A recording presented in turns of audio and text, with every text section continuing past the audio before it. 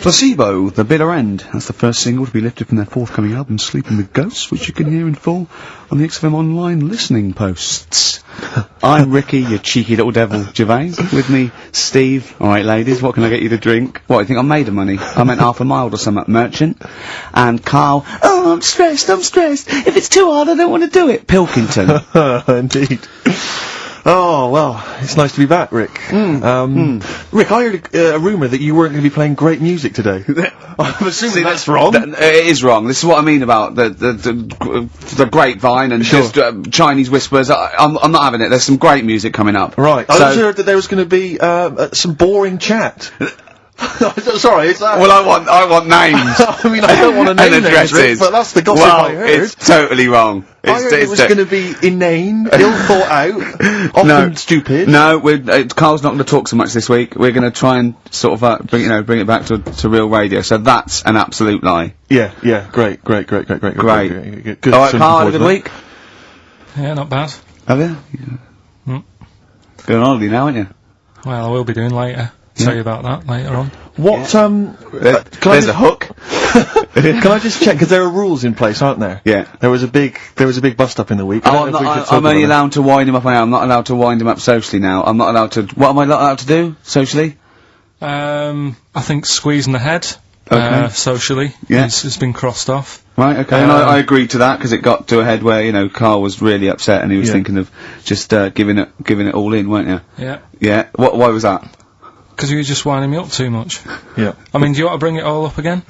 I don't mind. What was I doing? It was just. I mean, I should say now that there was a conversation where we were all sort of really walking on eggshells. It was frosty. It was a conference call, and Carl was on one end, and I'll tell you, it was. I was very much a mediator. I was very much a UN mediator. What do you think of that? It was difficult to sort of keep it serious when I'm saying stuff like, "I'm sick of you putting a Burger King bag on my head." Do you know what I mean? Yeah. There's a part of me that's like, I can't believe we're doing this. But what I like about it is that I'm laughing and going, well, I won't do that anymore. And he's going, you can still do it on air. And like today, I came in, I went to squeeze it, he went at 1 o'clock. I love those rules. Yeah. I love those rules. Well, between the hours of 1 and 3 on a Saturday, you can squeeze his head, you can put a Burger King back on it. I can't wait. It's terrible. Oh, dear. That all started last week as well, really, because I got in a bit earlier to do an edit for you on some track that had swearing in it, right? So I get in early, he comes in, first thing he does is go to sort of squeeze me head. And my reaction was, not now, do it later. As if it's alright to do it later. So that's kind of what made me think this isn't normal. We should just point out, when we say squeezing your head, what exactly does that mean? I put my hand on the front. I do two experiments, right? Yeah. One is the side, because you can crush an egg sideways, so I think that's more dangerous. Right. And I actually put my elbows out, and I press like a vice, and I really go for it until it really hurts. And the front one it shouldn't hurt so much, if my experiment's right. I don't know. Well, it was all this that sort of, built up. Sure. And the research that you're doing there, Rick, is that going to be available online at some point? Well, that was the problem. That's what I was saying to him, because it kind of started last week.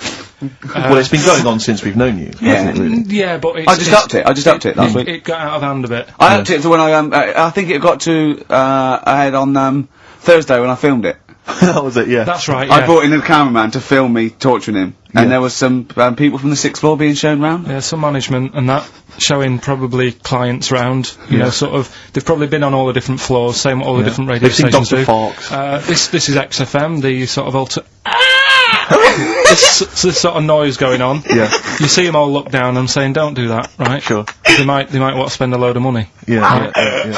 And he's doing that, he's wrestling with me, he's filming it. So that's when I just thought, It's mad, isn't it? And then when we were having the argument on the phone, I was saying, has this been some sort of experiment? He did, he said that, and of course I lost it. Yeah. But, it's all good now, do you want to squeeze his head before we play the next record? I won't at the moment, because, we've got to get on, it's not right. And that annoyed me as well, because I was, trying to find out where he was going. I was filming him, I was going on waiting for Karl. He told Johnny he's meeting a mate at 6, which annoys me on 2 counts, and I'm just doing it to the camera. So I'm gonna follow him and just turn up and go, alright, where you been? But then when I came in, he went, I'm meeting a mate, and he told me where it was, so I told him that spoils my fun. Of course. Because you'd want it to just track him down. I don't want him to like it. Yeah. Which is it's sort of pulled the rug under my carpet now that he's going to let me do you know what I mean? It's just, it's a little bit annoying. It's that thing though, you see.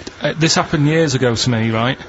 When, you know, you get pally with someone, and then you wind each other up, and then there comes a time when you just go over the line. Yeah. Right? What happened?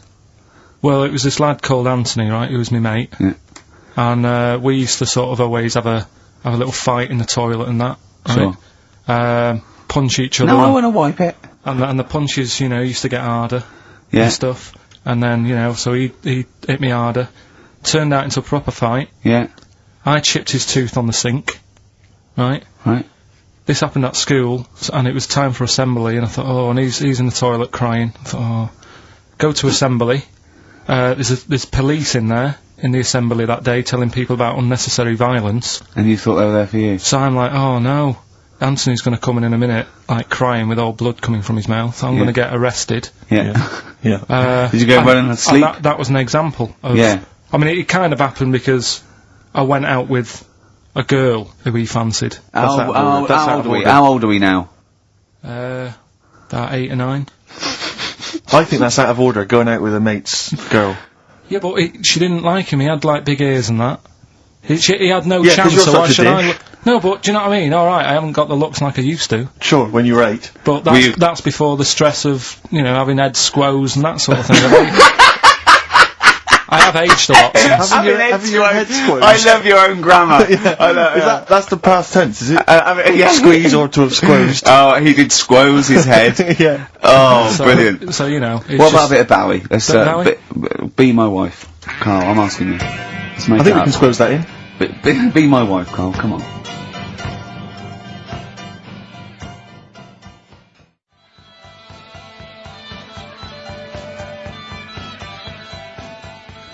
Will you, miss me on holiday?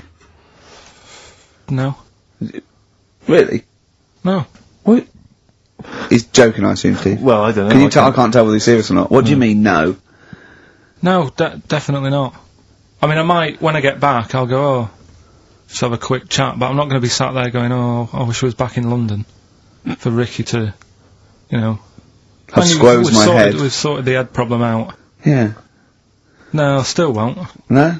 Okay, well, that's still what I'm saying. I was, with Carl in the week, I think it was Tuesday or Wednesday, and, was it last week? There was a programme on about the child who was older than her mum. A child that was older than her mum? Yeah, right, he was looking forward to as much as Oliver, the Humanzee, yeah. Yeah. And, I didn't see it in the end. Did you miss it as well? I missed it, so if And, anyone's- it's what it is this, little girl, and she's got an ageing thing, so he was telling me about this, it's all from him, he went, what it is, right, she's about 5, right, but she's aged, so she's actually 90. Right? And I went, oh god, really? He went, yeah.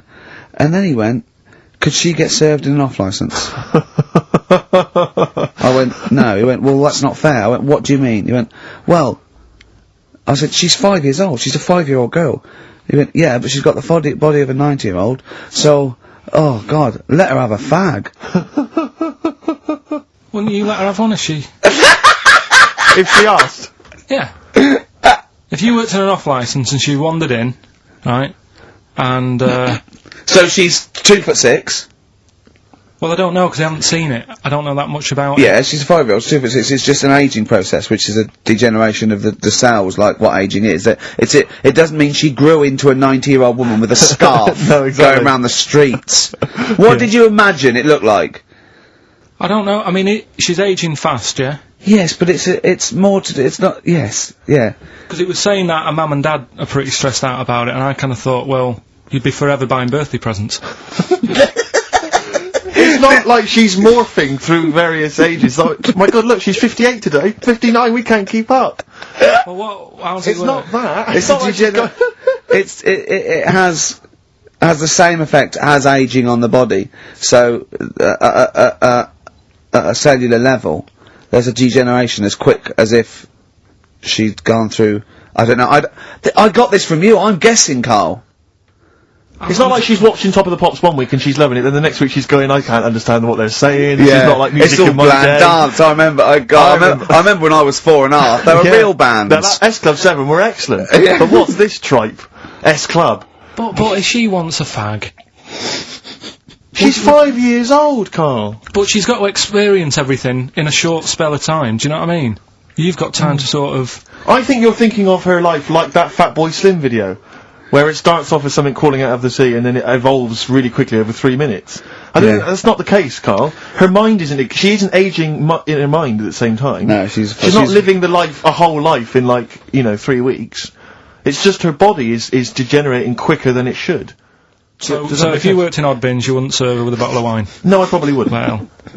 Unless she had some ID, which That's would a probably bit cruel, be fake. isn't it? And so, on that, and on top of all her other problems, he wouldn't even give her a glass of... Yeah, a bottle of wine. And her ID wouldn't look right, because she's ageing all the time. The photo would never match. Yeah.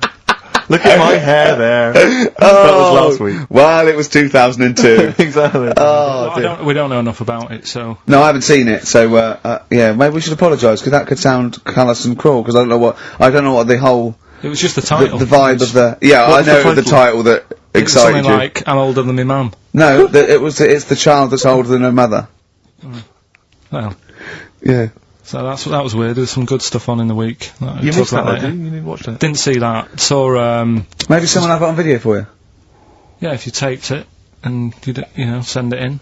Watch it on fast forward, she'd really age then. Imagine that.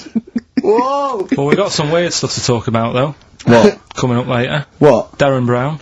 Oh, yeah. That was interesting. I know the fact that we've just talked about him asking me nicely not to squeeze his head when people are around, and a girl who ages so quickly she should be served in odd bins, and he goes, but we've got some weird stuff coming up. That's Carl's world. Yeah.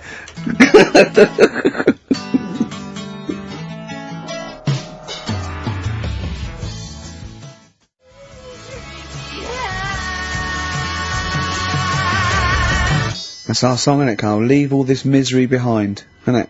Turing breaks. Painkiller.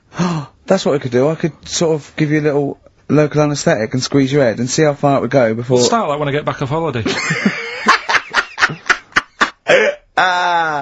Oh, dear. Rick, I was watching music television this morning just before it came out. I love it, I love it.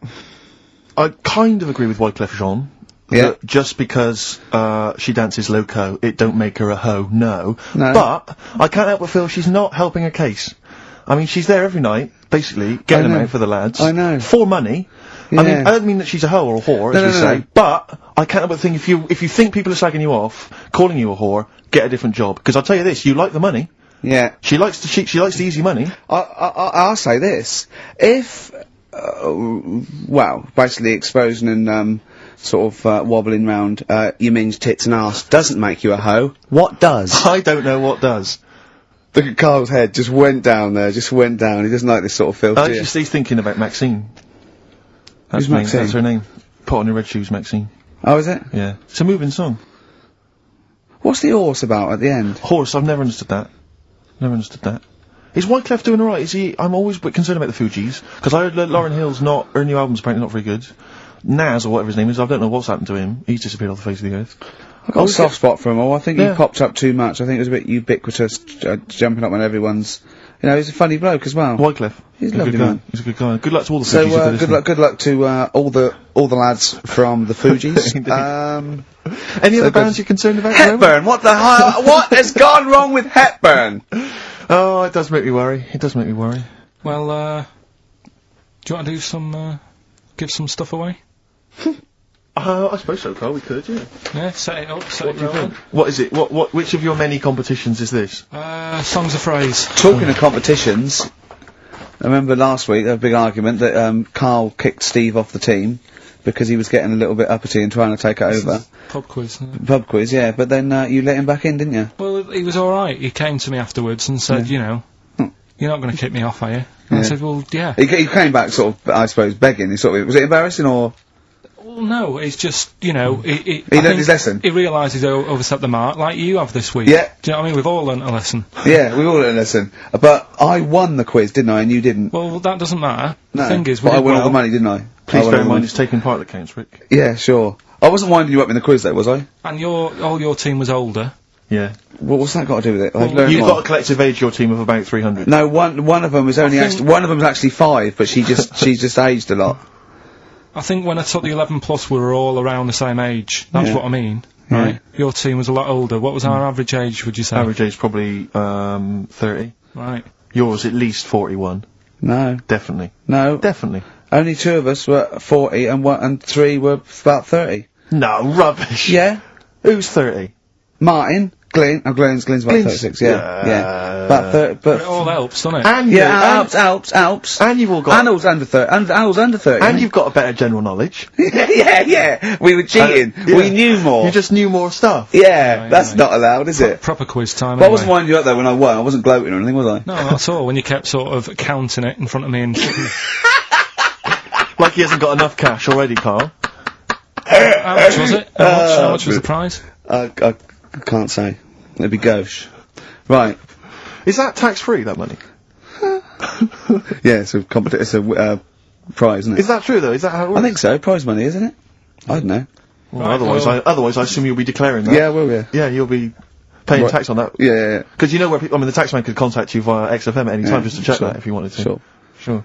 Okay, prizes to give away this week. You've excelled yourself again. We've got, once again, Scotland Rocks, the very best of Scottish music, Texas Deacon Blue, Brilliant. and Jerry Rafferty. Proclaim's on there or not? Proclaim. Don't worry, What Dylan they got? Mitchell's on there as well, don't worry. Yeah, sweet. Don't worry. It's Biss on there, it's Biss on there. I'm just checking to see if Midge and Hugh and Gry That's feature, all right, but that's they all do, right. thankfully. I don't know. The Rosillos as well. Oh, and Gun. brilliant. That That's is great, brilliant. so look forward to is that. Lulu on there or not? Oh, Is she not on there? I can't No, see she's her, not on there. actually. Is she not on there? But, The don't Wets, worry. are the Wets on there? All the Wets or not? Are the Wets Fairground on there? attraction. Perfect. Brilliant. That's on there, so... Brilliant. Is Wee Hootie McTooth on there and is Jamboree?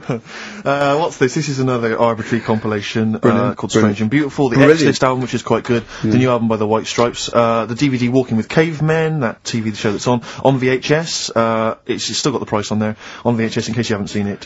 Fight Club, and the best-selling book from Michael Moore's Stupid White Men. So actually some quite good prizes there, Carl. Not bad Alright, at all. Carl, what's this competition? Right, song's a phrase. It's where I get a line that sort of is said a lot on the show, or has been said quite a lot on the show. Yeah. Is this one Stop Squeezing Me Head?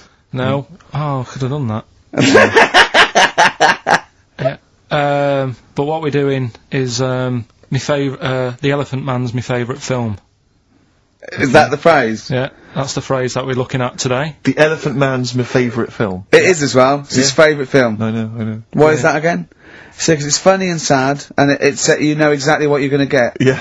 They promise you an Elephant Man, that's exactly what you get. Yeah. It's good. Have you seen it, Steve? I have seen it, It is yeah. good, isn't it? Yeah.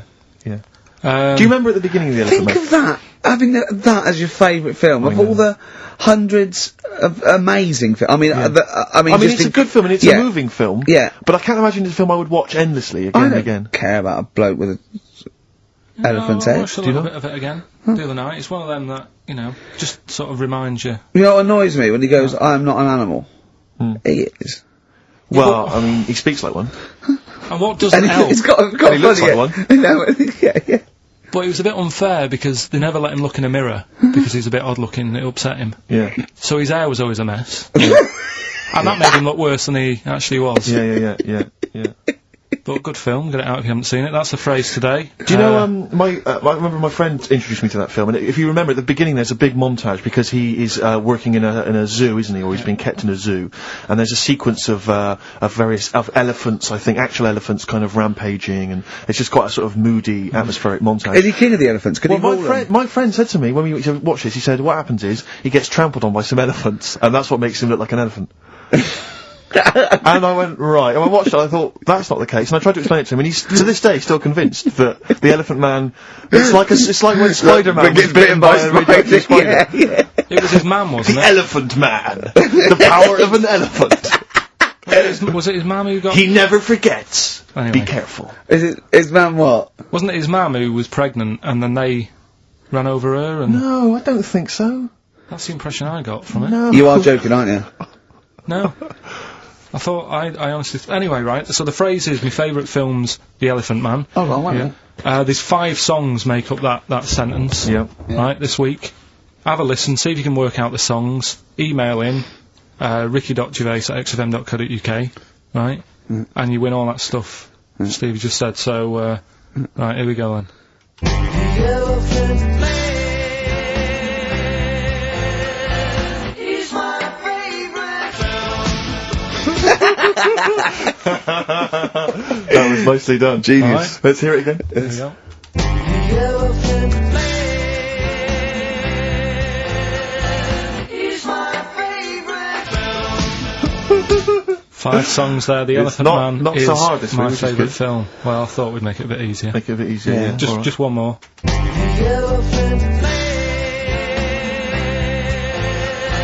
is my favorite. Email only ricky.gervais@xfm.co.uk. Brilliant. A bit of hip hop hooray, a bit of a rap classic. Although you may not have heard it before.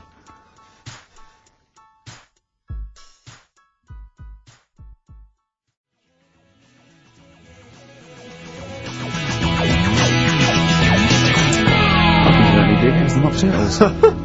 XFM 104.9. I'm Ricky Gervais, with me Steve Merchant and Karl Pilkington. Karl the K-Man Pilkers. Little Pilkers, little baldy, roundy, heady Pilkers. Oh yeah, there's Go on. There's a what's her name? If people go to the You're website. joking. There's not a, yeah, there's not a what's her name. An actual what's it? You are joking, Karl. No, it's just you reminded me. Oh, of the did I? little round bottle head. Yeah? If they go to xfm.co.uk, right, Yeah. /Ricky, there's a picture on there. You know that picture you did? Oh, that I drew. The one you drew of me? Who put it on? Did what XFM put it on? Yeah. Did it look good? Can Can you get into it? Can I have a I'll look? have a look. Yeah, I'll have a look during the What is next it? xfm.co.uk? /Ricky. Right. And there's that little picture, and people can sort of put bids in, and the money goes to, Me, I charity. assume, as I drew it. No, it's for some charity thing, so... Because I read something that I think there's been a bid of at least £50, which is pretty. No, impressive. there I swear to hasn't. God, I just saw it earlier. I deleted it because I thought someone was winding us up. You deleted it? Well, I didn't know, did I? I didn't realize you didn't keep me informed. Well, it just... Oh. He's a buffoon, Karl, isn't he? I think you're an idiot, but sometimes... Oh. Yeah. yeah. Yeah. And I'm just gonna life's check, cruel. the power list, top 100 most important people in radio. What's this list? Oh, it's just the most important people in radio. Oh, 56, Ricky Gervais. That's annoying. 56. Let me see. Says 55 more important people than me. I love the fact there that I've beaten David Mansfield, who's the controller of Capital. Yeah. Arbitrary. The Radio Academy Power List Top 100. Ah. And you're what, number 56? Yeah. Ricky Gervais, XFM. Yeah. I noticed we're not mentioned, Carl. What's your thoughts on that? Well, You know. Little, stinging that. I'd have thought, considering the amount of work you put into this show. don't Eh? get me started. Are you on here elsewhere, Carl? No. Too busy. Chris Moyles is number 96. Oh, that's good. That's good news, isn't it? He'll be Yeah. off the list by next year, I hope. So What is funny, weird, aren't they? Steve? Go on. Right? Who's number one? Number 1 is Phil Roberts. I don't know who that is. Right? Wouldn't you think that Marconi would have got a mention? Marconi, now what station's he on? Weird, though. That's the point, because I got one in television and you thought John Logie Baird would have got a mention. Yeah, exactly. That's great, although it's not ever, is it? Again, I'll slip out of that by next year, I'd have thought. Yeah. Oh dear. Just checking to see, oh yeah, Dr. Fox, good, he's on there at number 39. I'm assuming his medical qualifications have also pushed him in That sneaks him up the list, yeah. Yeah. Typical. Pete Waterman, yeah, number 35, that makes sense. Important guy. Can we just give them the website so they can read this at their leisure, because this really isn't radio, is it? Right, well, xfm.co.uk. No, that website, if they want to see the most... Oh, I don't know where it is. I'm just Yeah. saying xfm.co.uk /Ricky if you want to see that picture, and whoever bidded 50 quid, if you can send the email again. Bid, 'cause- whoever bid. Whoever bidded. Yeah. We should start picking you up on your grammar. I mean, we're hardly ones to speak, but, you know. I squoosed. I'll tell you what, I listened back to Carl was worried about last week's show, because he said there was too much screaming and shouting and just nonsense and eating burgers. It was a and bit stuff. like It's a Knockout last week, wasn't it? No, yeah, and I listened back to it, and it was without doubt the most appalling piece of radio I have ever heard in my life. Really? I didn't know what I was saying. I was saying, and I finished and said, eat it! And he's going, and you're going, Carl, they're eating a hamburger. It was bizarre. Just half an hour. If anyone didn't know us, or I'd never heard of us, it was just like going, Heart 104, XFM 104, listen to this. Here's the burger, here's the beef, coming out as well. No! It was honestly, it was like a mental ward. To be fair, though, at the best of times, you sound like you're selling the Evening Standard.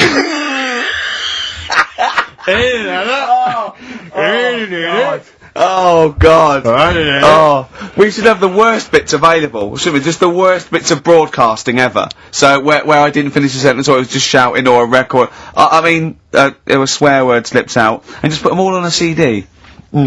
Like like Panky put out the best of his phone calls. Exactly. Yeah. Yeah, I haven't got that. The worst radio show in the world ever. Yeah, no, that's what I call bollocks. Yeah. Alright, calm down. That's just cheapened it. Oh, now once Sorry, again. record. Oh, tits.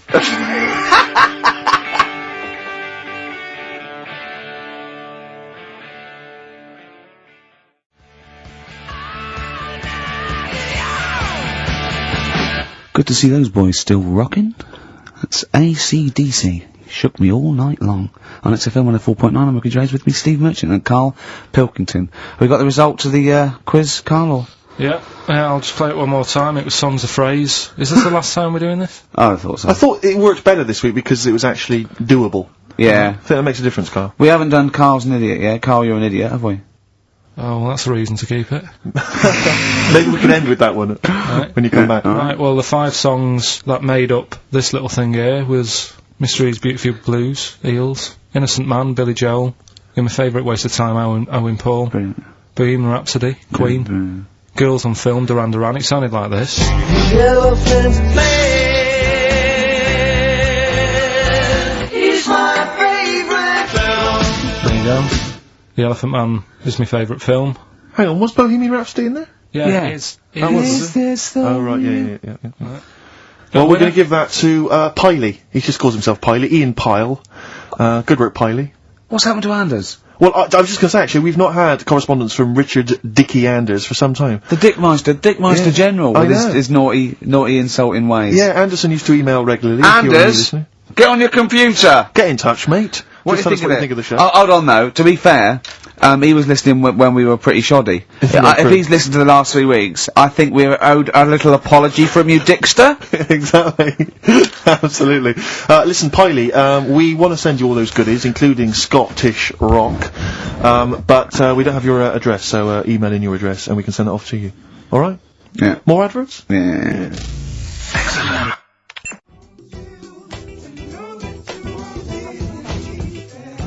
Bit of Snoop. Beautiful XFM 104.9. Gervais, Merchant, Pilkington. Karl had a treat in the week, didn't he? He couldn't believe his luck. We know Darren Brown. You know Darren Brown, the sort of magician, mind reader fella. It's more special than that.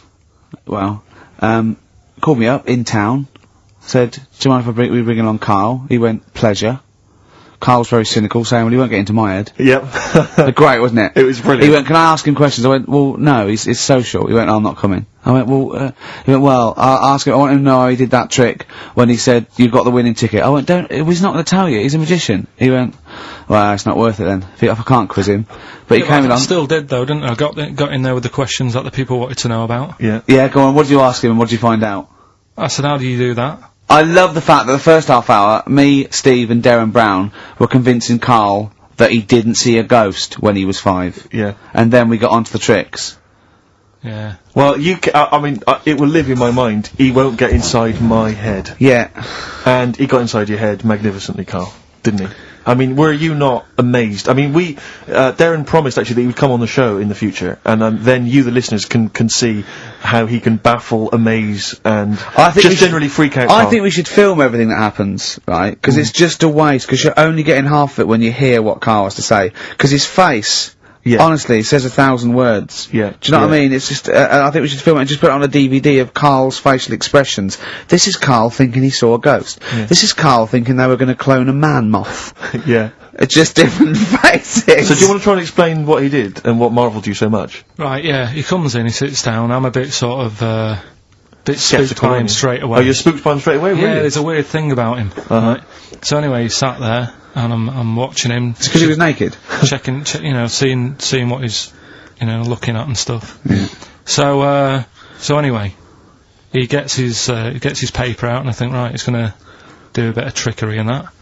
And he says to me, "Right, write down a number and a name," right? It was between... A two-digit number, and a name of anyone you know. Yeah, right. Now, the thing is, I thought of the name because I was telling Steve earlier about the kid at school who I fell out with, right? Yeah. Over that girl who was called Aris, Yeah. right? So that name was, like, in my mind, ready to go. Because I didn't want to use anybody's name who I knew, sort of, now, because maybe you've mentioned it in the past. Do you know what I mean? I couldn't say Suzanne. I knew Colin Makin anyway. Yeah, well, do you know what I mean? Auntie Nora. I picked a name, yeah. Well, I thought you might have been thinking about Auntie Nora. So I picked this name, right, that you three didn't really know about, right? Number just came to mind, right? So he 42, says, right, we were never thinking of that. 42, right? He said, right, just keep saying it over and over in your head. And I'm there, and he's saying all these sort of different numbers at me, and I'm trying to throw him off a little bit. Every time he said a number that was nothing like 42, I was sort of smiling, looking a bit nervous. Yeah. Don't know if you caught that, right? I just, all I could see was you looking sort of blank. Oh, right. Yeah. So I was doing stony that. faced. He picked the wrong person when he said let your mind go blank, he'd realise he picked on the wrong person then. So, you had to squeeze his head to get it going again. I said, Darren, if in doubt, he'll be thinking of monkeys. And Darren looked at Carl and he said, were you thinking of monkeys? He said, I tried not to and I thought of them more. right, that's true as well. Yeah. Right, so I'm there thinking of these numbers and that, and then he said, right, let's just talk about other stuff for a bit, right? So I was like, well, I'm not going to say anything. Yeah. Right, because I don't want you to catch me out. But then when we were talking, I was trying to, like, knock him off track. Clever. Do you know what I mean? I wasn't... do you know what I mean? I played a bit of hardball with him. Yeah. I was, like, saying... Because we were talking about aliens and that as well, weren't we? And I was saying, well, you know, they might come and land again in 2060. Clever. You know what I mean? Dropping in different numbers and Sure. that. And so, doing all that, playing him at his own game. And I think I had him for a bit. On the roads, right? So, anyway, comes down to the time when he's telling me the name and the number. Yeah. And, well, he explained what he actually did. I mean, that was... He said, just think of a number at the end of it, and he said, oh, is it an I? And you went, it wasn't an I, but there is no, okay, and anyway, he got the name. Harris, then he went and said, are you an extrovert? And he wrote down these numbers. Well, he wrote down some numbers and he said that if you're an extrovert, these are the numbers you tend to choose. If you're an introvert, these are the numbers you tend to choose. And he wrote them down. And he said, I don't think you're really an introvert, I don't think you're this, I don't think you're that, da-da-da. And I think he came up with the number 32, didn't he? He said to you, you're thinking of number 32. You said to him, no way. You couldn't believe your luck, could you, when you'd caught him out? But he said it's either 42 or 32, didn't he? Yeah. Well, no, but it was beside the point, because then he said, you know, rather brilliantly, hang on a minute, if you just add up these numbers here, that adds up to 42. It was a magic if you add square. Up those numbers, that's 42. That's 42 across diagonally there. That box is 42. All the numbers that added up on the page, whether you go across, sideways, down, across, whatever, always added up to 42. Yeah. Right?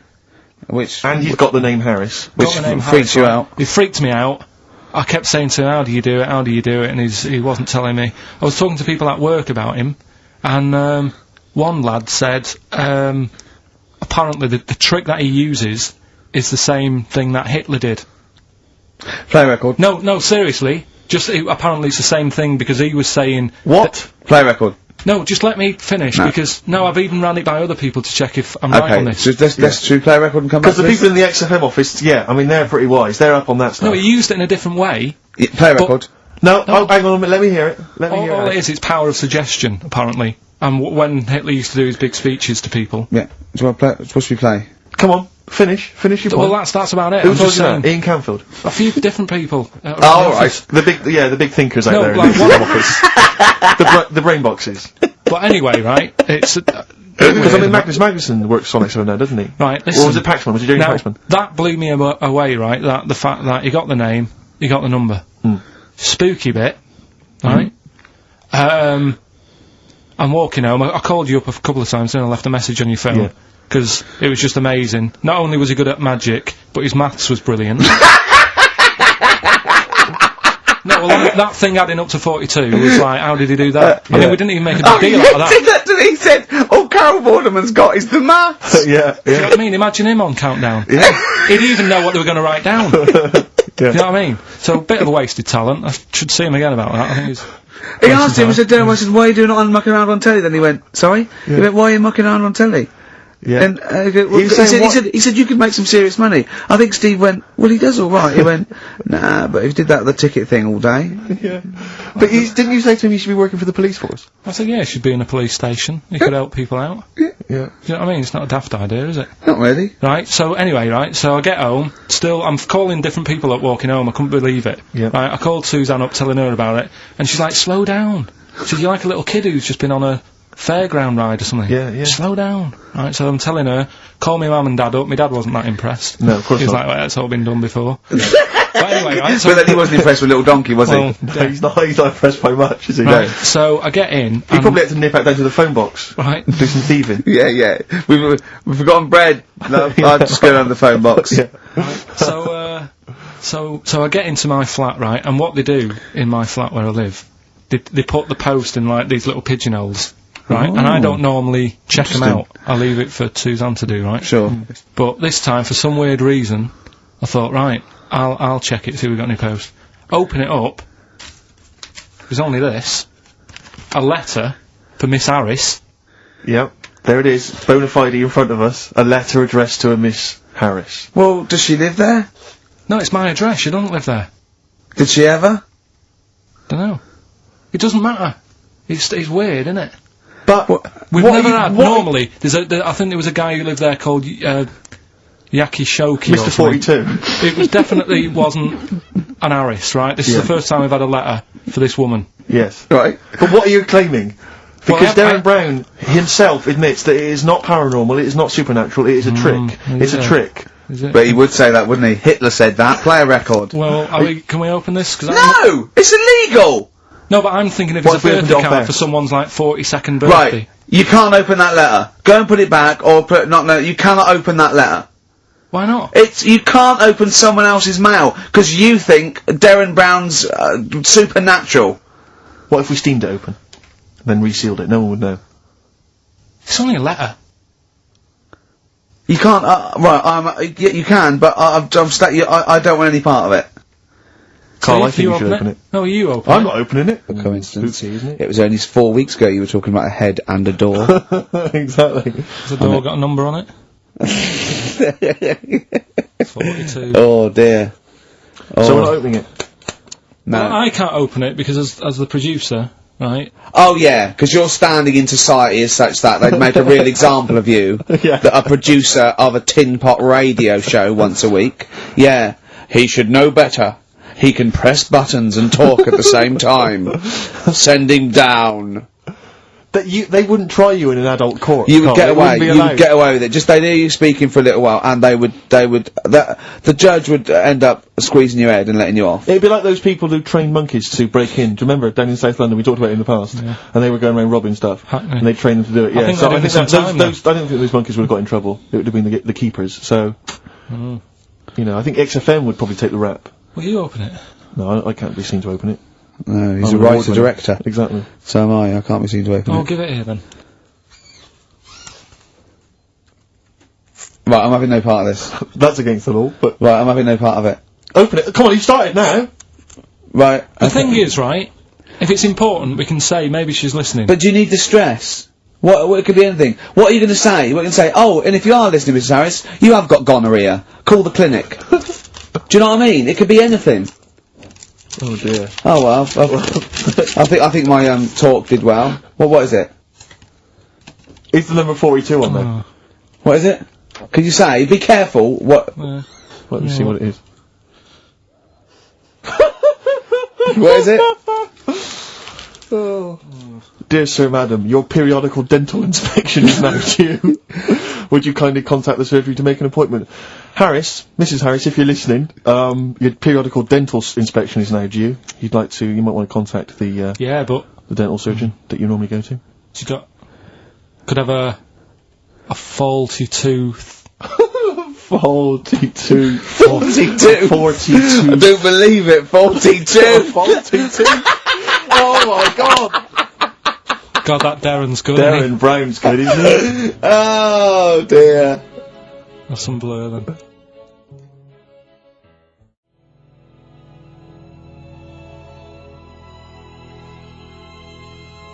Carl, is that really 7.5 years old? Blur. the universal. Alright? On Wise XFM. words there. Yeah. Just made me think. Sure. Carl, I asked you in the week, didn't I? How old was that kid when that was out? She wasn't born. So she was about 30.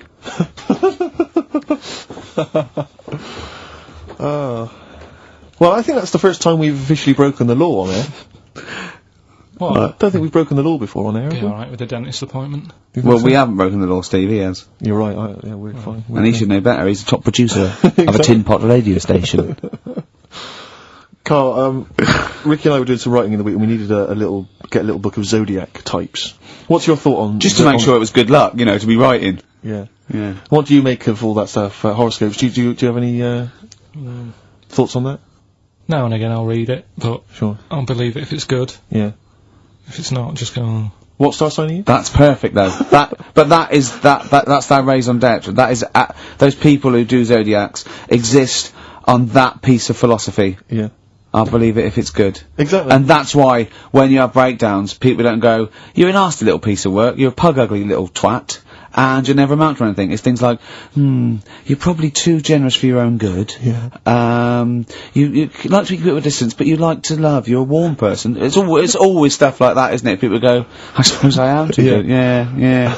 That is me all over. Yeah. Do you know what I mean? You're a creative person. Yeah. Who thinks they're not a creative person? Exactly. You've got a wonderful sense of humour. Exactly. Yeah. What star sign are you? Mine changes. I'm on the edge. Right. God. Okay. He even makes that complicated. Of course. He I am. even makes twaddle complicated.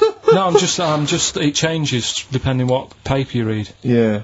Alright, in theory, what would 23rd you- of September. So I think Yeah. most of the time I'm a Virgo, I think. Oh. Well, I'll tell you. Write that down, listeners. 23rd of September, and come round and give him the bumps. What I mean... Well, according to this, I mean, I mean, you've been criticising this, Rick. Sure. You've been saying that there's maybe not anything in the zodiac Yeah, thing. go Well, on. hang on, let me just read some of the elements of- is this going to change my mind? Well- Am I going to eat my words? the typical Virgoan. Words. Okay. The physical appearance of the typical Virgoan. Yeah. High forehead. That's not true. Cranium may seem too big in comparison with the face. Look at Carl. Look at Carl. But how specific is Has an extremely large forehead. Has a high hairline. That's not true though, is it? May be quite tall. What are the blokes like? Often has one foot turned in more than the other. They've just described Rain Man. What is that? How can they be specific? Well, that's why it sounds like Carl. One foot turned in. Yeah. Oh. Well, have they even bothered doing one for you? Because there isn't many people who... Hang on a minute. Let him finish, Steve. No, I'm just saying... Go on. What are you saying? I sort of think I'm fairly average looking, but I'm saying, have they wasted a page in that book for whatever you are?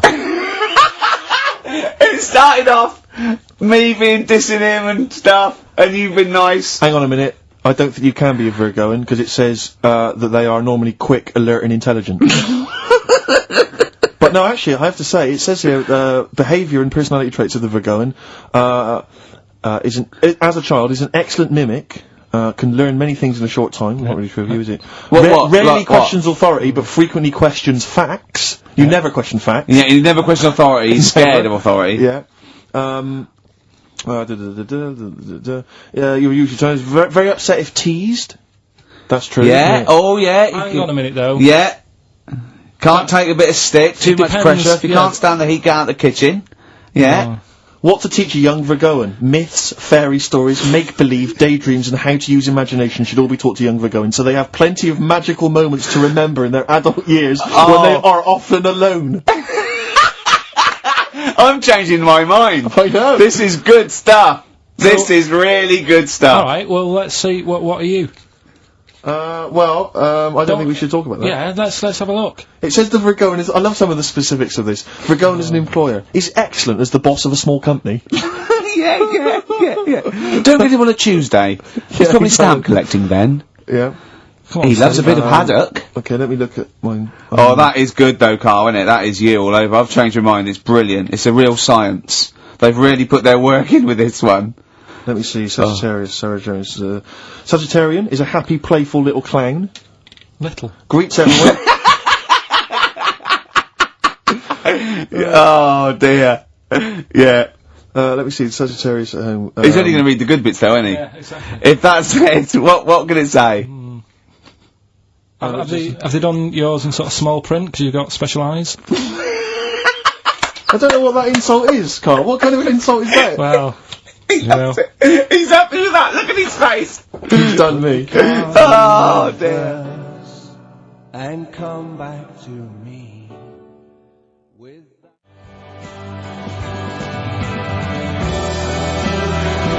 Boo hoo hoo, it won't do. Listen to the Gallagher Boys and stop crying your heart out on XFM 104.9. No need to. It's Monkey News. So that is it time. Time for Monkey News. Can we have the jingle? Oh, chimpanzee, that Monkey News. I love the jingle. Right, well, Can we play that jingle once more? Yeah. let me cue it up. So, chimpanzee, that Monkey News. Oh, it's brilliant. Got a lot to live up to now. I'll be honest with you, often that jingle is more fun than the Monkey News. Wow. So you've got to excel yourself this week. Well, it's there's been a lot going on. In the monkey world. Yeah, I was looking at the Guinness Book of Records that we bought last week. What you bought? What that I bought. Yeah. Is it still wet? I was cleaning the tea off it. I was having a little read through, and there was some monkey stuff in there. There was this isn't the actual story. I'm just telling you what it's like looking up Monkey News all week. It's like behind the scenes. It's like the making of Monkey News, which is actually available on DVD. Exactly. It's 12 minutes unseen footage, just the making of Monkey News, which is my favourite bit in a way. If you enjoy Monkey News, see how it happens. See, from conception to. It's all put together. Yeah, go on. Yeah. What's a typical Monkey News day? Well, there was some stuff about a monkey in the Guinness Book of Records. I think it had the record for asking for a cup of coffee in 23 different ways. I don't know what to say. Oh, That's good. Just to show the Monkey News is getting bigger and people are covering it. Donald McIntyre, he was on BBC. Yeah. On Monday. He was on doing Channel 5, wasn't he? No, he hasn't moved over yet. This is something that he did for the BBC. Right. So that was pretty good. That was about well, it wasn't good. It was pretty sad, really. What? He was doing this thing. Do you know, like last week we were doing Cheap as Chimps, Yeah.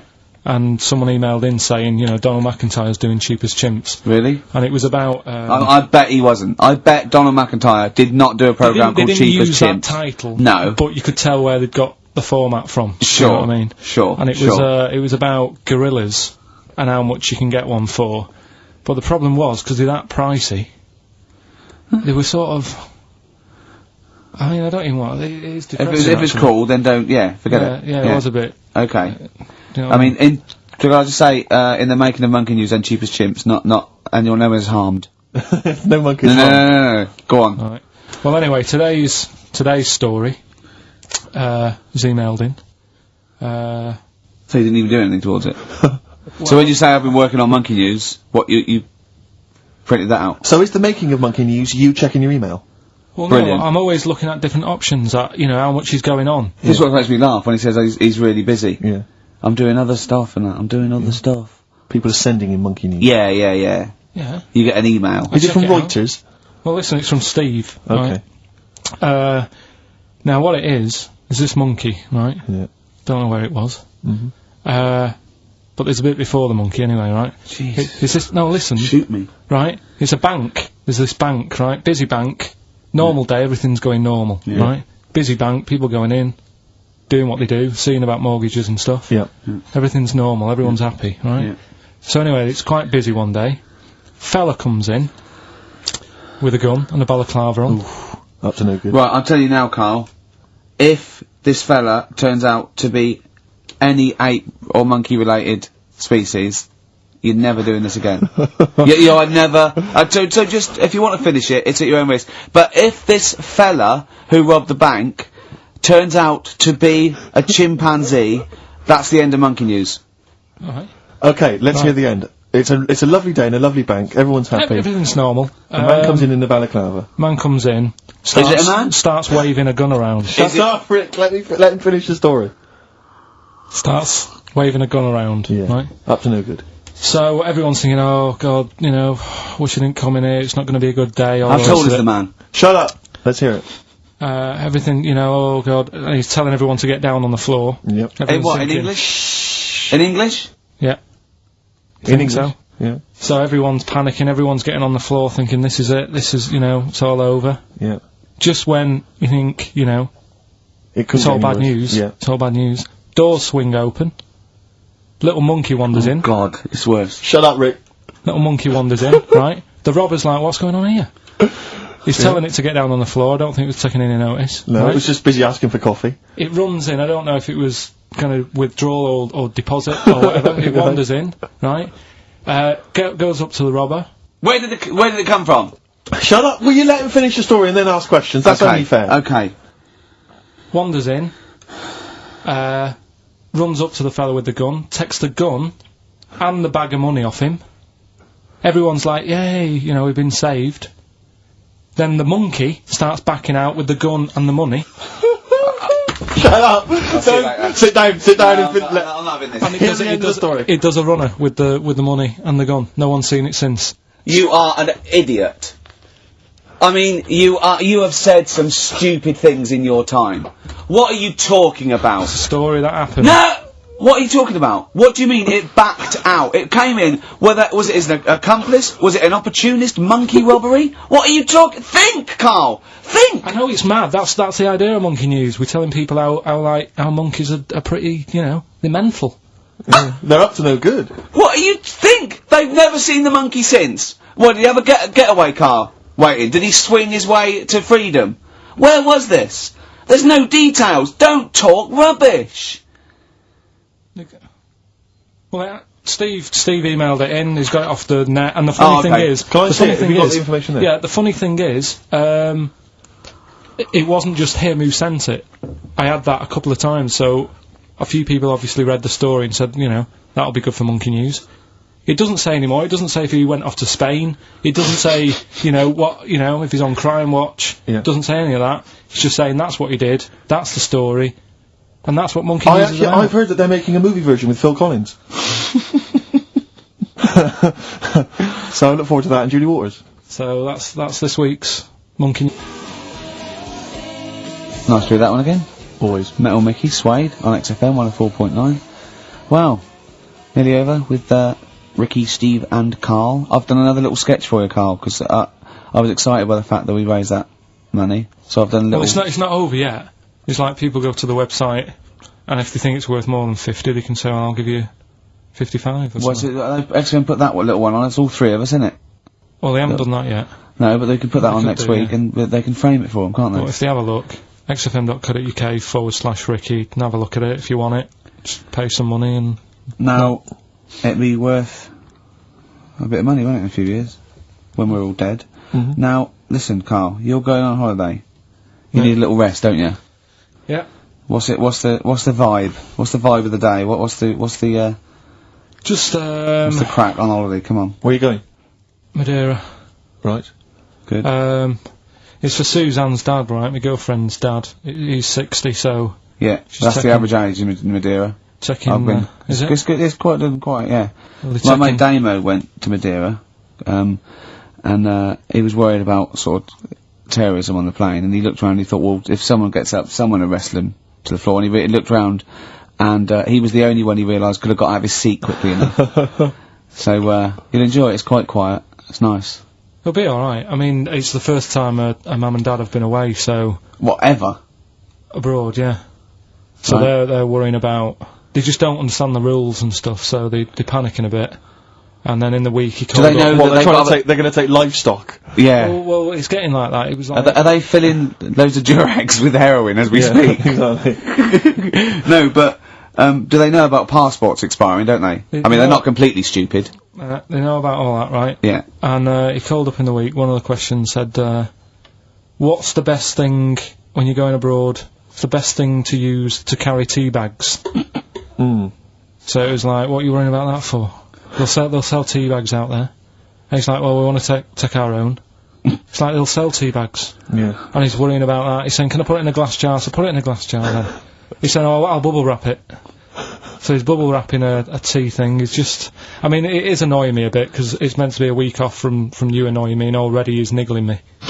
Yeah. But you are easily wound up. You are a very finicky little fussy person. You don't like the slightest bit of pressure. See, I thrive on pressure. I'm working here, working there. That's the way I work as well. That's always doing stuff. Monkey news. Do you know what I mean? Oh yeah, Monkey News. I got an email. Songs I of won't read phrase. it to on air. It's rubbish. But that's one feature. That's my bit done. That's all I have to do. Well, I'll tell you what. When I'm away next week, do Monkey News and see what you can find out. All right. Oh, there's a challenge. Oh! See what you can do. 'Cause Yeah. I've already told them about the Guinness Book of Records one, so you can't use that. Right. We're going to find the best Monkey News ever, Carl. Wow. What was it you said to me about? Because I mean, the thing is that you don't really like people, do you? That's the truth of it. People annoy you, don't they? They wind you up. Yeah. What was it you said to me about friends? You don't. He doesn't like friends. He doesn't like. He doesn't he want doesn't, friends. he doesn't want any more friends. He doesn't want any friends. Is it because one day they'll ask me to help them change a tyre? Yeah. What was it? No, what it's was always your- hassle. Well, The tyre he sits and swings on in Yeah, his back garden, exactly. he means. It's just they call up, they ask for stuff, they want favours doing. Yeah, they want a pint, they want to chat to you because they like you. I know they're a pain in the arse. I tell you what, Carl, you're better off without them, mate. Although to be fair, Rick, friends like you. Yeah. You're not judging them on me, are you? You're not judging all You know not possible all friends friends on are me. like him. Just they do sort of, you know. You know, some friends will never touch you around the head Oh, or I never want to even- see you for a week, am I? Oh. You You should want get a to decent get a little squeeze squeezing? I am going to get a little squeezing. Can I come around there and squeeze you? Squeeze him in now. We should play the Brilliant. last I'll tune. do it. Well, we'd go to ads and that's it, really. Is that it? We've got no Yeah. time for records. That's a shame. We'll have a quick squeeze. A quick Well, squeeze. that's like a Benny Hill slap there on the Yeah, front. alright, that's enough of that. Right. Okay. I'm not... Squeeze it. Squeeze it. Alright, Oh, that's it. excellent. That'll do you for a week? Yeah. Alright. See you next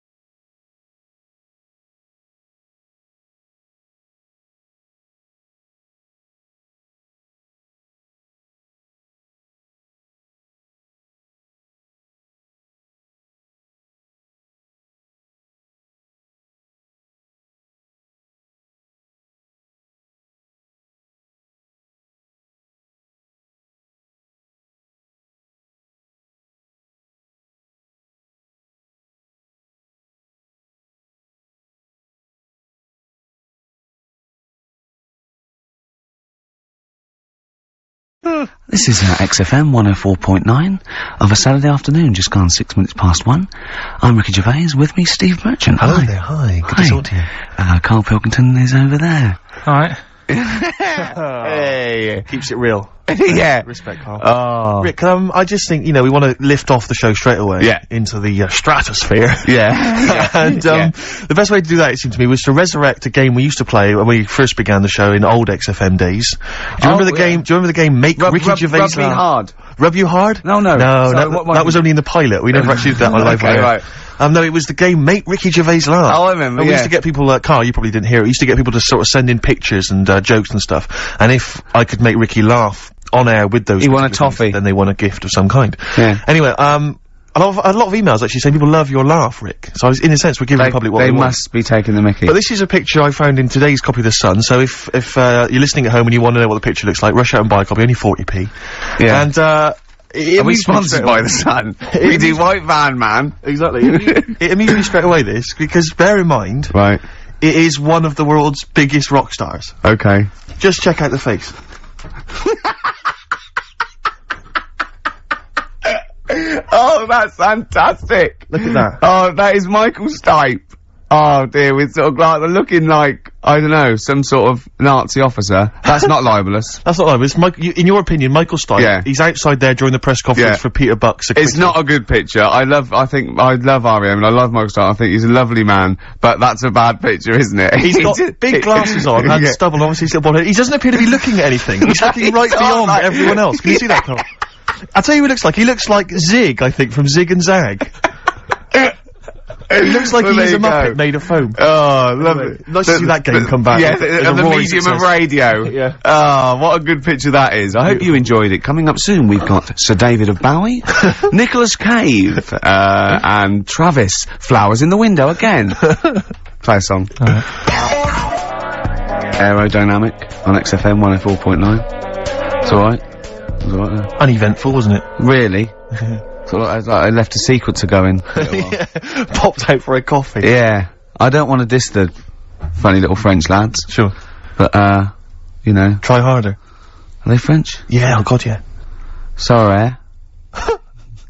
Do you speak much French, Rick? I speak un peu. Yeah. I can ask, where is the Tourist Information Bureau? And, I can express my preference in music tastes, and Yeah. I can order an Orangina, and that's all I can do. I know un bière, blonde, pression, I think. That means, draft, yeah, French. Tu aimes la musique folk? Oh. That's filthy. So what that means, Carl? No, go on. Really dirty. Really dirty. Tu aimes la musique folk? Yeah, you dirty. you me. filthy little Frenchy. Alright. But, do you know much French, Carl? Have you got any fromage? that'd work. Cheese or fish? It's cheese. It's cheese. Would you not care which one you were given? You like both? I think That's a when whole different kettle of poisson. Yeah. I just think when you're in a country, you should have a little go. Yeah, well, That's a very little go. yeah. You mean like football hooligans have a little go? What do you mean? You know, try and have a go at their Yeah. their language. And Well, what I do is I go in there and I point and talk a bit louder than usual in perfect English, and if they don't get it, I go mental, Exactly. securing the fact that I've tried my best and they're having a laugh. And that is the prerogative of all Englishmen. or just Yeah. point. Point and shout. Yeah, point and shout. Don't forget, you know, because you can never be foreign if you're English anywhere. Yeah. No, they're speaking funny. Just remember that. Yeah? Yeah. God save us. Sorry, go on then. You were going to say something else. Yeah. That picture you were showing me. Yeah. I wish we could post one on the website of Carl. Remember we won an award ages ago. What was it called? The British Radio Authority Award. Yeah. And, we made Carl get in the picture, and he was a bit reticent, but it came nice. But, his head is perfectly circular. I put a coin on it, and only the ears popped out from behind the coin. Isn't it perfectly round, isn't I it? mean, when you've been saying I've got a round head, I was a bit like, yeah, everyone has. Stop having a go. Yeah. And then I saw this picture last week. I thought, God, he's right. Can't we is just pop it on the XFM website? I'd rather not. Oh, go on, just get Steve, someone. have you seen that man in a jar without a brain? Sorry, is that something? Is that a product you can buy? In like Sainsbury's? Is it a dream you had yesterday? in You a wondered jar. if you could. Can I? Yes, hello. Could you make my dream into reality, please? Oh, we can't actually, sir. In plastic would be good. Sorry, what do you mean? In the future, you'll be able to download your dreams and then just like act them out again, probably in the year 2000 or something. Soothsayer. No, there's some museum somewhere Yeah. that's got this little fella who was born without a brain, and he's in a jar, and it's just that he's got a really round head. Right.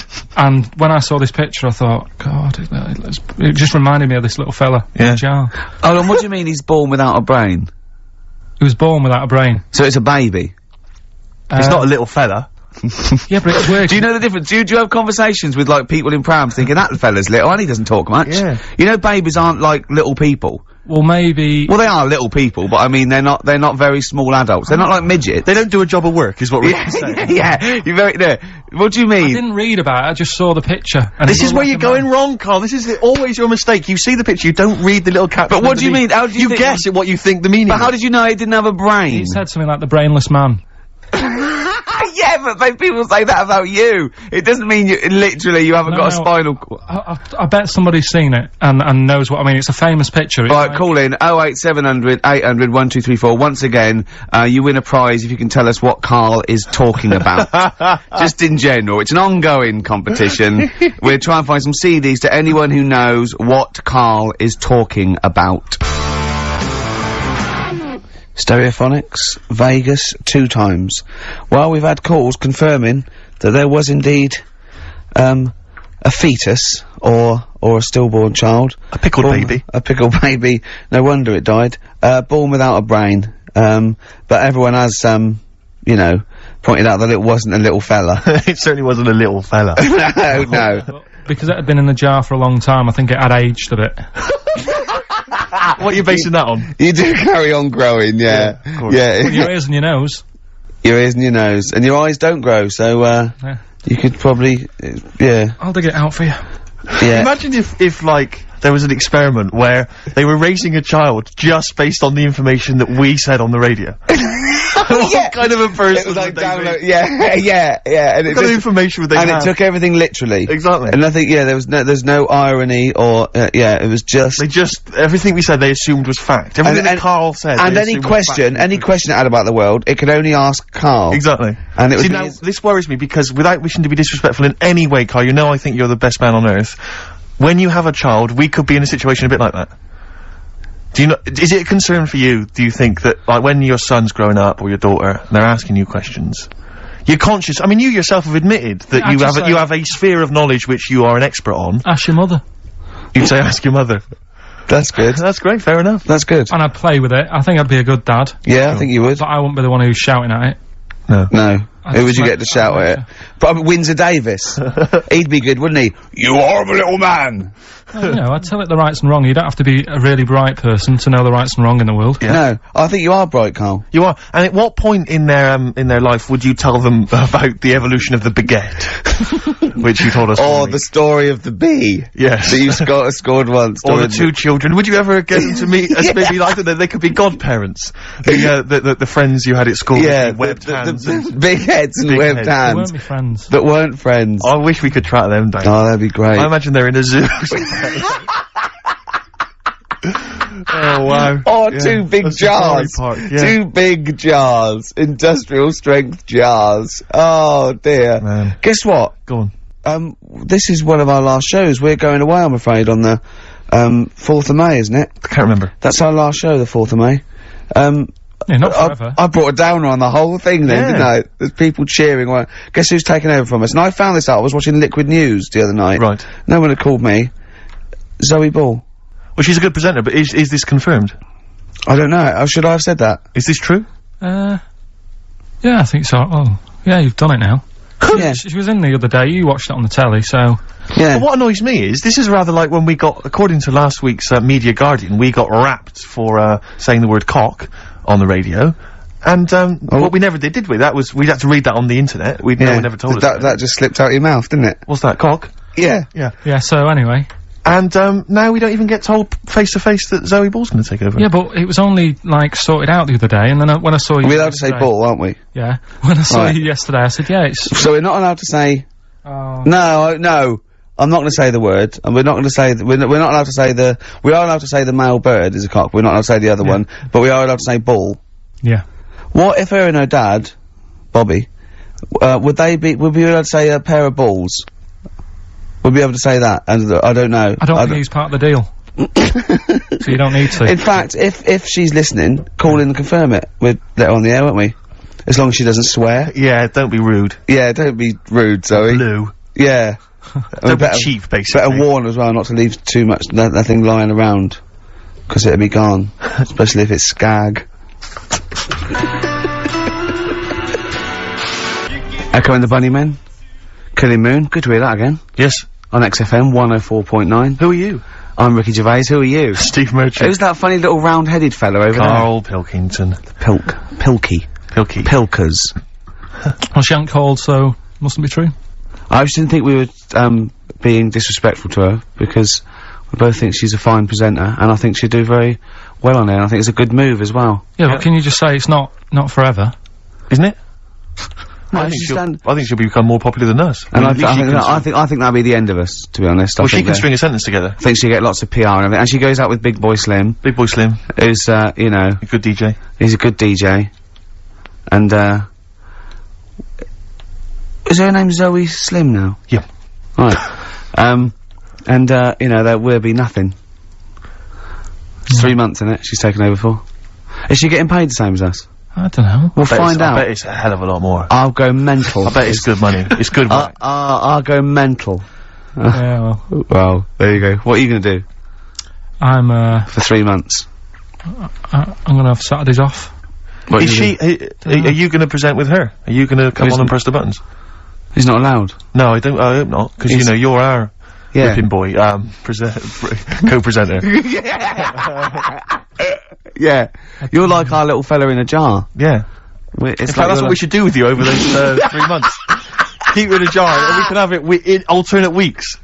Like step-parents or whatever. Yeah, that'd be great, wouldn't it? Brilliant, just you can me and Steve will fight for custody. Yeah, it'll be a big jar though, you can put stuff in there. You can have, it won't be like, full of water or vinegar or whatever they do, or You won't become Pickled formaldehyde. Carl. No. It'd be like big air chamber, and you're sat there, and it'd be like a little, what would it be, an armchair or something? It'd be in an armchair, and we'd have stuff in there, and we'd bring your girlfriend, like, once a week, and she'd go, and we put a blanket over the top, so we wouldn't, you know, see anything. But like the Big Brother household. Exactly. Yeah. Now, that's a hell of a documentary. Oh, that'd be amazing, wouldn't it? Carl in a jar. But anyway, that's what, so we're going away on the 4th of May for 12 weeks. It's a long time, isn't We were doing the second series of The Office, so we can't be around, I'm afraid. And Zoe Ball's standing in for us. And, that can't be right. She's not I don't think you can say standing in for us. Isn't that right? Taking over the show, I think, would be fair to say. I don't know, I can't say anything now, can you? I'm Don't worried say about that. Just 'cause he goes out with Big Boy Slim, Mm. you gotta be careful what you say. Yeah. Oh, you look upset. Are you starting to think that we're getting melancholy now, that you're just gonna sit at home? What are you gonna do every Saturday? Dunno. Go shopping. Let's sort out a jar. 'Cause we've got to do the balloons before then as well. You've got to send you up in a balloon. Maybe we can send you up in a balloon and you come straight down into a big jar. Yeah. And they put a giant cork in straight away. yeah, and there's a big cheer. I'll tell you what we could do, we could set you adrift like Robinson Crusoe set the ball and see where you end up. If you find me, yeah. Oh, you might go to an uninhabited island or something. I'll tell you something I learned in the week. Go on. Just reminded me there about going up in the air. Go on. Right, if cars could drive up, it'd only take an hour to get into space. Which is great. Going how fast? About 50 miles an hour. You just made that up, didn't you? You just guessed that. You just guessed it. You just said about 50. Yeah, See, but this is what worries me. If you have a son or a daughter, Yeah. age 50, he's Yeah. gonna be out in the street with a ramp pointing into the sky. Dad, how long do elephants live? About 1,000 years. 1,000 or something. I wouldn't say Dad, how much can an ant lift? About a quarter of a kilogram, probably. About 2 bags of sugar. If you guess, it's not fact. Yeah. Just 'cause you thought it, that doesn't make it fact. Does anyone know how long it'd take a car going 50 Let's miles not an hour? get people are phoning to in go about into anything space? now, Rick. Yeah. We asked them to phone in about the jar thing. Switchboard lit up. It's crazy. You ask him to phone in about, like, you know, something sensible, like Che Guevara, or, you know, the life of Winston Churchill. There's nothing. That is really a demographic sort of snapshot of our fans. Our audience. Ask them about a dead baby without a brain. Oh, yeah. And they're reaching for their phones. They don't mind what their bill is that much. We ask them for, you know, I don't know, great quotes or something from the great philosophers. Nothing. They're just ask looking them at the where phone. to buy, meths cheap. Straight on the phone. Oh, do you know the quotes that Ricky gave me last week and I turned them down? Yeah. I got home, girlfriend had a go at me. They don't know you turned him down. What you know is that he said he didn't want to take the book at the end of the show, so I'm not taking it, it's too difficult. I'm gonna go and get a nice one, and go on, carry on. So I went home, and Suzanne said, where's the book? She was really looking forward to having a look at it. I said, I gave it him back, I wasn't up for that. And yet, last week I was ill and stuff, I wasn't in the mood for learning. Yeah. So I'm not having it. She goes, this is where you went wrong at school. Oh. She said, this is exactly where you went wrong. She said, you know, you liked infants, you liked, you know, you're colouring in and you're painting stuff. She said, but as soon as it gets to the heavy stuff, you just, you know, you're like a horse with its blinkers on. Yeah. So you just shut yourself away. So I said, no, I could have done if I wanted to. So anyway, we went and bought a quotations book, so I have got some quotes. What's the quotation book you bought? So I was asking him to, read Keats and Wilde, Wordsworth, Shakespeare. What did you buy? It's quotes with, like, Eric and Ernie and that in it. No, but it's still quotes. They're still quotes. The Sesame Street book of quotes. Brilliant. They're still valid. No, it's a starting place. Oh. It's a starting point. Okay. Well, we'll have some quotes. We'll have some of that after We've got a lot more to get through before We've got a bit of New Order. Bit of New Order. Excellent. New Order, here to stay. On XFM 104.9. Someone, I love our listeners, I really do, right? Someone just called in and said it's about he went, hello? Carl answers the phones. Bloke said, hello? He went, hello? He said, yeah, about putting Carl in a big jar, and Carl went, go on. And the bloke went, well then you could call him Karl Pilkington. And he went, thanks. I love the bothering, I like Karl Pilkington, that's lovely, that's so sweet. He spent 50p to tell you that, and you were worried. You just saw you going up in a balloon and landing in a jar again, didn't you? What have you gone through yet? You've had nothing but good feedback from this show now, and now you're just getting all worried, aren't you? Heat magazine say you're a genius. You got your picture in that Extracts magazine with a little round head. You have Jaffa cakes. I gave him a £5 the other week to buy biscuits. He's having the time of his life. Yeah. This is best day. This must be your best 2 hours of the week. I enjoy it, yeah. It's alright sometimes. Yeah? What's better regular than this for you? What's a better 2 hours a week? Sleep doesn't count. Actually, you're probably right, it might be this. Yeah? Yeah. Or, that 24 thing's good. Alright. Like that. Probably worth mentioning. Suzanne. Yeah, your girlfriend. Yeah, well that goes without saying, doesn't it? Oh, he's done it. He's pulled it round. He's pulled it round. He's a charmer. If she could come in and sit in the corner, then yeah, it would be the best time ever. That's pretty sweet, actually. Oh. She's not even in London at the moment. Oh, well, so I you didn't want even then? have to say that. Yeah. I have to say it, and you did anyway. Yeah. That's lovely. She might be listening, so. Yeah, it's Sky Digital, isn't it? There's always that. There's always that danger. Yeah. Anyway, Steve, over to you. I just was wondering, because I've had an exciting week, relatively speaking, Rick, because instead of just spending it all with you, sat in a little room, as is our way, I've been doing some acting this week, as you know. I know. And I don't normally act, but I, basically, there's some people at the BBC who are making a comedy pilot, kind of comedy TV show, and you know, and I auditioned for it, and the role was to play a sort of freaky-looking, sort of lanky geek, you know. And I don't want to say how did you beat off? I don't want to sound arrogant, Rick, but they gave me the job on the spot. You know, so it was like, you know, obviously I'm, you know, because I'm not a bad actor, I'm not as good as Rick, but I'm, you know, what is it? I play a really tall guy, like a sort of. That's the part though, isn't it? About you've got a beard. I'm a character who's 6'7" tall, and I'm trying to win the world's tallest man. That's it, yeah. But there's always a man that beats me every year because he's slightly taller. But this year, I think for some reason, because I've been training, I can beat him. That's the conceit. And Sally Phillips, I don't know if you know Sally Phillips, she's a very good comedy writer and actress, and she's written it. So it was good fun, and so we went down there, and it was good and everything. It was, you know, a little trailer and everything. It was like the proper deal. It was really good. And the problem was yesterday, I had to dance. One of the sequences had me dancing. Now, as you know, I think I'm a pretty groovy dancer. I'm a bit of a mover. Yeah. And I have to tell you this, Rick. Do you have anyone's eye out with your elbow? I have come to some serious realizations about my dancing. Really? I was moving around like a shire horse dancing. Really? It was terrible. I was just like quick, and they had this choreographer trying to show me some moves, and it was just. He was just like crying by the end of it. It was. They were. Yeah. It was so bad. But the worst thing about it is, Today, my whole body is ravaged with pain and agony. I'm utterly devastated by the agony of it. Trying to get down the stairs this morning, I swear to God, I look like Thor Herd. Trying to hobble that, it was mad. I was like I'd had several hip replacements. I was like, I had to go down at an angle, going down the stairs. It was ludicrous, and I was really worried. Suddenly I'm thinking, because I thought I was pretty fit and pretty groovy and everything. And I had been discussing with, this mate of mine, my housemate, that we should maybe start doing some exercise, because I'm putting on a little bit of weight, right? He's quite a thin, tall guy. He has a belly.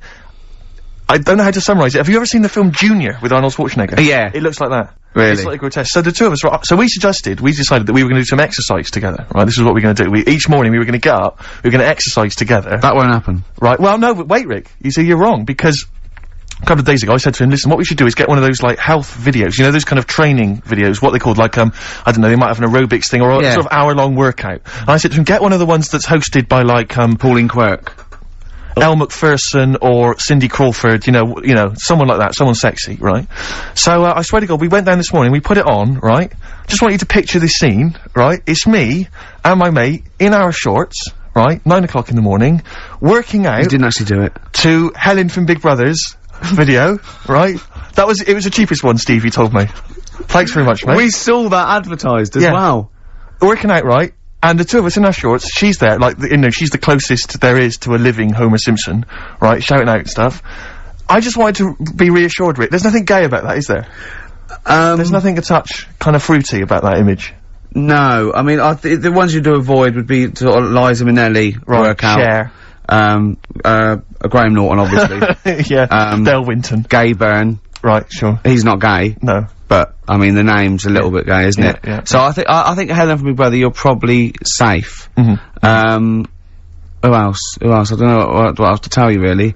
But I mean, because I know you've got a personal trainer, I'm obviously not in that kind of state, there's kind of states at the moment, I don't have that kind of cash. No. But, you know, I'm obviously quite excited. What have I got to look forward to? Do I go through a my trainer, Pink Eric, we call him. Yeah. I sort of box a little bit.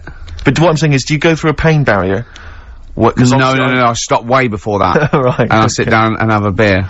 Right. There's no point in going through pain, because it'd just put you off. Sure. So, if you start feeling any sort of pain, or any, breathlessness, or any aches, sit down immediately. Now, is it right that he's worked out a special routine for you where you don't have to get up? Yeah, well, he actually said, I remember the first, I got my food diary, and he was looking at it, and I could see he sort of feared it. He feared taking on this challenge. And this is a true quote. At one point, he said, right, okay, cut cheese down to 5 times a week then. I must have haggled from 4. Cheese down to 5 times a week. And it's sort of like, I'm my own worst enemy. Because if I cut out cheese and beer, I would just lose weight. Like, it would drop off me in a month. So what I'm doing, I'm fighting it all the time. I haven't changed my sort of eating and drinking habits, but I now work out 3 times a week. It is an uphill struggle, Steve. Yeah, of course. It's just, so you're just keeping it an even keel. I know, well, yeah. So I can live longer to eat more cheese and beer. Do you exercise, Carl? Do you do any exercise whatsoever? I used to go to a gym in town, but it wasn't the sort of, the hard work of doing the, the stuff. It was just like, it was like 60 quid a month. Yeah. I thought, well, crazy, isn't it? That's not good. So I just got out of my way to sort of walk everywhere. Do you know what I mean? Instead of jumping on a bus, like a nice day like today, walk into work. Or, run up the stairs. You're skinny though. You run up the stairs. What? You're really skinny though. No, but I do eat a lot of, like, crappy food, so I reckon, I mean, what do they say, when you get to 30 it all just, you go mental, don't you? Yeah, they say that, play a record. That's the philosophers, isn't it? When you get to 30, you go mental. No, oh, Descartes. Yeah, I think so, yeah. Play a record. Better Bowie? Oh, yeah, I brought this in. You'll love this, Steve. Oh, you know this, I think, I'm sure. This is, a great Bowie track off Aladdin Sane, one of my favourite albums. And this is Lady Grinning Soul. It's beautiful. Badly Drawn Boy, Silent Sigh on XFM 104.9. I'm Ricky Gervais. You can do your own. Oh, right, okay, my name's Steve Merchant. Yeah, Carl. I'm Carl. Yeah, exactly. You've not lost interest, have you, Rick? No, of course I haven't. Okay. Go on. It's silly to, I've said it once, I was a bit bored with just saying your names. Okay. I don't mind saying mine, because I'm sort of interested in that. Yeah, sure. But the other ones are sort of more of a chore. Do you know what I mean? There's nothing in it for me. Yes, there's no actual I'd rather not mention either of you. Okay. So, if you want to do it, from now on. Yeah. Okay? Yeah. Okay. Well, listen, obviously still got plenty to come. We've obviously got some great music, Rick, and that's I've got, a bit of Nick Cave and the Bad Seeds. Actually, an album you introduced me to, and I'm gonna play, Into My Arms. Looking forward and to you it. know how beautiful that song is. That's true enough. Yeah. But I was talking about this little bit of acting I was doing yesterday, and, not wishing to be disrespectful to anyone that was involved, but there was, obviously some extras or supporting artists, as I believe they're known, and, you know, all good, lovely people, really putting the effort in, doing good work and everything, but there's this one guy I was stood next to, and, you know, he's quite a tall guy, not quite as tall as me, but tall guy, you know, quite a good looking bloke or whatever, and, I just sat there, and he obviously gets quite boring because there's a lot of just hanging around and people waiting and stuff, fixing lights. I just stood next to him and he just went, oh, he was looking for something to say to me, obviously, and he went, looking forward to the new Guns N' Roses album? And I went, I didn't realise there was one on the way, actually. He went, yeah, obviously they, Slash won't be in it, because obviously Slash is no longer with them, but, bloody a sweet child of mine, one of my favourites, just started singing some of the songs. I went, okay, great. Without irony, I absolutely assume. without irony. He was just wanting to get onto a discussion of Guns N' Roses, but I'll tell you this, he did not look like a rocker in any way. He looked like a bloke who would work in sort of an accountancy, agency, or Barclays, behind the counter, something like that. Very well scrubbed, well groomed. I'd say there's nothing wrong with Barclays or the people who work therein. That's true enough. Okay. So he goes, yeah, I mean, I got into them with Appetite for Destruction, the classic first album, but I even, you know, I enjoyed the Spaghetti Incident as well. I mean, I like all of them. Yeah. And I'm like, right, okay. And he goes, I said to him, you ever seen them live or anything? He went, I have not seen them live, no, but I was lucky enough to be at Donington, Monsters of Rock, and, Slash's Snake Pit was playing, which was Slash's solo effort. Yeah. And he went, I've never been to, those live gigs before, and, I was down in the mosh pit. Oh, man, and I was down there, and I'll tell you this, have you been in the mosh pit? I went, I'm like, oh, it's crazy down there. It's wild. A guy threw a punch at me, I punched him, knocked him straight out, he knocked me out, so there's this fight went off. Oh, it was amazing, I went, you're gonna go back? He went, no, I won't, because once you've done something like that, you can never repeat the experience, you know what I mean? Everyone there was dressed in black. I think I was the only guy wearing a white t-shirt.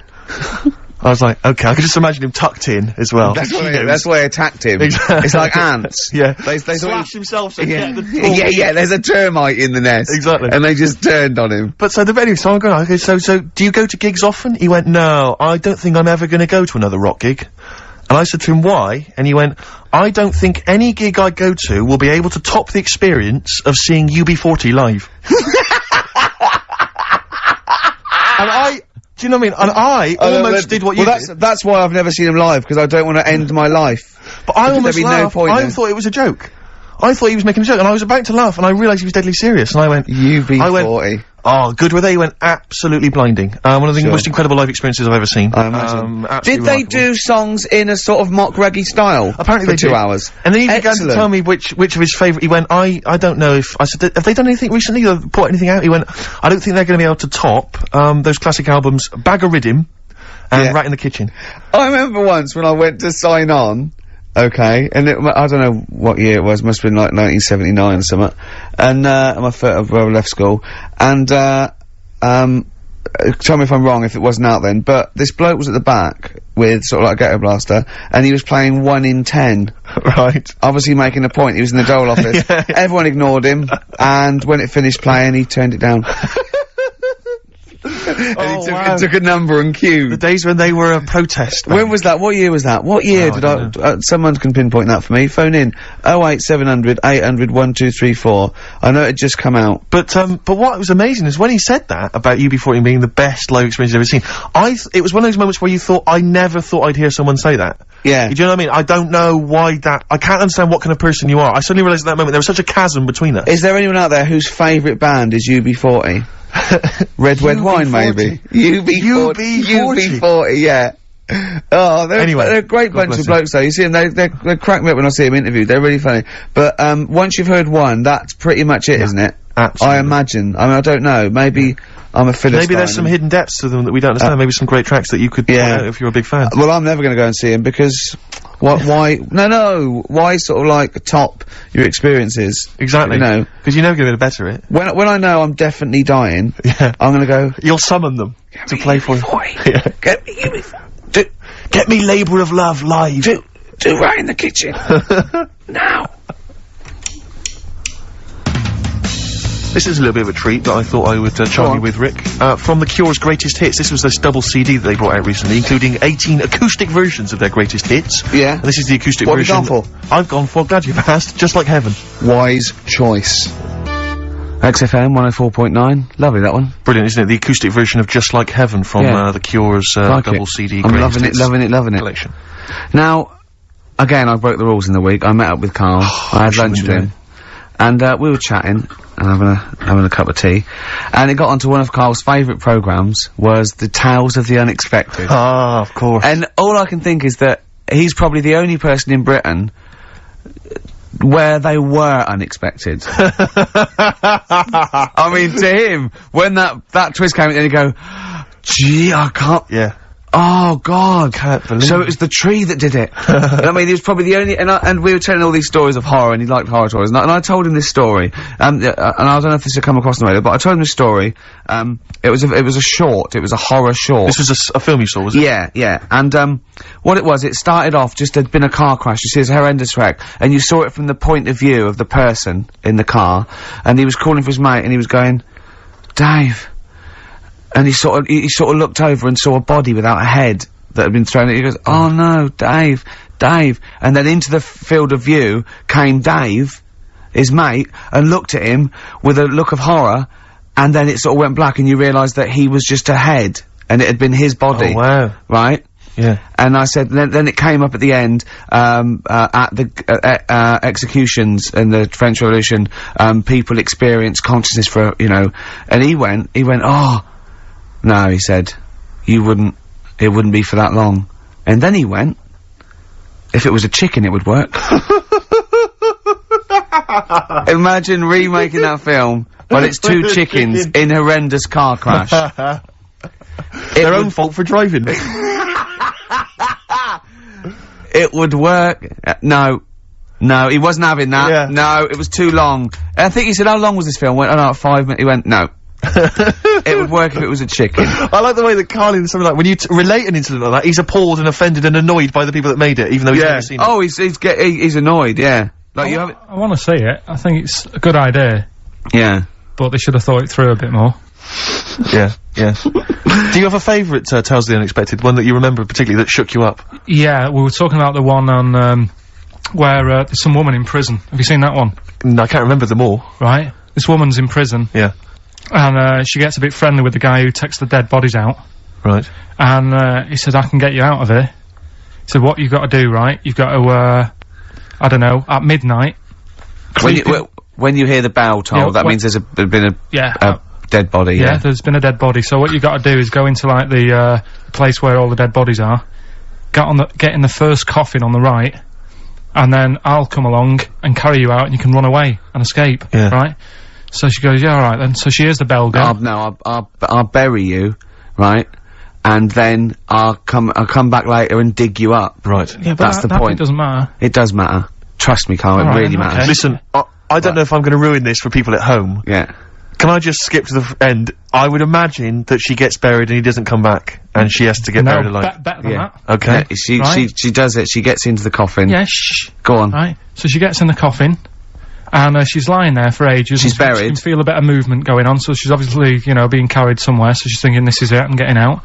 And, she's lying there for ages and thinking, why isn't someone coming and lifting the lid off this? Do you know what I mean? Letting me get out. So she's really bored. She gets a lighter out, right? Lights it to have a look at who she's lying on. It's only the fella who said he'd help escape. Oh. How bad is that? That is... How bad is that? So it is quite important that she's buried alive then, isn't it? In retrospect, you realise that the jeopardy is that she is buried alive and can't get out. Yeah. Makes it so much worse, doesn't it, than just like lying in the morgue and going, actually, I'm getting out of here. Yeah. This isn't gonna work. Look at Karl's face, having told that, he's so pleased. His face is lit up, he's beaming like a child. Have you seen any? Is that your favourite horror thing ever? That's a good one. And, let's see if anyone knows what the finger is. When that bloke was under the ground, wiggling his finger. We were talking about one with, some fella who's stuck in the ground or something. This is a motif I noticed in your particular favourite ones. Yeah. Right. People stuck in the ground. Go on. Right, so It's a fella, is it? Yeah, a fella stuck. Now, I seem to remember it just being his foot, to be honest, being stuck in a hole. No, he was under the ground and he got a little thing out of the pavement and he put his finger up and wiggled it to try and attract attention. Then you see a woman come along and her stiletto heel just knocks his finger off. You see, I'm wondering whether it's the same one as I saw. Yeah, it could be two like that, couldn't there? They were running out of ideas by the last series. It's a big theme in Hollywood. Or, what was that one you told me about with the porn? That was a good one. Oh, this was fantastic, right?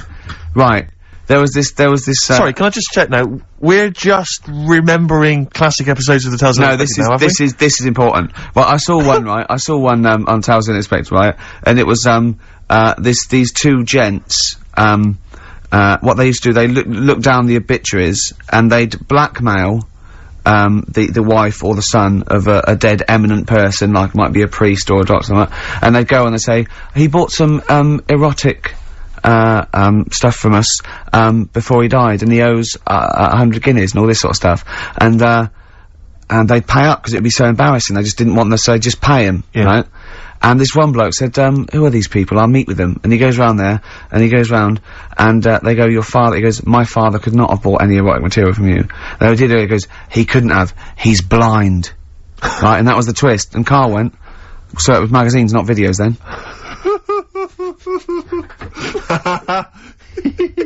Yeah. Now think about it, Steve. Is that so stupid? Well, presumably it was set in olden times because people, professional pornographers don't tend to call it, you know, erotic material. Yeah. They tend to call it, you know, juicy jugs or whatever. But more than that, I don't understand how a video is going to be any use to a blind person either. I know that you can hear the sound, Carl. Look at him nodding like he caught me out. Yeah, what sound will you hear? Do. Your meter needs looking at? Yes. Cut. What's then? What's that? Then it's just noises, isn't Occasional groans. Yeah. Right. You could listen through the wall at your neighbours. He does. I mean, that's why I save a lot of money. But I thought you were going to point out, Carl, that they could have had a Braille porno. Now, have you thought of that? Look, feel the lumps on that. Exactly. Think about it, Carl. Think about it. You're excited now. Yeah. Yeah. Your girlfriend's away, Carl. Yeah, the cheese grate is only under the cupboard. No, she's a good-looking lady. Or misguided fool. Well, it's time. Well, go on. That time, innit? Yeah. Play the jingle. Yeah. White van man, Carl. Brilliant. Recorded at great expense, that jingle. Yeah. Yeah, this is where we just hijack an idea from The Sun, which is White Van Man, where The Sun asks, in this instance, a cabbie by the look of it. Oh no, a fruit and veg shop owner. Ours is slightly different because the Sun sort of like pick on a perfectly normal member of the public. Exactly. So that's where we've got the the upper hand. Yeah. And they ask him about the you know, the hot potatoes. This week, Carl, my first question to you, well, your thoughts please on the criticism of the BBC over their coverage of the Queen Mum's death. What do you make of this? You're aware of all the criticism that Peter Sissons asked some probing questions? No, I thought it wore was a burgundy tie. I thought that's it, yeah, he just had it didn't show respect, he just had a burgundy tie on. See, that's not really not showing respect, is it? No, it's not. You know, you show your respect by sort of doing the news on it, giving her a bit of coverage, and showing, you know, what publicity. What a good woman she was or whatever. Yeah. And then you move on to sport news or whatever. Do you know what I mean? Yeah. I totally agree. I don't like the way everything's morbid. I was thinking about it. It's like, you know, the way in birthday cards and that, people always put funny things in them. I think you should save things like that for funerals, for like funeral cards and that, and try and cheer people up at times when they're low. Do you know what I mean? Because on your birthday you're quite happy anyway, so you don't need someone putting a funny comment in a card. I think, you know, when you send a card. What would you suggest? Well, you know, whoopee cushion, but on the vicar's chair. How would you liven up the funeral? Just little things in the card. I mean, you're just writing stuff like, well, you know, at least you're still alive, or whatever. So as you're giving the eulogy... that'd be good. So suppose someone's husband's killed in a car crash, you go around with some flowers and a little card, and it says, at least you're still alive. Well, maybe something funnier than that. Well, maybe, like, if you got up to give the eulogy during a funeral, just wear a pair of comedy tits. Yeah. Or those glasses that are eyes on sort of springs. But why has everyone got to be so sad about someone dying? No, what annoys me is that when you see the people on television, these sort of members of the public, and they're crying about the Queen Mother, who was sad when anyone dies, sad when anyone nan dies. She was 102. And, you know, I mean, it's sort of like, I think they should cry. Well, there's a picture in the paper today. I don't understand it. There's a picture in the paper today of, various people who were lining the the funeral kind of route yesterday, and there's a picture of a very young child, maybe sort of 5 or 6, on the arms of her dad, and her head bowed, and it says a young girl there weeps for the Queen Mother. And I was looking at it, and you can tell she's just tired. Well, she's just tired and bored. It's so transparent that it's not crying. It's Most just, what are we doing when their nan dies. Exactly. You know, it's sort of like... But what is a 5-year-old girl gonna be, why is she gonna be crying? The Queen Mum said, I can't believe it. Yeah. Teletubbies? No. The Queen Mum. Oh, not the Tweenies. No, it's all in a minute. Yeah. It's just like... Oh, dear. I mean, I know, I'm sure, you know, I don't know much about her, I don't know if she was a great woman, and obviously, you know, it's always sad when someone dies, but it's like, it's interesting that there was a lot of tourists in that long line of people that are now queuing for hours upon hours to see her dying in state, because it's clearly just people who want to be a part of history. Must be gutting if you're over from Sweden, and you find out that, you know, the Queen Mum's died. Oh, you must be devastated. You probably don't want to carry on with your visit. Exactly. Really. Okay, listen, Carl, I think we've covered that. what do you make of the, what do you make of the first genetically modified baby? Oh. Are you worried about this? Do you know what did they do? What? Let me see what it says here. It Well, says, isn't it just choosing the, you know, eye colour? well, this is the concern, isn't it? That in the future you'll be able to decide whether it's a boy or a girl, how intelligent it is, what it looks like, is it handsome, is it ugly? Obviously, no one will choose an ugly baby, and so on and so on and so on. And so it means that, you know, where will it lead? Where will it end, Carl? Are you concerned? I've thought about this a lot. What will us three look like in the future? If they're being, you know, genetically modified beautiful people, what will we be like? How will we be considered in society? True, yeah. But we've talked about this before, haven't we? About, the cloning thing. Yeah. That's a bit weird. Yeah. But, I don't think it matters, because at the end of the day, right, you might look like some other kid, but it's the way you're brought up that will change your features and the way you are, you know, your personality. If you lie, you get a long nose, don't you? Well, no, but listen, right, because I remember when we, you know, I was growing up on this estate. This is gonna be good. Go on. No, it's not. It's just an example of how this doesn't work. Go on. So we don't need to worry, sort of thing. Sure. Right? Okay. So, I'm growing up on this estate, and there was this woman about 4 houses down, right, who's a bit rough. Alright? Didn't fancy her. Oh, God, no. Right, but she had a Why? baby. Well, tell me about her first. I'm interested in this woman. Why was she? It was a very... So like being a man in a I dress. mean, I didn't grow up in a posh house or anything, and I'm not saying that if you live in a bit of a rough house, you're a bad person. What did she look like? But anyone can Tattoos? clean up. Looked like Tony Green with a fag on. They didn't clean up much, right? Oh. Which, even if you've not got a lot of money, you can still try and make a place look nice. Yeah. Right? But she didn't, and a kid used to take a horse into the house. Sorry. Whoa, Neddy. What do you mean a kid used to take a horse into the house? Where did he get a horse? Must have nicked it from somewhere. Must have done. You've seen a horse with it? No. What, is that from outside the saloon round the corner? Yeah, was it just tied up with a bit of... Right? Oh, that's great. I'd Big been out. Jake coming looking for it. I'd been out. Oh. Sorry, let me get this. This was before the lynching stopped or after. Where did he get a horse from? What do you mean he must have nicked it? His mum said, where'd you get that from? I bought it. Alright then. But keep it out the kitchen. I don't want you going Catlin rustling. Where did he get a horse from, Carl? And how long did he have it for? Was he leading it or riding it? Mum, open the door, I can't stop! I can't stop it. Open the patio door as well, I'll be... Looks like we got us a runaway. What do you mean? I don't know, but the thing is, they couldn't afford to buy one because they're not cheap. So I'm just guessing. Maybe that's wrong of me. But I think... He had a horse? Yeah, right. So that's why the family didn't have any money, they'd spend it on the horse. No, I don't think, that's what I'm saying, I don't think they would have bought it. So anyway... Yeah, it's wise to whisper, Carl, in case they're listening. Yeah, and they could be in the room next door. It's not buying it, it's keeping it as well. Oh. So I was like in the car with my dad, coming into the avenue, and you used to have to drive down it to turn round. And, and you know, sort of go back to our house. You had the traditional method of transport, And, the horse was in the lounge. Reading a paper? Just like walking around. Oh, God! What? And when I was doing, I tried to earn myself some money once by flogging little flowers in plastic cups. What? This is genius! It just keeps coming. What do you mean you're trying to flog little flowers? What do you mean? Wait.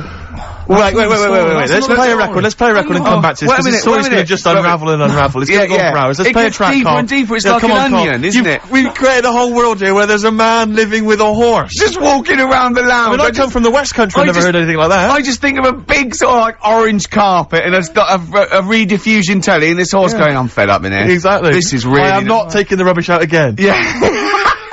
Right, play a record. Let's have Velvet Underground. We've got that lined up. Oh, yeah, the classic from the first album. I'm Waiting for the Man. Let's come back to the horse in a second. Little flowers in pots. What do you mean?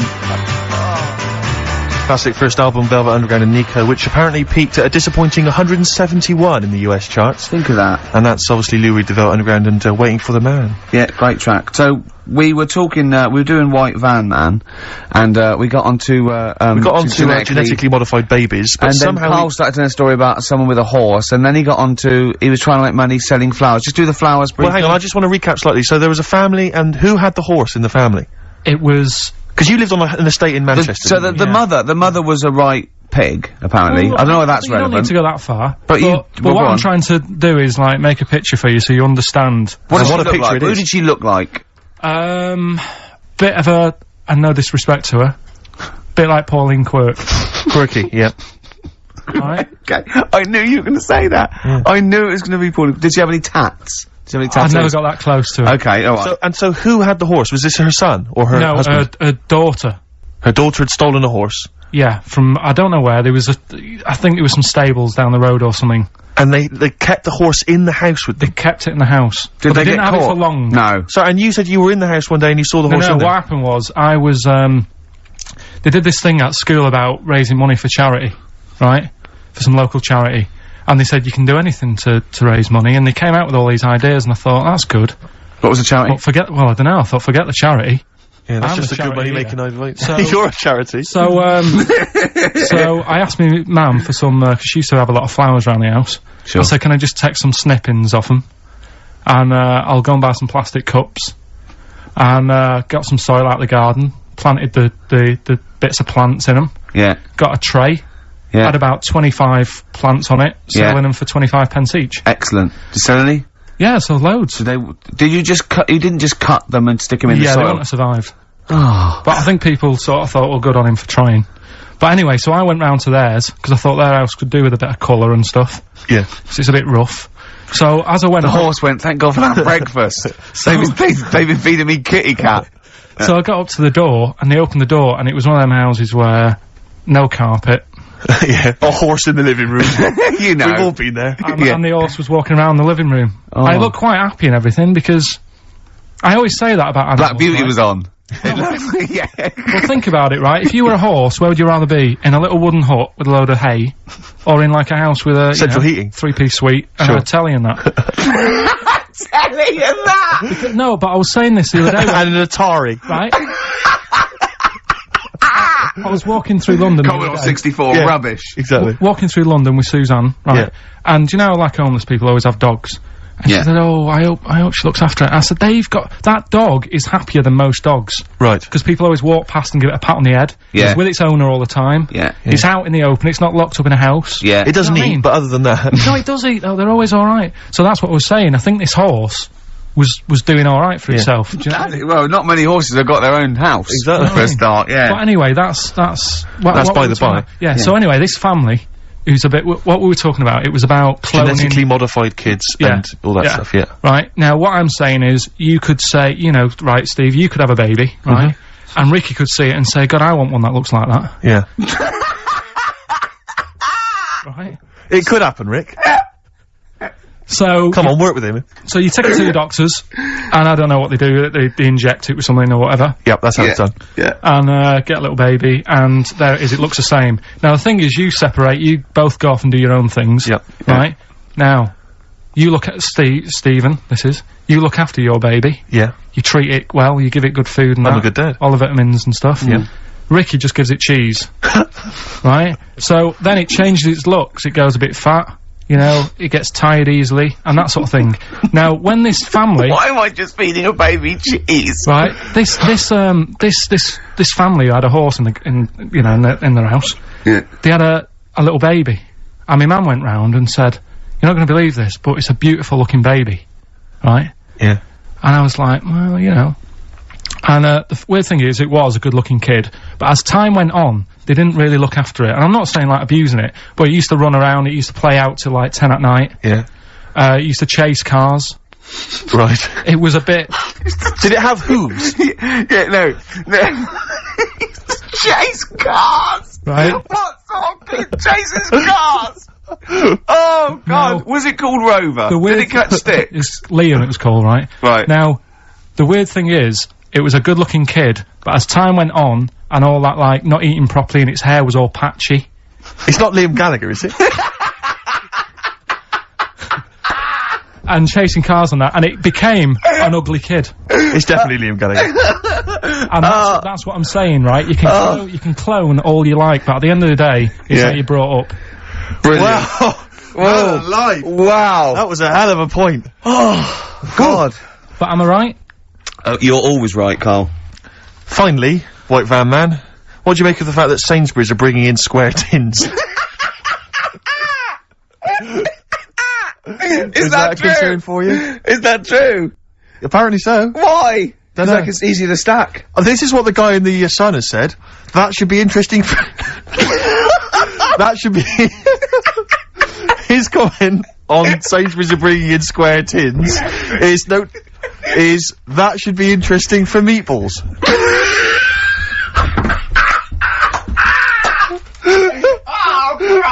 Ricky's just collapsed on the floor. Let's just play a song, Carl. I don't think even you can top that. Black Rebel Motorcycle Club. Whatever happened to my rock and roll? Well, near the end of the show, just time for the re-education of Carl revisited. Still got Nick Cave to come, haven't we? Absolutely. Now, Carl, you read a quote book. What did you learn from it? Tell us some pearls of wisdom. Just keep it down to one or two, your favourite things and why you like them. Right, well, you said just pick a couple. Yeah. Right? So I wrote a couple down last night. And what I did, so they weren't boring, right? I've sort of... Don't think you can ever be boring, No, but no, go on. but what I've done, I've took like different ones. So I've took a good one that I think, that's a good quote, that was worth putting in a book. I put one that isn't really a quote, so I don't understand it. Oh, yeah. One that isn't clever. and a funny one. So a bit of variation all out of one book. Oh, how long did this take you? What did you do? Did you sort of like sit? About half an hour last night. And did you sit sort of like quietly at a desk or something? No, just in the lounge with the telly turned down. Oh, right. Just to give a bit of light to the room. Just had it on but turned down. Have you figured out lights yet? So, so the first one, never heard of him. This guy called Dean Axon. Right. And this is a good one. He said, the memo is written not to inform the reader, but to protect the writer. That's good, yeah. Stuff, that's very good. That's It relates a lot to, office life and so on. Yeah, modern world and that. Right, so then, thought, so I wrote that down because I liked it, and that's what he said to do. Second one, isn't really a quote, it's more of a poem. Okay. So how does that work? Well, that's okay. Just read it, just read it. Right, well it's about suicide. Okay. Right. Razors pain you, rivers are damp, acids stain you, drugs cause cramp. Guns aren't lawful, nooses give, gas smells awful, so you might as well live. Lovely. That's from Dorothy Parker. I'll tell you what. It is, yeah. I hate it. I hate that. Why? It's nothing to me, that. I think And that... it's just a sort of weak, shallow piece of mock comedy. This is why I did it in that order, because that's what I thought. It's sort of like a zany vicar would write from living in Frome when he's about 55 and get it published in the... I hate it. Alright, so you're saying you're not a fan of Dorothy Parker's work, right? Right. Now the next one, Oscar Wilde. Yeah. Right, he's known, isn't he? Yes. Look what he comes up with. All art is quite useless. Well, that's... What's up with that? Well, it isn't added art. No, I know, but it's... Go on, next. But how has art helped you? How has it been useful to you? It was a bit of a... It's one of the only things I like doing at school. Right. Do you know what I mean? When I made that little clay man, fixing a car. Yeah. You made a clay man fixing a car, I forgot about that. How can he... I think that's stupid. And especially that it's gone in a book. Sure. Do you know what I mean? Okay. It's easy to diss things. Yeah, it's harder to right. things out, you're right. I don't think art is useless, by the way. But then you don't have to agree or disagree with some of these things. Some of them are, sometimes it's just their thoughts put eloquently or poetically, isn't it? And it's just, Just to provoke a reaction as much as anything. Yeah. Well. And the good one, Ozzy Osbourne. I mean, sorry, but just go back there. The irony is that is art. That he was an artist, wasn't he? So. But okay, so you don't like Oscar Wilde, but you prefer Ozzy Osbourne. Yeah, go on. Ozzy Osbourne, cracking one this. Funny and educational. I bit a head off a bat the other night. It was like eating a crunchy wrapped in a chamois leather. Genius. Oh, you're right, Carl. yeah. So there's. What do you like about that? The way he's described what it is like. I think, yeah, if someone, I mean, that, you can imagine what it's like, because I like crunches. Yeah. And, It's like a and a chamois leather's really chewy, so you can imagine that's like the skin. So you like And his the crunchy you bit like is- his descriptive Yeah, writing. The crunchy bit is like the bones and that. Yeah. Perfect.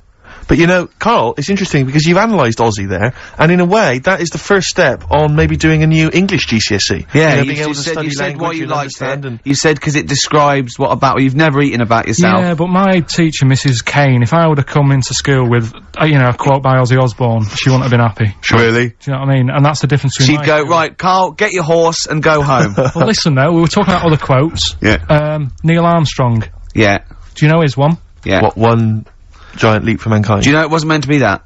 You know, it says, it's one small step for man, one giant leap for mankind, right? Yep. It was meant to be, this is one small step for a man, Right. i.e. Yes. me, the individual, on a microcosmic level, one giant leap for mankind. And he mucked it up, because if you say, this is one small step for man, one giant leap for mankind, man there means I mankind. know, it's So embarrassing. see, you shouldn't give people, he's not a trained actor. That's true He's enough. more of an astronaut, to be Has he honest. won any awards, No, there are no awards. Is he BAFTA nominated? Don't think so. But listen, right, he said another quote as he got back into the rocket. Have you heard about it? Go on. We're running out of time, and I'm just wondering whether it's worth saving as a bit of a teaser for next week. What did Neil Armstrong say as he got back into the rocket? Yeah. Is it going to Chopped be away. something like, that was boring, wasn't it? The mic's not still on, is it? Yeah. They're not still Well, listening. that's what I was saying to you. He could have said that, and it would have That's still not gone down. cheese. It would have still gone down as an amazing quote, wouldn't it? Well, listen, I think you should save it, Carl. You tosser, I was meant to go No, I'll tell you what we'll do, Carl. We'll squeeze it in before the end of the show, because Ricky, you got to play your song for the lovers. Oh, we should this- play this. I don't think we'll fit it in. We might have to save it. Don't worry, we'll see what we can do. Well, Let's next play, week, by the way, you've got happiness quotations, a collection of thoughtful words and beautiful paintings. I'll just give you an example of one. Happiness is a perfume you can pour on others you cannot pour on others without getting a few drops on yourself. It's lovely that, isn't it? Brilliant. You can't be happy with that. I'll Play do this it. song Nick quick. Cave and the Bad Seed, from the Boatman's Call. It's a beautiful song. Any song that starts off, I don't believe in an interventionist God is alright by me, and this is Into My Arms. Nick Cave and the Bad Seeds, Into My Arms. Well, that's it, we've run out of time. We have indeed. So no time for, Carl's quote, that'll have to come next week. Yeah, we'll save that for next Neil time. Armstrong. Well, I hope you, enjoyed it. Goodbye. Alright, Rick, come on, sound a bit chirpier. It's not that depressing. Well, yeah. Sports next. You know how excited. Chào các mọi người, và hôm nay bên em về một chiếc Hyundai Accent, xe sản xuất 2018 bản đặc biệt, động cơ 1.4 thì cũng khá là tiết kiệm xăng, và phiên bản màu đỏ đã qua mùa ống lũ mọi người nhé, rất là đen là đã qua mùa ống lũ rồi. Xe thì còn khá là đẹp. Bây giờ em sẽ quay tổng thể chiếc xe, và chiếc xe này giá rất là rẻ thôi.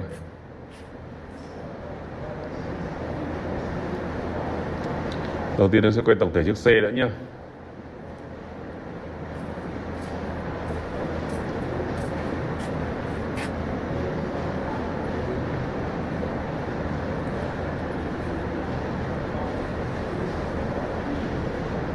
Các bạn có thể thấy rằng đèn hậu rất là đẹp. Các bạn nhìn thấy đèn hậu đẹp không? Lốp la răng còn đi dài dài, tay nắm cờ mạ chrome mọi người nhá. Thật sự xe rất đẹp, sinh nhiên tích hợp trên gương này. Các bạn nhìn thấy đèn này, giải đèn bi và một đèn nét xung quanh này. Mặt ca năng mạ chrome. Nhưng Accent thì mình thấy Accent với vài ớt thì mình thấy Accent này giá rẻ hơn, rất ok hơn đấy. Bây giờ quay vào phần nội thất đi. Đây, nội thất bên trong này, keo chỉ, mọi thứ rất là ok. Con này qua mùa ống lũ rồi đây. Da ghế rất là đẹp nhé, xe đi rất ít thôi, nhưng mà nó qua mùa ống lũ. Đấy, bản đặc biệt.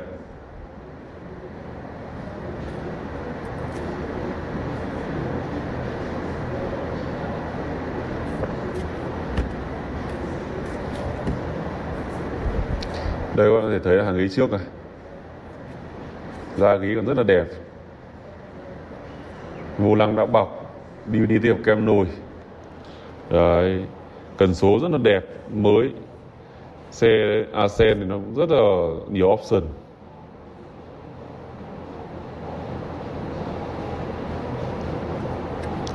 cửa sổ trời. Bản đặc biệt là có cửa sổ trời. Bây giờ thì em sẽ khởi động xe cho mọi người xem. Đấy. Xe vòng tua dưới 1.000. Đấy. Điều hòa rét buốt, gió mạnh, bản đồ mọi thứ.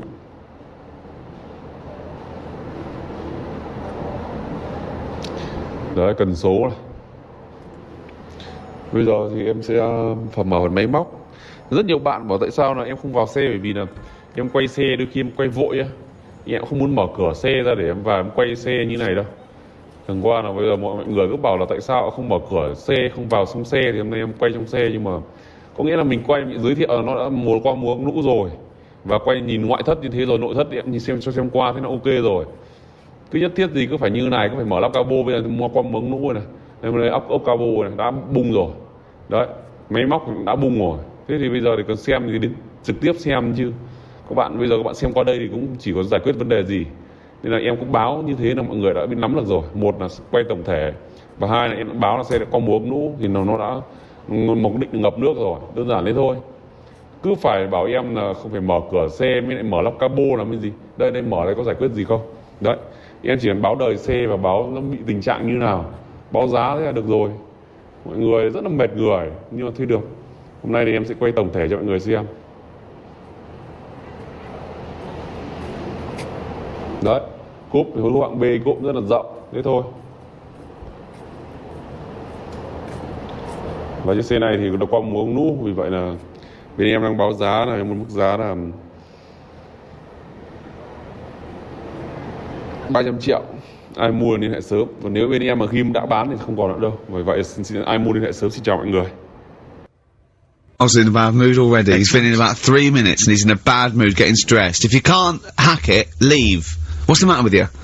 No, I'm just saying. I was meant to enjoy last Saturday off and I didn't. Why not? Why is that our fault? Because you weren't here?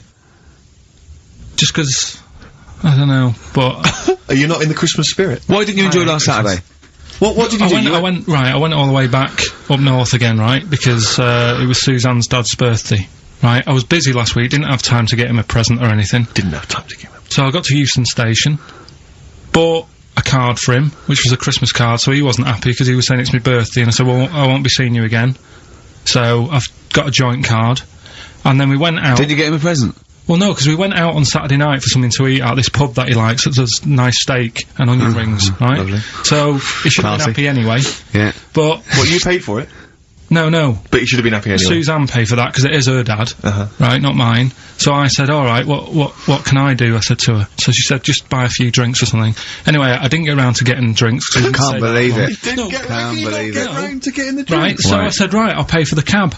Right? Oh, what a lovely Christmas gift that is. Yeah, So, £2.50. I paid, no, it was like in £3 Manchester there, it is. £3 back. So Oh. £6 you spent on him? Well, no, I spent more. You see, that's what he said. He You said, get the Bolton and back, can't you, for that? He said, oh, you've spent on me £6 for my birthday. I said, no, I haven't, because I gave the taxi driver a tip. I'm a little bit worried about his attitude as well. Because even if, I mean, that is a stingy present, but you don't say... Well, I mean, let's be honest, that's the worst Christmas gift ever, because, I mean, you're pretty bad, like we discussed in the past, but at least you spend a bit of money. Yeah. It's just thoughtless. Yeah. This is nothing.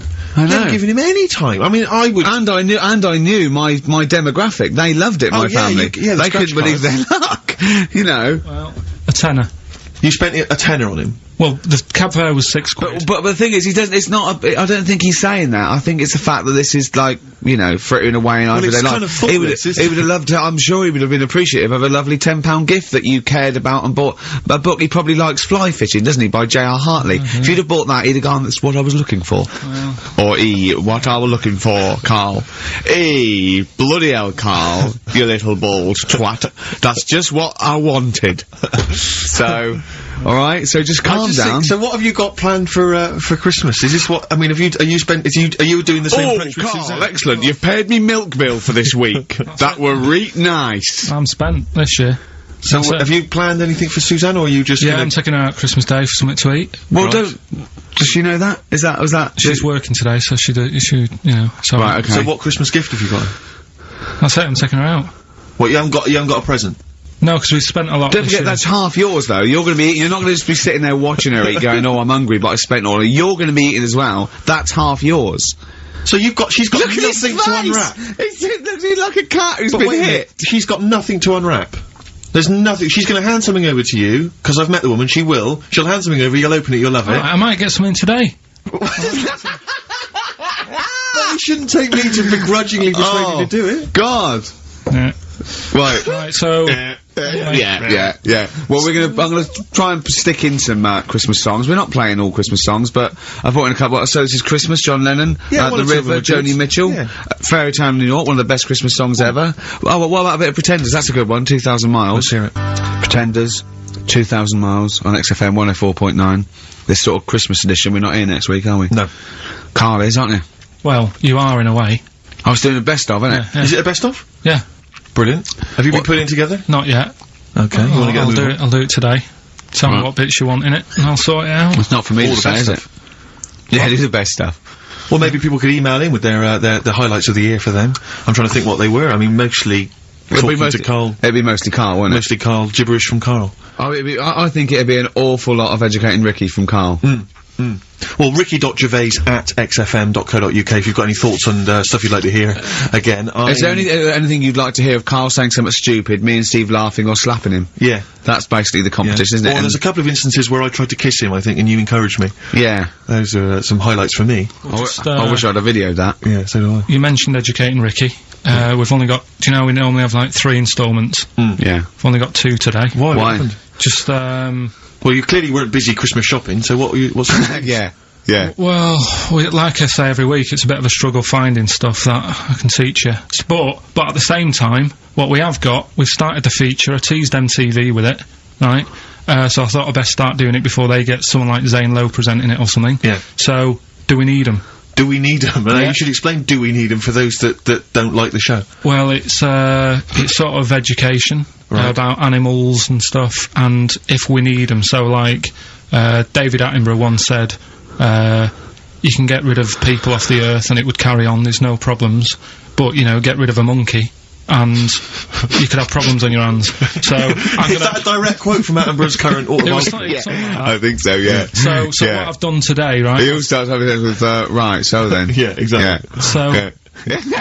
And he always ends things, you got yourself all sorts of problems. yeah. So that's done. That's coming up. Enjoy that. Enjoy so that. I've spoke to a woman about, jellyfish. Oh yeah, because I know you're not a fan. Not a fan of them, so we'll be speaking to an Women or expert. jellyfish? This is a woman. Either. Something like jellyfish. Yeah. So we'll be sorting that out before 3 o'clock. We'll be finding out if we need them. Putting that one to bed. He's great, and he's great. And then we've got a Christmas edition of Rockbusters, which Oh. I found out yesterday. Go on. Channel 4 have ripped it off. Go on. It's on their teletext thing. That's What do you mean? outrageous. Yeah, on their teletext page, someone said. What are they doing then? Like Rockbusters, they're copying the format. You sure they're not copying Blockbusters? No, it's someone said it's a cryptic clue of a band and that, and initials, and you work it out. That is despicable. I mean, we should investigate this. So they've fundamentally ripped off the idea of being allowed to do a cryptic clue to guess a band. Yeah, but the sort of clever cryptic clues. Oh, so they they didn't steal certainly off you, ripped you off then, have they? I'm just saying. Hey, I should just point out, because it's Christmas time, we've had an email from Dickie Anderson. Oh, Dickers. Yeah, RA is, well, he's, I suppose he's a long-time listener. Yeah. And he emails us most weeks. Ricky, if, as I suspect, I'm your only listener, I wouldn't bother with your show today, as I've got to attend some family Christmas nonsense at Auntie Marion's house. That's from Dickie Anderson, and he's good because considering he hates the show and everything we stand for, he does take the time to email every week. That counts. That counts to advertisers. Yeah. I think we've got a lot like him. We've also had a lovely Christmas card here from Alexandra, right? Who's wishes she loves the show. She loves you, Carl, and she's enclosed some biscuits for you to save you a bit of money because she knows you goes out and get your own biscuits. And we've got a lovely little packet of Fox's Well, why don't you wrap Creations. them up and you can give them to your girlfriend? Don and Blitzen from the About a Boy soundtrack by Badly Drawn Boy. Christmas theme there. Christmas theme there. You've spotted the Christmas theme. Yeah. Carl's not really in festive mood, but I can't imagine Christmas is your time of year, is it, Carl? Well, I'm not sure any time of the year is, really. I liked it when I was about I think when I was about 7, I enjoyed it. Was that the one? Was that the year, the big year for You you? get loads of stuff, you don't have to worry about anyone else, but once you've, like, got a job. What did you get when when were you doing your paper round? How old were you then? I was about, 13, 14. Well, that was then your own man, weren't I you? had to buy stuff. Oh. But you're still not You're quite having a a good selfish time. man, aren't you? I didn't realise this. No, it's just that And Christmas. that's coming from him, Carl. My dad always said... Oh, right, steady on. Dad said Christmas morning was for, like, you know, for me, so he used to stay in bed. So he never... That's brilliant. That's a great thing to say, isn't it? Yeah. Christmas morning's for you. Run wild. Do what you want. Just don't bother me. I'm going to Honolulu for 2 weeks. That's great. Dad, it's Christmas. Do I have to do anything? No. So my mum used to get up, because she used to like to see my face light up, you know, when I open my presents. And then, Fireworks. and then I'd have to go to my bedroom from about 6 o'clock onwards, because, like, my mum and dad were into having big Christmas parties, and I wasn't, like, old enough to go. Right. So they'd say, right, you know, you've had your fun there, you go up to your bedroom, stay in there. Really? Yeah, I remember one year, right, I got a train set, that's what I wanted. Yeah. Right? It's brilliant. Playing with it all day. I thought, I don't mind about the party, I'm happy staying up here, playing with this. Brother comes in, he's had a few, right, he's going, yeah, give us a go on your train. How old is set. he? He's a bit older than me, so he might have been like, let's see. Well, let him be 18. Yeah, probably about 18, 19, And how old something were like you? that. I had a train set, so, I don't know, about 14. something like that. Right, so I'm playing on that, loving it and stuff, and then he comes in and goes, oh, give us a go. He turns the transformer up to, like, 14. He went really fast for about 5 seconds, broke it, and then he went back downstairs. Wow. So Christmas, I hadn't even got to Sounds Christmas like Day. the Conservative government with British Rail. Satire, that is. Rick, I just thought that there's satire. If there's any satirical shows listening or it doesn't work in any way, because there's the analogy falls down apart from there being a train. Think it through, though. British Rail was trains. Yeah. And the government broke the trains in many, well, they didn't break them, like, not officially breaking them, but they kind of... Yeah, it does work, it's perfect. Oh, I'm pretty pleased with that. And I can't, and no one's asked him to be on Have I Got News For You? It's weird, isn't it? Because It's strange, that, when you've got a satirical mind that's as quick as that. Yeah. All And right. he's broke your little train set. So what did you do? I just, like, watched telly and had some sausages. I bet you were happy with that, though, weren't you? It's a bit annoying, though, isn't it, when your main present of the year has been broke. And did it ever get it fixed? No, that was it. Put away. I'm intrigued why your parents wouldn't let you come and join in the festive fun. Was it like really debauched down there? Was it like eggnog everywhere? And Well, no, but I mean, that's fair enough. 6 is a little bit early, but I just think, you know, if you're your kid, you know, he had his fun, put him to bed at 8, maybe. And he you think won't. so on Christmas Day? I thought that was a day for family. Well, not if there's a party going on. And, Well, don't have the party on Christmas Day. Is Well, my point. that's another option. Yeah. Your parents are weird, aren't they? A strange breed. Well, and I think that was the year, right? You're talking about buying presents and stuff. I think I did treat my mum to... I didn't buy my dad anything. I think that was, like, when I got a bit older, I used to get my dad something, because he wasn't that bothered anyway. No. So, got me mum, there was a cheap shop, right? Of course. Thank God for that. Called Snips. Right? So I went in there and I thought, let's see what I can get her. And remember Victoria Plum? I don't think so. Well, it's like a fairy character. Right. Right? And my mum's into gnomes and stuff, right? So I thought, right. She must be pleased with you, then. Victoria Plum. I was thinking, is that one of the neighbours? Is it like a brandy Do you liqueur? remember Victoria Plum? Victoria Plum. Victoria Plum, yeah, it's like a little fictional sort of character, right? Okay. So I saw it, I thought, yeah, she'll love that, right? So I did my paper round, saved up for 2 weeks, right? Aw. Got that sorted, went to Snips, bought the Victoria Plum. Next day, I'm in town with her, right? So I think, oh, I know what I'll do. I said, come in here a minute, right? So we go in, and we're looking around, and I tested her, right? I went, look at that there, that's alright, innit? And she goes, oh, it's bloody awful. Oh, Carl. Oh, Carl. Oh, God. So then, Christmas Day comes, I said, Oh. don't bother opening it. She said, no, why? I said, Oh, "Don't no! Why did you still give it to her? So, well, it's too late, I'd already bought it. Oh, Carl. So she opened it, and I was like, and she said, oh, that's nice. I said, why are you saying that? I said, the other day, you said it's bloody awful. She said, oh no, I thought you were pointing at something else. Oh, no. So that's why I don't get anyone anything anymore. Oh, God. Play record. Oh, God. Oh. That's good, isn't it? Not bad. Gold Rush. Let you down.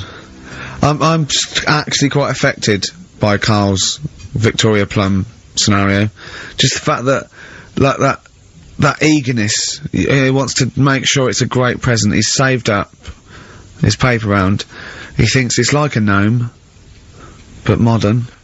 I'm worried that you're using it as an excuse now, and that's why you're not buying anyone any gifts, because you've had your fingers burned once. I mean, you were 6, 7 years old. To be fair.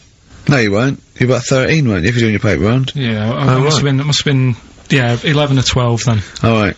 Yeah, so I'd saved up. Oh no, I'm not using it as a thing, it's just that... What do you get your mum this year? I've sent them some money so they can, get a passport.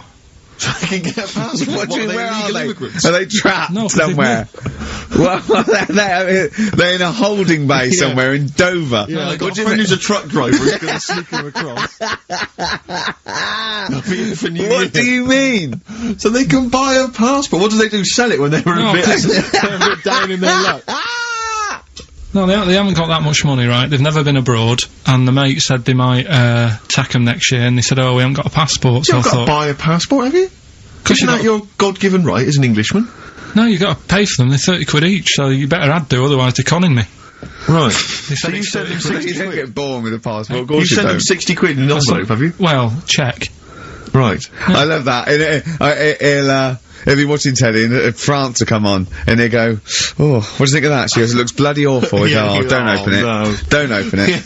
Don't open it. So you've not paid for a holiday for them, you've No, I've you've just given sorted them- out the... Well, it's the better prize, isn't it? Because they can't go anywhere without it. Well, the passport keeps on giving. Yeah, so... 10 years. That is, yeah. So, but no, I never used to, I mean, I can't think of other things. I used to get me dad once I started getting him stuff, it sort of used to be a dressing gown, and then, but as an extra surprise, I used to put like a cigar in the pocket, so he'd think that was it. Yeah. Then he'd put it on and put his hand in the pocket. Right, and then he what's just this? hit you because he thought you'd nicked it.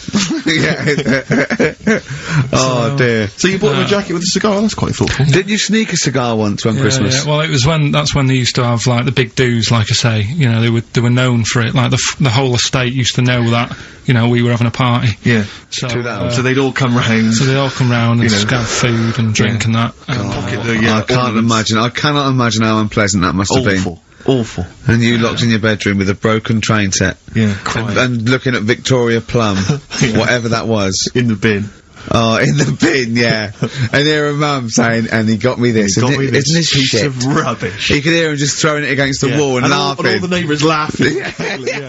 And you'd come down and just be in pieces with loads of spit on it. Just loads of gob on it. Eyes. And all the Polaroids of them just like laughing at it and pointing. stamping on it. Alright. Just brought it all flooding back. But no, I used to get up in the morning and then, like, they'd still sort of all be there asleep on the floor and on the sofa. And Oh, that's awful. Carl. That's terrible. Christmas is surely the one day a year which is a family thing. It's for the kids. They're the ones no, that but are... that was Boxing Day. Well, I know. Oh, that's all right. It's not It's over. Yeah. Back on the bike. Christmas is over. All right. Who's going to pay for this? What, me? Yes, Carl. You're doing 2 rounds today. Yeah, was your paper round supporting the entire family? Yeah. No, so I used to get up and, like, go downstairs and they'd be asleep, so I'd be mooching about trying to find, like, another present that's still working. I love the idea that these people from the estate had, like, squashed his presents. Yeah, so I found a cigar that had been sort of lit up and then put out, so I thought, oh, I'll have a go at that. Yeah. I went outside and had a go, and that's the last time I smoked. Right. Sort of, I tried it, I thought, I don't like that. I love the fact that he does everything once. Yeah. In his life. It's a line of, I've done everything once. I don't need to do it again. Oh, dear. You know, I've said in the past to you, Rick, that my grandparents, so I love them dearly, but it's like, for the last 30 years, they've been waiting to die. I know, It's yeah. like they just sort of, it's like, you know, the novelty wore off of, like... Life in the 50s. Yeah, they got kind of bored of it. Like, yeah, in the 40s, it was brilliant. All sat around the old Joannas, the bombs Yeah. fell, singing. They loved that. The 50s, you know, that was great as well, because that was the post-war years. It was, you know, it was a bit tight in the pocket, but it was alright, everyone pulled together. And then the 60s came along, all the crazy music, the funny hair. Let's stay in bed. Exactly, they basically stayed in bed. And, it was one Christmas when, my grandmother said to my dad, what do you like for Christmas? What do you fancy for Christmas? And, this must have been, I don't know, 20 years ago. She said, what do you fancy for Christmas, Ron? And he went, well, you know, I could do with a nice big kind of warm winter overcoat. She said, don't worry about that. She said, don't worry about that, because your father will be dead soon. It's right, you can have his. Meaning my granddad. Well, to be honest with you, my father's still waiting. which is good news. Good news for my grandfather. Less good news for my dad. Freezing. He's freezing. He phones out, how is he today? He's fine. Oh, okay. Oh, I'm freezing. It is it's such a weird mindset, that. I think that, to me, is what sums up people from that older generation, the 40s and 50s. And it seems to me that you've got that kind of mindset. It's like you were born in the 30s. And whenever you talk of your childhood, it's like you had, like, a baked potato to take to school. And a hoop and a stick as a Christmas gift. The other thing is, I think that that sort of generation, it seems that the man is dependent on the woman. There's a total dependence. Oh, absolutely, If she dies, he's done. Yes. He's done for. Just pine away. If he dies, she's got 30 years of pottering. Absolutely, yeah. Do you know what I mean? And going to, like, you know, the youth club and the church. I know what you mean, yeah. It's sort of like that. It's sad. Of course, it's sad for them, but it's not the end of their life. No, sure. And it sort of is the other way around. I don't know why that is. Yeah. It's terrible. That's a little melancholy thought for. I know. Christmas I've really you brought it down. You've brought it down. I've brought it. This isn't a nice show at all. This is terrible. Well, we're gonna have people just killing themselves. What? Well, I didn't really want to make it a Christmassy type show because I don't really like it. Oh, he's done it again. Well, he did Christmas once, didn't like it. No, it's just Play a record. I'm not religious or anything. What are you? You're not anything. Teenage Fan Club from the XFM Christmas album, and that's Christmas Eve. Their guitar sounds are just brilliant. They're just always so nice. Alright, Carl, would you like that? Would you like Teenage Fan Club? Yeah, they're good. Carl, I feel like you've never kind of enjoyed the wonder of Christmas. I can't ever get the sense, maybe except when you were very, very young, you know, that kind of bright-eyed, you know, thinking of Santa, you know, kind of, landing on the roof and coming down the chimney and drinking the sherry or whatever. Well, I like the idea of it, right? Sure. The sort of, you know, I used to get a couple of annuals every year, you know. So did I, yeah. And I was allowed to open one on Christmas Eve. Oh, that's brilliant. So they could throw it on the fire. I think it is sort of like quick skim through, do the words right. Yeah. I think they had to light the cigar off the cooker.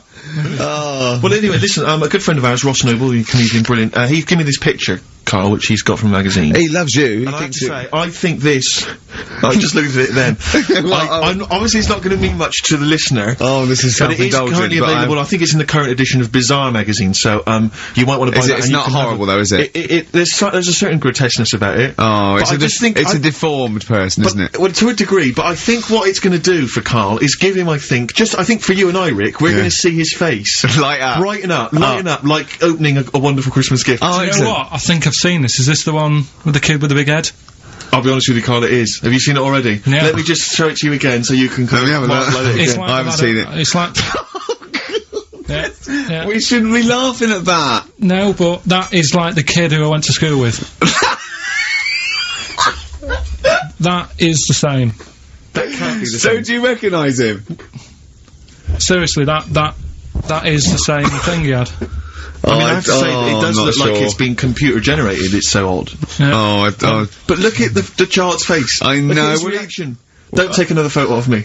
I'm not sure this is right. It's not right, but I was hoping that would give you, Carl, just a little glimpse of, We've had a request as well on the best bits, so someone wants to hear you talking about your mates with the big heads. I can't leave it, because every time we go there, we get some sort of complaint about something. About what? Just leave it. Well, that, for some reason, that always goes from the story with my dad going to Blackpool for taking those kids there. And what kids? And, leave it. No, what? No, I don't know, there's people that know what you're talking about. I'll tell you when we put a song on. No, well, I know what it is, Well, but you if can't you just say wanna that. know, Is it email when... in. Is it when your dad put a kid in the wheelie bin?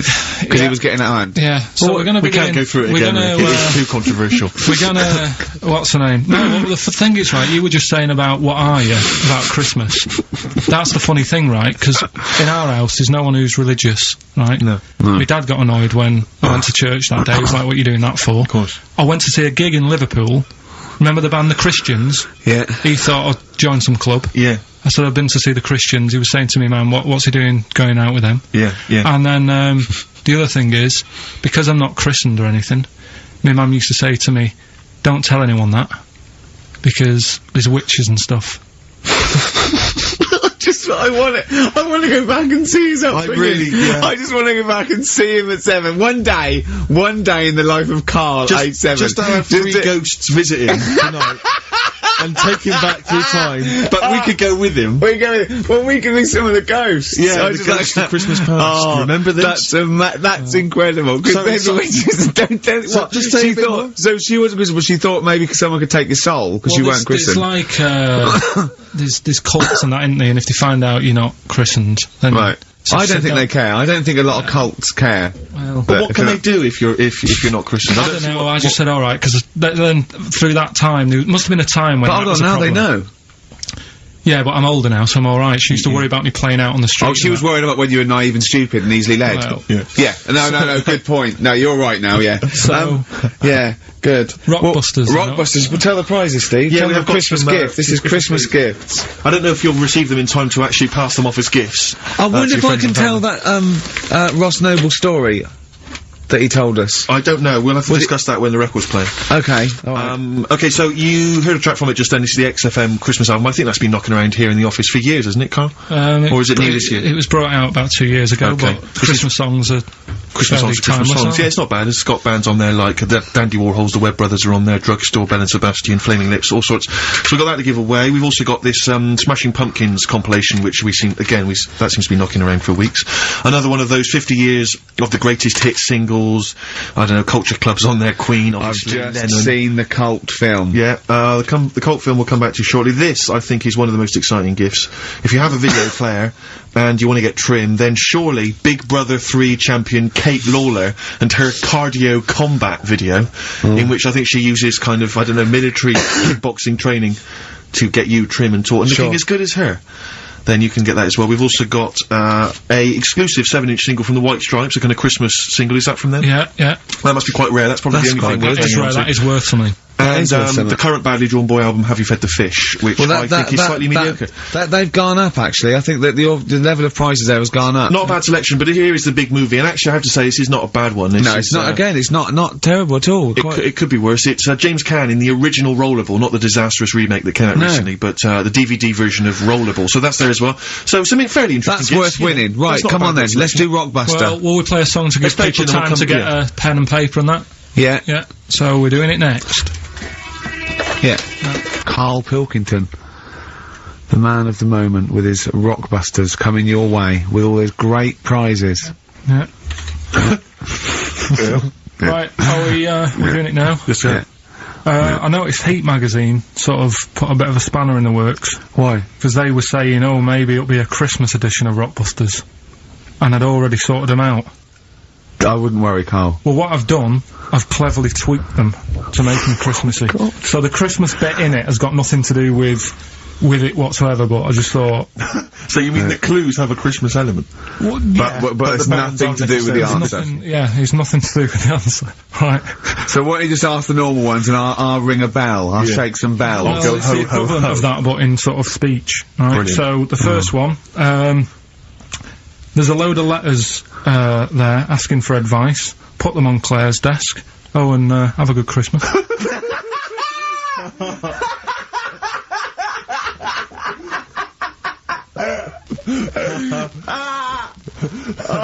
Give it to us again. Oh, God! Right, so there's a load of letters asking for advice. Put them on Claire's desk. Oh, and have a good Christmas.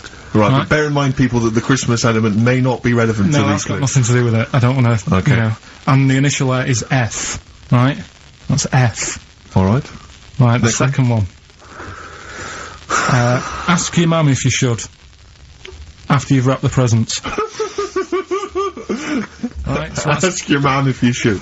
ask your mum if you should after you've wrapped the presents. That's S. Yes. S. Alright. Alright. Okay. And the last one, a couple of people were arguing in the supermarket at the fruit and veg counter. But it's busy in there because it's Christmas. That's probably what brought it on. So that's B. Oh. B. Oh, God! So they're the three. Will I just recap? Yes, please. Yeah, I have no idea. so I the can't first even. one. I don't know what to start thinking. Well, Right, there's a load of letters there asking for advice. Put them on Claire's desk. Have a good Christmas. Have a good Christmas. Second one, ask your mum if you should. After you were at the prison? S. And the last one, a couple of people were arguing in the supermarket at the fruit and veg counter. But it's busy in there because it's Christmas. Busy because it's Christmas. That's a B. So they're the 3 things. It's email only, this one, please remember that. ricky.gervais@xfm.co.uk. ricky.gervais@xfm.co.uk. Yeah. Brilliant. Carl looks happy with them. He looks really happy with them. Rightly so, they're cracking. They're good. Yeah. They're Pleased with good. those. So. Alright, is there going to be more Rockbusters in the new year? We're not sure. I'm still, thinking about new ideas that we can do. Okay. Are we starting Ricky Ridiculous today? Have you done Couldn't be anything? bothered. Couldn't be bothered. Can't be hard. Look forward to Ricky Dickinson. Well, he's worried about. He nearly said asked, and he just stopped because he's worried because he's the producer. Yeah, well, I've got to set a standard. Oh dear. Carl, you have, mate. You have. So that's that. We've still got to come. I'll tell you what. Why don't we have a lovely tune? Yeah. Right, you make the tea. We're opening these biscuits from Alexandra. Yeah. We'll be enjoying that. Right, maybe segue so we can have a nice little, rest. I don't want to talk through it; it'd be rude. And then we're coming back, and as part of like Pilkington, Parkinson, and Do We Need Them? Do we need them? Yeah. Carl has interviewed an expert on jellyfish. Brilliant. So we've got that. Plus, of course, we've got a two-part Educating Ricky. You've got Educating Ricky still to With a come. Christmas theme or not? And we've still got No. things like the Pogues, John Lennon, Joni Mitchell, just David Bowie. Are you suggesting there's going to be some great music and some Great fun music chat? and some fun chat. Lovely. Good. We had our little biscuits, haven't we? We're loving it, aren't we? Yeah. Cheers for that. I think I can just sum up the station, can't I, Steve, with that just last I think comment. you're probably right. I just came in, I just went to the toilet there, and, it's a disabled toilet that's close to it, so, you go there, I had a wee, I thought, oh, the thing doesn't work, didn't flush, I came back and said, oh, the toilet doesn't work, doesn't flush. And, Carl went, no, you just stick your hand down and pull that wire up at the... Think of that. Put your hand in the water. I mean, just when In the cistern water. when David Bowie interviewed Zoe, come on, there's toilet's not flush. He goes, all right, baby, just stick your hand down, pop the shit down the U-bend, and just wipe your hands on your pants. Thanks very much.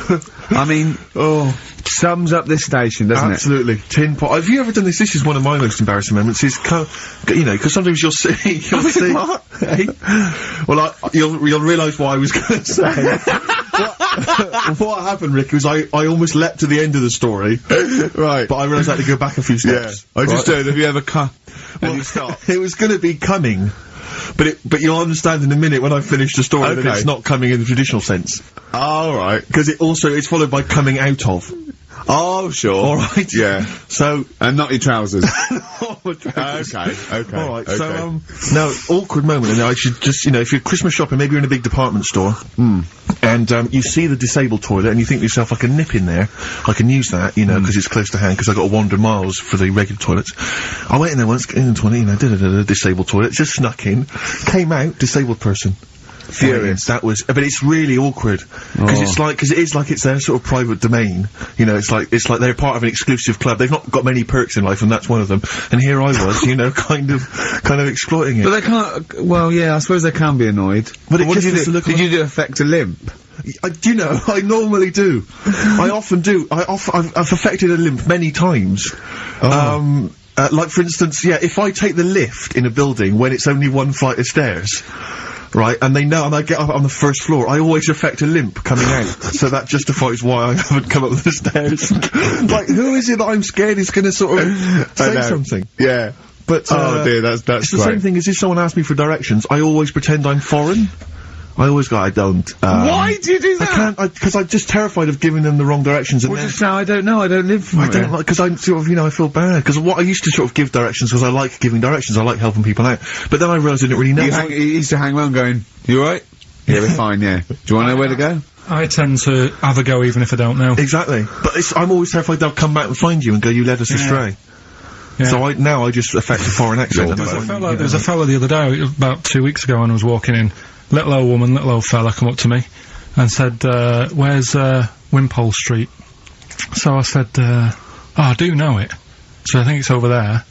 And then, I'm not very good with street names, but I'm good that if you say, oh, there's a Boots on it, Do you know what I mean? If there's something near it, it's like the same with directions when I used to drive a lot. Yeah, or historical facts. I don't know, like, old motorway names, you know, like M this and M that. I can never remember that, but my dad used to always say, right, there's a horse in the field, turn right, and stuff like that. Good stuff, yeah. And it's the same with this fella. He sort of said, you know, where's Wimpole Street? And I said, well, what are you after? And he said, I'm after some blood. And it was a lot, yeah, there's doctors around there, isn't there? So I was like, oh, so that didn't help me. What do you mean he was after some blood? He said, oh, I need some blood. He must have had an illness. Was he bleeding?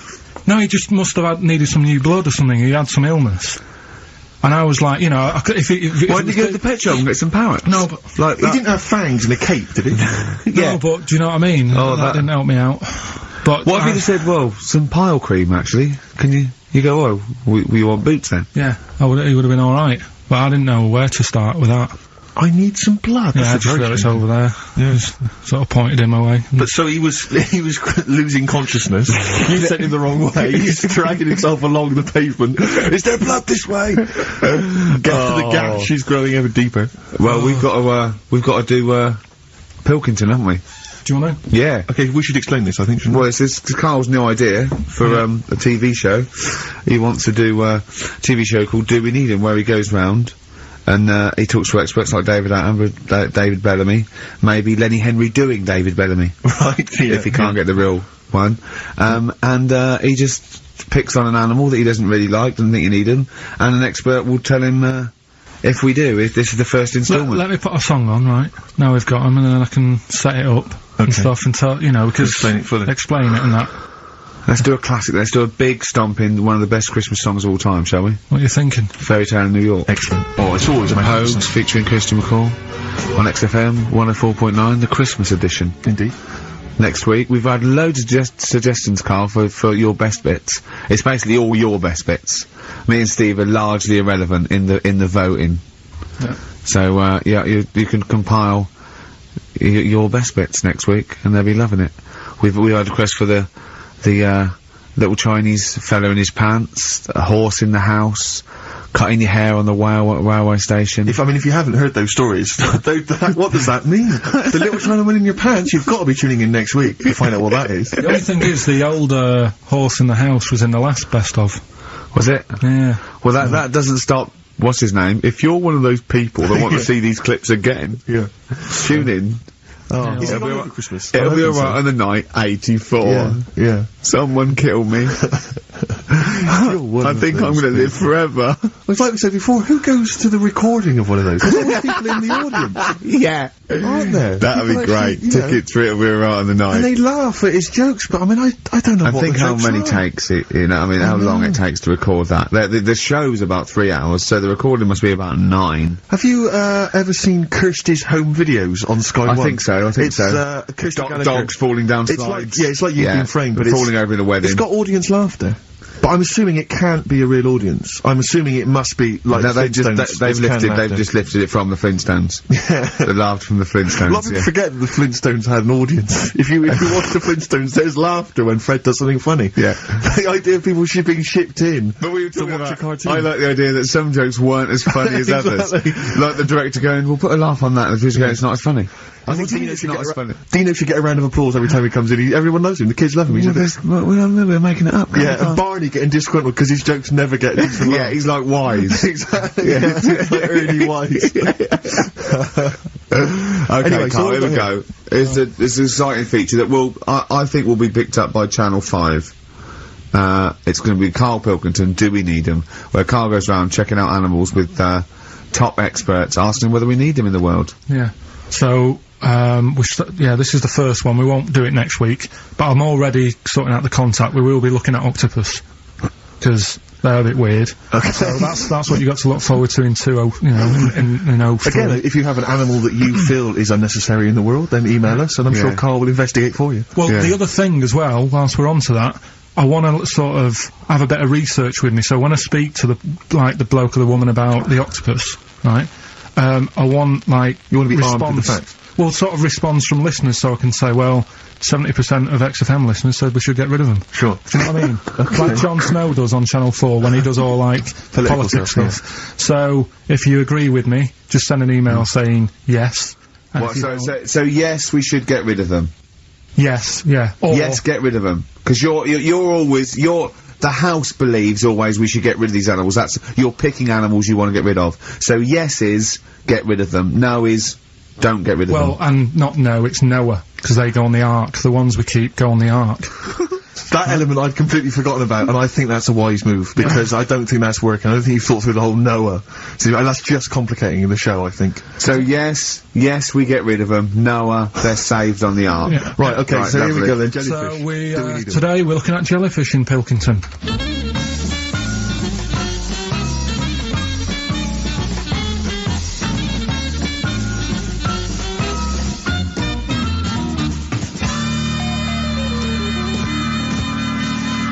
Right, I'm talking to Vicky, who works in an aquarium in Anglesey, isn't it? Yes, it is, yes. Right, brilliant. Today we want to find out if we really need jellyfish. I've got a bit of a problem with them anyway, because I've been stung by one, and I've done a little bit of research into them. So I'll tell you what I know about them. Okay. You know, you might learn some stuff from me, Oh, well, you never know. and if I'm talking nonsense, just tell me. Absolutely. Yeah. Right. So first of all, they don't have eyes, do they? No, they don't. Right. So I'm right with that. No lungs. No. No lungs. They haven't got a heart. No hearts. Heartless. And they're made up of like 97% water, Yes, they are. so they're pretty useless, really. Well, they have got a nervous system. They're actually about 650 million years old, so they've evolved and they've outlived the dinosaurs, and they're even older than the sharks, and they can even outfox us, because NASA scientists have worked with them to try and work out how they operate in weightlessness, and they still don't know how they do that. Took them into space actually to figure out how they did that. Seems like a bit of a waste of money, but... Do you know Port Maddock? I used to go there a lot for my holidays, and there used to be a load of them washed up on the beach. People on motorbikes used to go over them and stuff. Yeah. Which is Well, we get the moon jellyfish. That's the ones with they've got pink bits in the middle. Yeah, That's their reproductive I bodies. think that was them. I think they're the ones that went over on the bike, because you could Yeah. see pink bits. What do they do? If the jellyfish went, would we have a problem on our hands, do you think? Okay. You might have a bit of a knock-on effect, because things like turtles eat jellyfish. Yeah, but do we need turtles? Well, don't forget that when you take out something from the marine system, something normally feeds on. I mean, they're not just there for the fun of it. Something either feeds on it or feeds on what they excrete. What you're saying is they exist to sort of feed others and also to eat some stuff that's Well, in the yeah, sea. they control the population of other fish and species that might otherwise be a problem. Okay, well, let's kind of wrap this up, right? The question that I'm asking today is, do we need them? Say if Noah Yeah. had his ark, right? You've swum and got on the boat, you're alright, you're safe, he's going to keep you to sort of populate the world as well, right? So it's you and him. Uh-huh. He's not a bad-looking fella, so you're happy. Yeah. He says to you, Vicky, do we need him? Absolutely.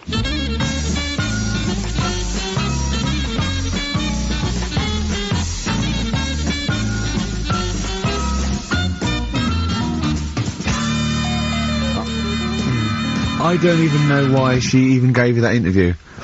When you start off with, right, yeah, trying to find out if I need you, but what did you tell her to get her to talk to you? Just said I'm doing some research on stuff. Did she think you were a schoolboy or something? No, she just said, oh, alright. She said, how long will it go on? I said, not long, just like 5 minutes to have a quick chat. And she loved it, didn't she? She sounded happy to take part in that. So, the fact I love the fact that you've got an expert and you suggest that she's going to be having sex with Noah.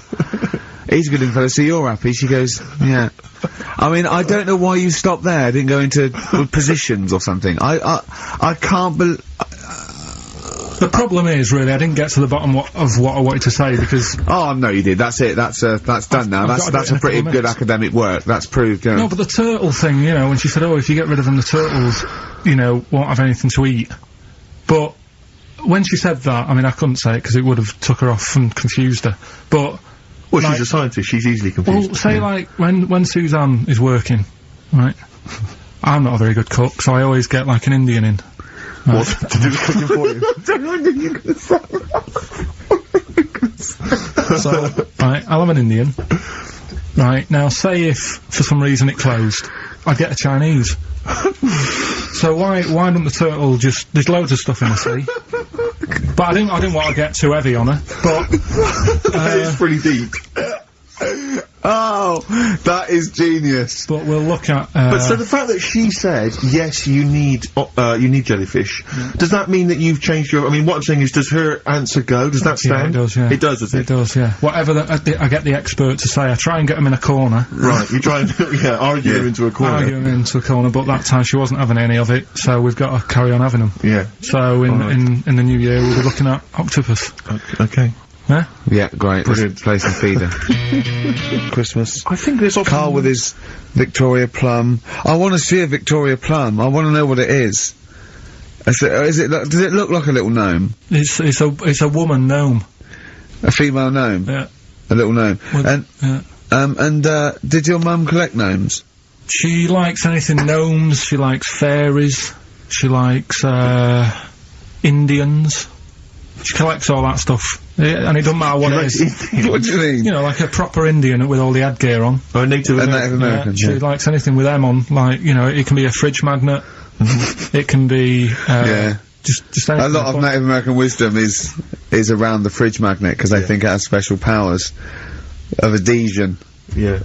Yeah, that's, you read some of their writings, the great works. It reminds me, talking of gnomes, he said to me in the week, he went, "Oh, did you see that programme on telly last night about dwarves and fellas without legs nicking cars?" And I went, "No." He went, "Oh, it's amazing, right? Because they haven't got legs and that. They scoot along and they can nip into a car like the Dukes of Hazzard." Explain more, Carl. No, you see, I didn't see it, someone else told me about it. Oh! That's what I said to you. I said, "Did you see it?" Because I missed it. And it's about these little fellas, who, specialise in car nicking. And the thing I wanted to know is, because this lad who sort of only watched half of it. Is he like you? Well, I said, I can understand how it's easy to get in, but then how do you get away? Because you can't reach the pedals. Yeah. Can there be two of them? But presumably he opens the car for someone else. Is it? What do you mean? What, so he's steering and he's like, right, press the brake a bit. And then there's one that's just legs, but without the top half. I don't understand how this helps them, though. Why does this make it easier for them to steal Because they can just get through the window really quickly, like in the Dukes of Hazzard. What? Because their legs don't get in the way. Right. Do they just run? And just... But what do you mean, the window... I mean, what? So someone's driving along... No, I didn't see it. And This leaves is why the I'm window asking open? you. I didn't see Do they it. leap in when there's someone still driving the car? I don't know. Well, there's too many things left unanswered here. I can't go maybe over someone's seen it Christmas and they can not know. email in. But that's sort of... This panicked you anyway, I imagine. I bet you were gutted you missed that programme, weren't you? Well, I'm interested in stuff like that. Because I like learning, which gets us on to educating Ricky. Oh, excellent. Slick. We've had a good year of stuff. We have. Stuff. Yeah, I've learned a lot. Can you remember any of the Of course I highlights? can. There was a deaf girl and she hit her head and she could hear. Yeah. There was also some people who ate tomatoes thought they were poisonous on lead. There was also a doctor who gave a blood transfusion with some parrots from the pet store. Yeah. Because the doctor in America, and it was the olden days when the lines were bad, said give him his parents' blood, and the doctor this side thought said give him some parrot's blood. So that was true, and that educated me. That was fact. What have you got for us? Well, we've only got two, because I've taught you about jellyfish today, that we need them, so we've only got two things to go at, and I give them a little headline so you remember them, to make them snappy. The two headlines you've got, oh, what a catastrophe. Okay. And the second one is, well, you'd think it beat Bughead, wouldn't you? What? Well, you'd think it beat Bughead, wouldn't you? You'd think it beat... No, you'd think it be... Yeah. You'd think it'd be Buggered, wouldn't you? Bughead. Bughead. This can't be... If this is anything with a bug living without a head, I'm not interested. Because we've done it. All you've done is... Well, let's just do, oh, what a catastrophe. So it is that. Right, do that one first. Which one are we doing? No, do the Bughead one. Right, well, the The bug-head one. Well, we've talked a lot about animals and that, haven't we, without heads. Surprisingly, we have.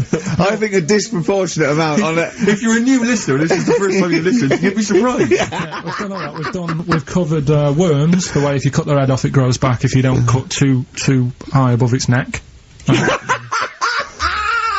We've covered the chicken. The fella who blinked. Yeah. I can't go into it again. Right. Let's not go into it again. We've had the chicken with no head that lived for 8 months. Yeah. And we've had And we've got the cockroaches living for a week without an head. Right, okay. Well, it's a bit more on the cockroach front, really. Right. They found, right, that if you get a cockroach and you cut its head off, right, and then you find a cockroach that's still got its head, but it hasn't got any legs, Right. right, it's not over for both of them, right? Because what you can do, you get the one that's got the legs, Right. with no head, sort of running around, get the one with the head, sit it on top of it, Right. get a little tube, Okay. so that the fluids... So is this aunties go out of the Let him room? finish. This is like Blue Peter. Let him finish. You could get this for Christmas. Right, you get Yeah. a little tube, you sit that on top so the bodily fluids are still running between the two. Right. The head of the one on the top will control the feet of the one on the bottom. Okay. What about Good. And, will it continue to live? that? Yeah. Okay, you don't know that for sure, do you? That was just a question out of the blue he wasn't expecting. What do you think of that? Good, yeah, it's great. Yeah, just a primitive nervous system that can, yeah. Did you expect us to be more impressed and excited by that? Well, Did you fall off your chair when you read that? Did you literally topple off? Going, Did "Whoa, look at you cartoon." think you were going to be the Frankenstein of the insect world? Yeah. No, I just was thinking if they can do that, you know, With them, can they do it with humans? Because I also did a bit of research course on. you did. Did you come to the sort of conclusion that apart from the moral aspect of it, that the human was probably more complicated than? Yeah, but do you know what I mean? Things move on, don't they? Do you know what I Modern mean? science, Rick. You know, I had Binatone as a kid. Now they've got PlayStation 2, and the difference in 10 years They is have amazing. found that if you lose your head, a cockroach can live normally on your body, but not the other way round. Your head on it cannot control its legs because it's too complicated It's for too your confusing. brain. So, yeah. Well, then other research, because I thought if you don't learn from that, I'll give you something else for free, right? Go on. Free. That they can clone people. The only reason they don't do it, right? Say if like Ricky needed a lung, right? They could clone you and make you the same. But the only reason they don't want to do it is because it'd be a bit horrible, wouldn't it? So and it would take sort of 18 years for me to get an adult lung. And there's all kinds of moral implications. yeah. What do you mean, yeah? You hadn't thought of that? Because lest we forget, Rick, he ended with the only reason they don't do it is because it's a bit horrible and that. Which scientist said that? Right, let's leave That's a that then. quote. Right. Well, That's not it. That's not the other one. That's it. No, that was just, you know... We've got another one to come. Oh, I can't wait. The headline again? What was the headline The again? headline, oh, what a catastrophe. Looking forward to it. Mark. Yeah, a bit more counsel. This is from his covers album. This is called Snowbird. He's so happy that the XFM listeners understand his stupid clues, and he knows it annoys me.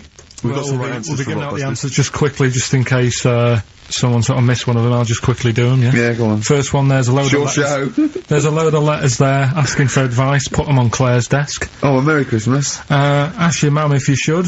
Oh, a Merry Christmas. And a couple of people were arguing in the supermarket. It was at the fruit Christmas, and that's veg why. counter.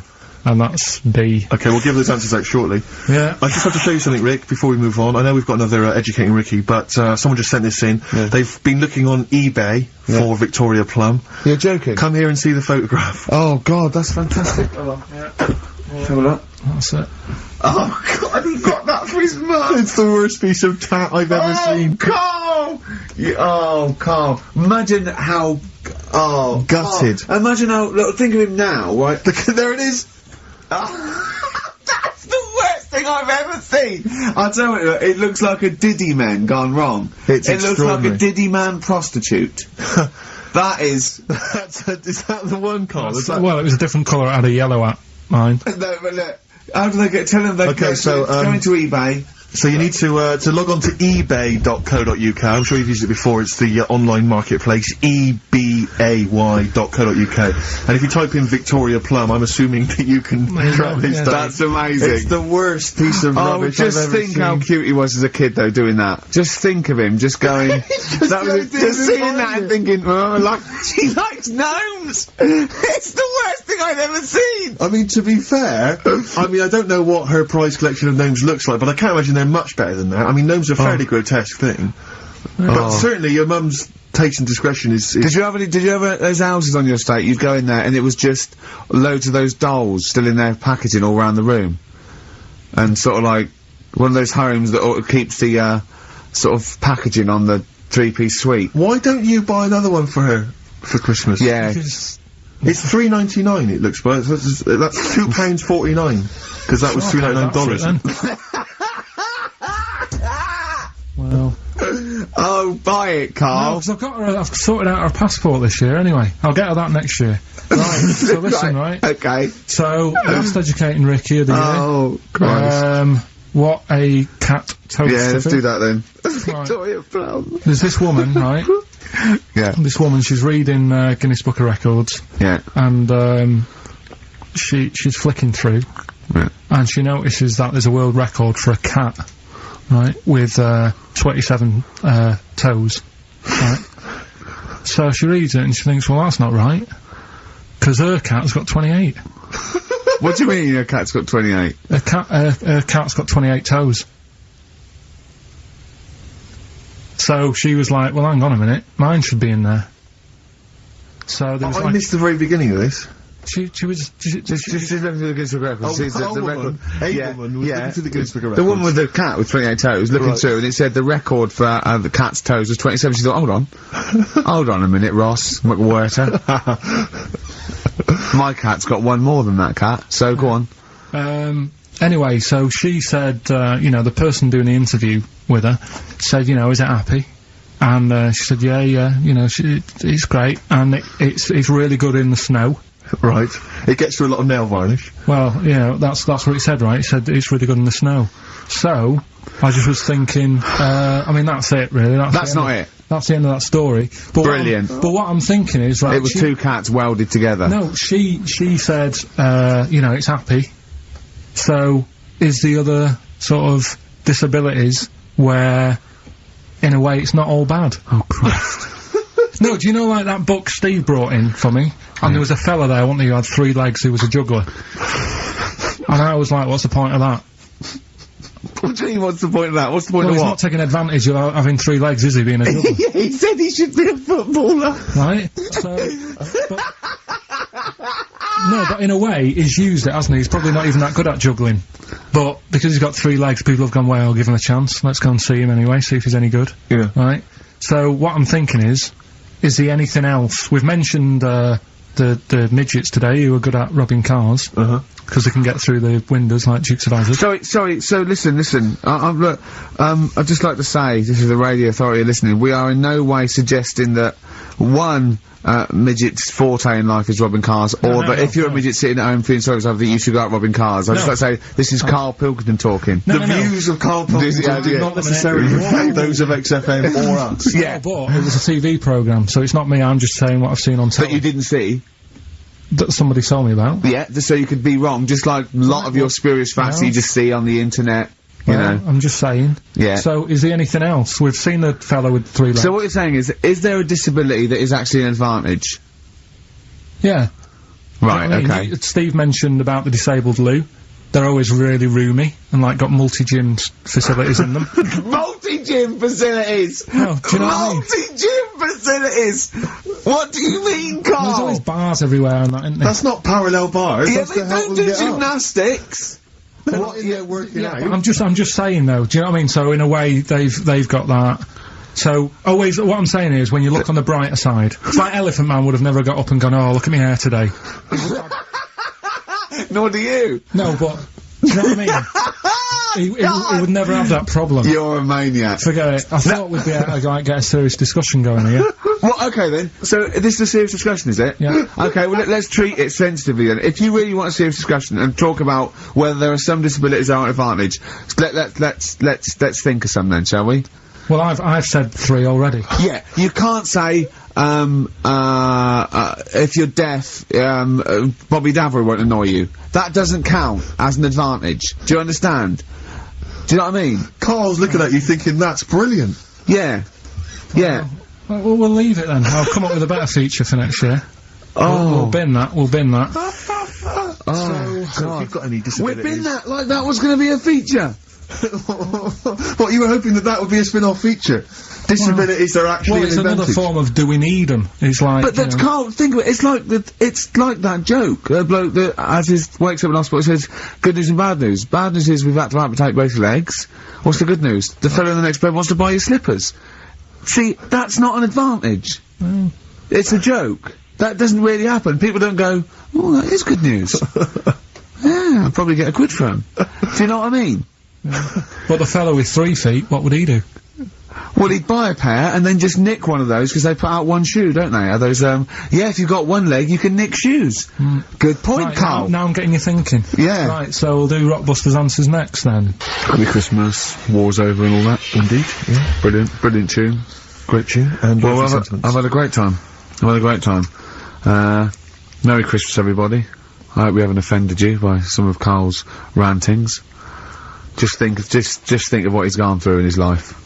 That Victoria Plum incident. Carl, I've got a little gift for you here before we go. Oh, you're joking. I haven't got you anything. Well, no, you haven't got your girlfriend anything. I wasn't expecting much. It's not exciting, but it's worth taking. In fact, why don't you just re-gift that straight away? It's alright, cheers for that. Yeah. It hasn't even looked at it. Champagne. That's not the champagne we got free from the BBC, is it? It's not actually, no, Rick, because, that is far too good for the likes of Carl. Oh, right. And I wasn't gonna give it to you, you wouldn't appreciate it, that's just sparkling wine. Oh, brilliant. Oh, I love that. Yeah, he doesn't know the difference. I'm seeing Carl on Christmas Day, 'cause, he's around Christmas Day in London, so I'll get a little gift then, Carl. Alright. That'd be good, wouldn't it? It'd be a nice little... Okay, answers, we must give the answers. You would have to go to bed at 6, though, so we can play. Right, here's the last clues of the year. You had, there's a load of letters there asking for advice. Put them on Claire's desk. Go that on, was no idea. F. That was for foreigner. For Rayner. I don't know what you mean. Claire Rayner. She took advice. She gave people advice. So that's a foreigner. That is shit. Right. I'm sorry. That may be Christmas. That is absolute dark. A lot of people got the right answer. I know. Well, that annoys me even more. Number The 2. second one, ask your mum. Foreigner. Yeah. Foreigner. Second one, ask your mum if you should. That was S. That was Shalimar. Shalimar. Right? No, bizarrely, what was the clue there? Ask your mum if you should. No, we got a lot of people saying Smashing Pumpkins as the answer to that. But I don't know who's saying that today, Mum. Smashing Pumpkins.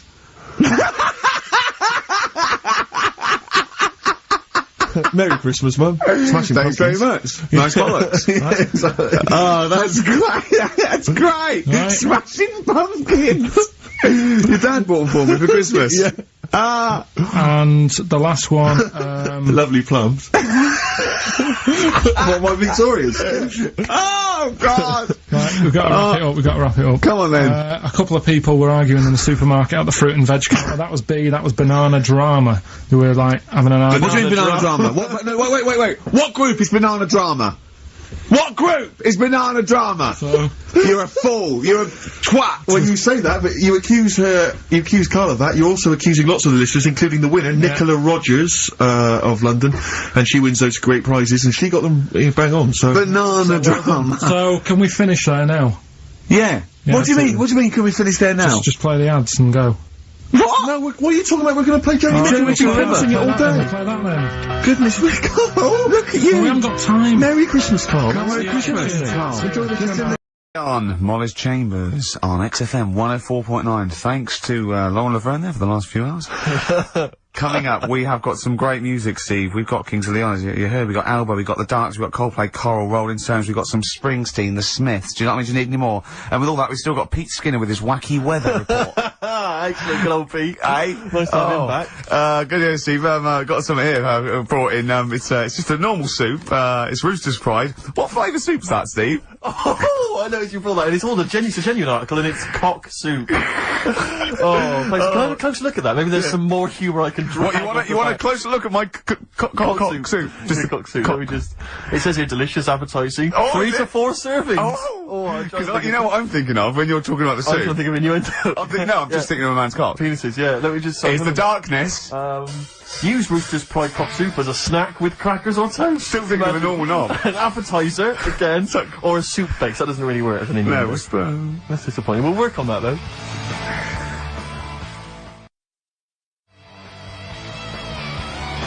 The darkness growing on me on XFM 104.9. Going well, isn't it? I've enjoyed it so far. It's been a bit naughty and everything. Yeah, it was a bit smart. Nothing wrong with that. No. Carl, Alright. having a good day?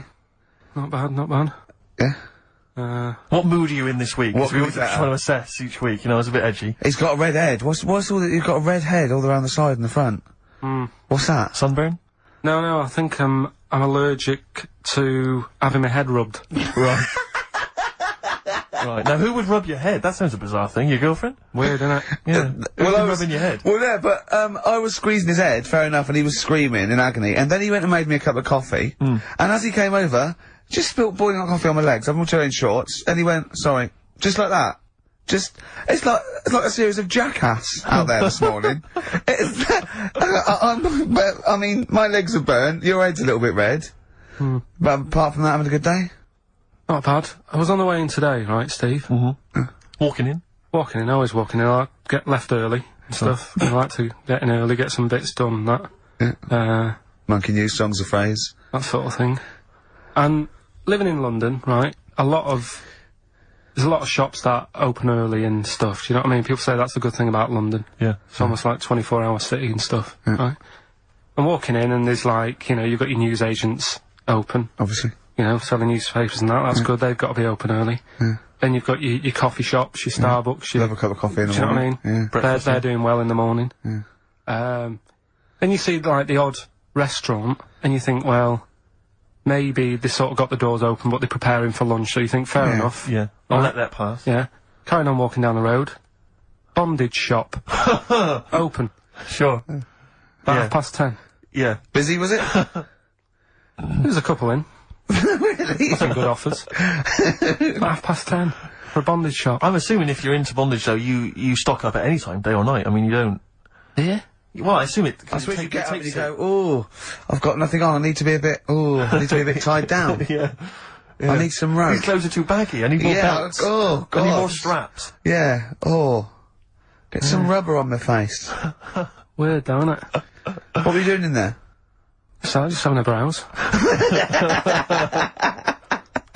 But, so a bit worried really, because the things that I've noticed this week like that's probably a little bit small. You've brought your soup in. I just found it out there. Sorry, yeah. It is Rooster's Pride, cock soup, noodle soup mix, chicken flavour. But I mean, do they not know that is obviously just going to be used on the Graham Norton show and Chris Tarrant when he's doing his show abroad? Yeah. I mean, do you know what I mean? How could they call it cock soup in this day and age? Don't keep saying it. Well, no, it's fine, because you can say cock as long as it means the male we've done this. Oh, do you mean the chicken? Yeah, look, it's a picture of a chicken. Yeah, sorry. What did you think it meant? No, I don't know, I don't know, it's in my head. Okay. Sorry. Yeah. But, yeah, there's something else that's a bit sort of... A bit blue? A little bit blue, but then it's real as well, do you know what I mean? Well, it's a problem. excuses it. Go on. There's a programme We couldn't have said the cock soup if we'd made it up, but because it's real, it's fine. Yeah. We also couldn't have said the cock soup if we'd have meant a male penis. Thankfully we don't, so... We mean a little chicken. Go on. Yeah, this programme was on, it was Wednesday night, something. About this little lad. Who was a fella and a woman. At the same time.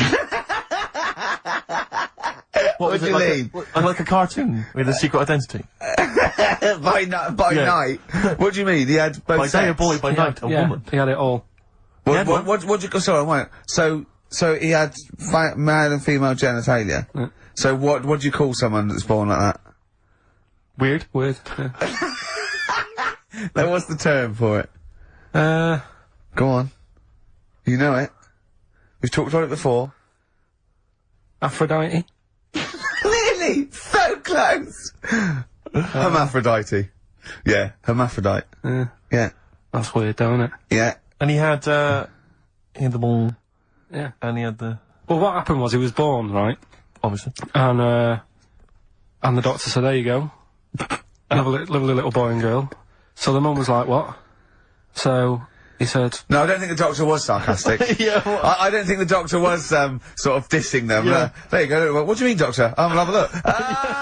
There's the cock, there's the minge. Alright, see you later. What are you gonna call? Hit. But doctor, what do you mean? Have a look. He wasn't sarcastic. He didn't give Don't clues. tell me what you mean, give me a straight answer. He probably went, oh shit, she's got a cock. He didn't go, he wasn't sarky to the parents. No, but I'm just getting across, do you know what I mean? I always had a little bit just to... Yeah, I know you spice do, it yeah. up, You should spice be it a up. newsreader. Be brilliant. So there's a little kid lying there. Yeah.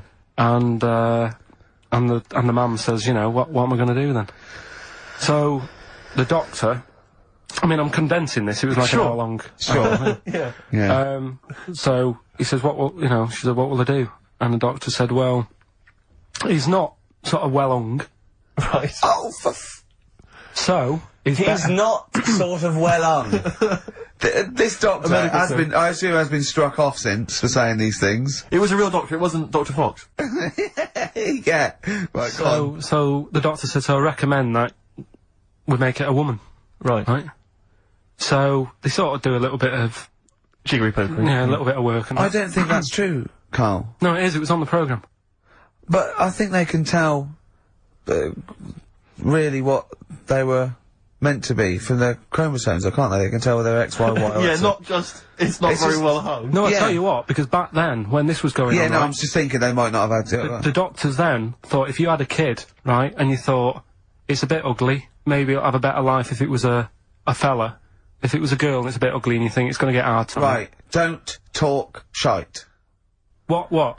That a doctor would go, right, you've had a young girl, I'll tell you what, she's a pig, let's pop a cock on her. Don't No, talk I'm not saying, shite. I'm not saying that. What I'm saying is, say if you have like I say, a girl. I just think it's harder if a girl's ugly and Yeah. she's growing up, she Yeah. has a harder time. Yeah. Don't you agree with that? Possibly, but you don't change someone when they when No, yeah. you don't change their gender No, because they're I'm a just bit of a saying minger. what I'm saying is the Elephant Man would have had a harder time if it was Elephant Woman. Is what I'm saying. Lose that. Let's get rid of that. Let's make it it a into a woman. girl. Okay. I'm with you so far. Go on then. So, anyway, gets away with it a little bit in the early years. Right. Starts going to school, gets away with it a little bit, Sure. right? But then, do you know when you get to that age and your head goes all funny? Like when you're a teenager and you sort of, I don't know, your skull goes... Mine never did. What are you talking about? No. Yes. That What do sort you of mean your head goes all teenage funny? years when you look a bit odd. Do you know what I mean? You go from being quite a good-looking person and then your body starts growing. At a different rate, so Yeah, you never know you never know till 21 whether you're going to be a looker or not, or whether it's just. Yeah. I know. Right. Go on. Yeah, I'm still waiting. So, Your head grew outwards at exactly the same rate, didn't it? That's why it's Your spherical. head grew faster than your hair. He's got a lovely head of hair, but Exactly. just below the skull. Yeah. He's got a little afro in there, Yeah. but it just couldn't get through the follicles. It couldn't catch up the skull. Expanding. Oh, bless him. Oh, come on, Baldy. but the thing is, right, so you see these pictures of the lad stroke woman Yeah. who's trying to be a woman at the age of 14, 15. Yeah. She's got one of them big heads, Right. like a okay. lad. Doesn't, she starts having a hard time. She doesn't want to play with the mates, with the dolls and all that. She's more into go-karting and that sort of thing. Gets to an older age, Yeah. decides to go back. Is now sort of with a woman and having a life of a fella. But did did the doctor keep it for him in case he needed it? No, he's had one put on though. Has he? Where'd he get that from? Dunno, maybe that bondage shop. What do they do when they do that? Do they put on a... What do they do? Maybe someone could call in and tell us. If you're a woman, and you have a... Do you want to speak to someone who's got that information? Yeah, I do want to know. What do If they you've use got it that information, I don't want to talk to do them. they construct one? Do they construct it? From plasticine. Or do they whack on a dead one? What? What? Whack on a dead one? Yeah. What? What? That's not, it's not, what do you mean? No. When a woman has a knob put on Yeah. to have a sex change, where do they get it from? Is it constructed? Do they find, like, I don't From know... a donor. A donut? From a donor. Oh, well, yeah. A donor? A donor, yeah.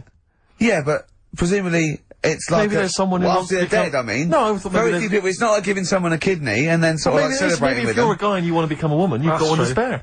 That's true. Well, a swap. Yeah, just do a little swap, probably on the internet or something. Or Noel Edmonds What do you mean? on Swap Shop. He's not a man. No, but he could go. We got a fella here who got a lovely, nearly new, unused penis. Wants, Yeah, Keith Chegrin out in What's- kind of Bognor Regis. wants a couple of tits and a fanny for that. So call in. It reminds me of the, do you remember the John Wayne Bobbitt story? Which Yeah. it's always seemed odd to me. I never really kind of got all the information. Do you remember that one, Carl, where the woman cut off her husband's penis because When he was was adulterous or sleeping. something? I think she drove off. I think he threw it woke in the up woods. quite She quickly. yeah, that's so much better than the alarm Exactly, than the clock, alarm isn't it? call, yeah. And she threw it off. She threw it out of the car window. into the woods, Yeah. and he went and found it. Yeah. But imagine if he'd got to the hospital and they'd sewn it back on, and he'd gone, "That's bigger than I remember." I'm not sure this is mine. How many of you cut us where we done Paul the We Knobs? done Paul the That's Knobs where. down there. Yeah. That was an extraordinary story. And then, bizarrely, he became a porn star. Yeah. Yeah. Very strange life that man's had. Well, it is a bit of a shock to the system, isn't it? Mm. Oh, cutting your knob off. I know. Do you remember that French bloke, the performance artist of about 1910? Do you remember him? No. He, as a performance art, he cut his, in a theatre, he cut his knob off to a crowd of people. Now, What? That's only a one-night trick, though, isn't it? exactly. But what if there'd have been a bang outside? They went and encore. He went, what? Yeah, or they looked outside because a car backfired. He went, "Did you see that?" I go, "What?" I go, "Oh, just cut my..." Did you? Yeah. Think of that. Sacre bleu. I know. French are funny, aren't they? Cutting your knob off for your art.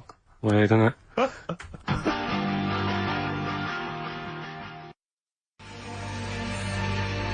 Longview. Further on XFM 104.9. As we're having so much fun with penises, Yeah. I thought perhaps I should just mention... That's a slogan. We should just mention this story, briefly. It's in the paper today. A Russian is selling what he claims is Hitler's mummified penis for £12,000. Yeah. Ivan Zadurprov says his ex-Red Army soldier dad hacked it off as a souvenir after storming the tyrant's Berlin bunker after his suicide in 1945. Yeah. Not. convinced? Why did he wait till now? Yeah. He's found out that. That might get a bit of £12,000. £12,000. Which doesn't seem a great deal. Doesn't seem a great deal of money, really. Well, it's useless, isn't it? True. You're not gonna be able to use it. It's not gonna be able to. It's not gonna be a donor. Imagine that if you walked round. Yeah. You'll never... Making love to a girl, you'll never believe who this is. yeah. You never believe who's doing you, love. Exactly. This is gonna freak you out. This is, just relax. Exactly. Okay, sit down now. Was I that got a all little right? surprise for It was you. brilliant, yeah, so you enjoyed it? Yeah. Right, are Did you you know a fan of the Third Reich? Exactly. Well, no, awful racist. Okay, let's go a different tack. Yeah. You did like the sex. I love the sex. Okay then. Yeah, it's not gonna be Hitler's knob, is it? But, I like the idea that, I mean, you're in the Red Army. Yeah. You've just stormed Berlin. Yeah. 1945. You crash into the bunker. You've gone through Hell. terrible. Terrible. How you've lost 20 million comrades. Unbelievable. Oppression Been everywhere. going on for years. You're in there, you see the man. Here he is, he's dead. He's dead, The figurehead and leader of one of the most despicable, You turn to your friends, there's a tear in your eye. Yeah. And your immediate thought is, I ought to chop off his todger. Yeah. Well, no, I said Bagsy. I said Bagsy the is Winkle. I said Bagsy is Winkle outside. Whoever it was. Yeah, I didn't know it was going to be Hitler. Brilliant. It's just, I can't, it just doesn't make sense. It's ludicrous. It's ludicrous. And I don't know how is he expecting to prove this? Because I want some proof. Well, I think that's why he said that. He probably started off with, I've got Hitler's face. And they went, brilliant. Oh, let's have a look at it. What do you mean, let's have a look? Well, just check Hitler's face. So obviously I know what he looks like. Oh, yeah. No, it's not. You know what no, it's not his face. What wouldn't you know what it looked like? Well, I mean, no one's ever seen his genitals. That's what I've got. Yeah. I've got his. It's got a little swastika on it.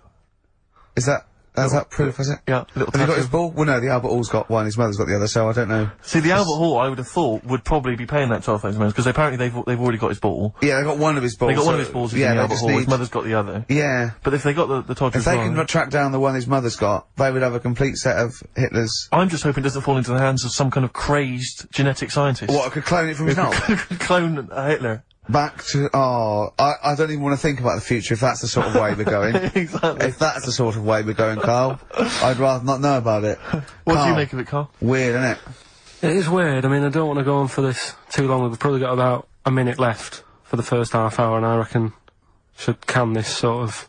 What, 30 minutes of genital talk? Just quickly, on a Saturday afternoon? there's Go on. one in a museum, I think it's like that London Museum. What? One what? Well, do you know like how people are buying weird stuff and that to put in museums? Yeah. There's this device that, but I mean, think about it, years and years ago they used to torture people, didn't they? Yeah. Really badly.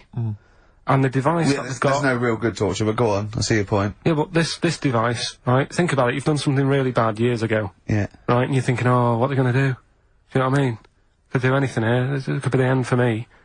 The device they've got is this thing that you put on your bits, as a fella, and it's sort of metal, so it means you can't, sort of, you know, get excited. It puts a stop to you, sort of... That wasn't a torture device. I think it was a Victorian thing to stop, adolescent boys wanking.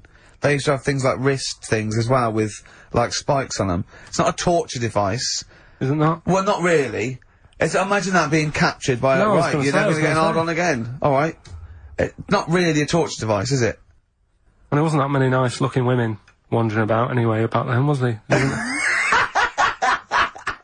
Didn't get excited about stuff. What are you talking about? Well, the filth, it stunk and everything back then. What are you on about? Right, we've covered that.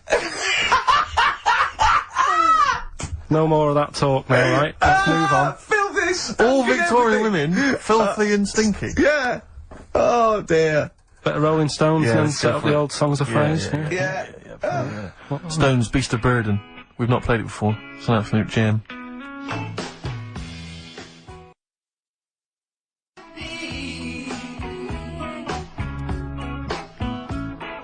The Rolling Stones, Beast of Burden. Can I just take this opportunity, Rick, to say to, Sir Mick Jagger, happy 60th birthday this year, Mick. Happy 60th birthday this year. Yeah. Was it today?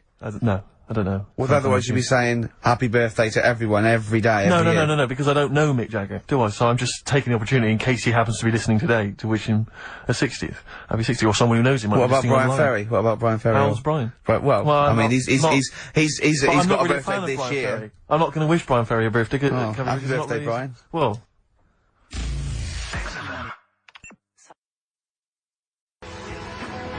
Silence is easy. Star Sailor on XFM 104.9. Right, it's the quiz of the week. if you want to go out and do some shopping, this is probably a good time, and come back again for about 15:15. But don't forget, what I will say is, even though these clues, we're going to do songs of phrase, by the way, where Carl picks out a phrase that he might have said once, tries to find words from songs to put it together. You've got to guess as many as you can, song or artist, I can't remember. But even though you might look at it and go, that's mental, I don't know any of them, you might win if you get 2 right. I mean, I think the winner last week got about 3 out of 3 Well, or I have 7. to be honest with you, I mean, last week, Rockbusters, surprisingly, was a very, very popular quiz. Yeah, It just happened to be awful. yeah. This one is pitiful. I mean, it's truly atrocious. Yeah. And it really doesn't even have a fan base. I mean, there's no one championing this one, Carl. Last week, seriously, mate, I got about Oh, Carl's face. 7 or 8 replies. Oh god, that's terrible. That was like when you told a kid that you couldn't afford a Christmas present this year. Look at his face. Yeah, it is a bit distraught. Carl, I suppose it's like Chris Evans' face when they said they were cancelling Girls and Boys. It's like, but I can come up with great TV game shows like that. No, you can't, Chris. Not anymore. Oh, his little glasses slid down his nose. I'm the guy who don't forget your toothbrush. Yeah. All that money you owe me. No, you owe us. Oh, can't believe it.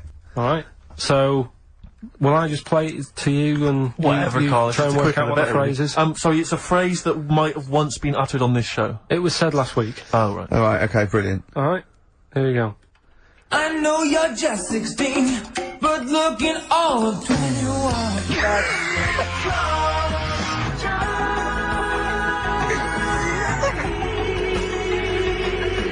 Look older.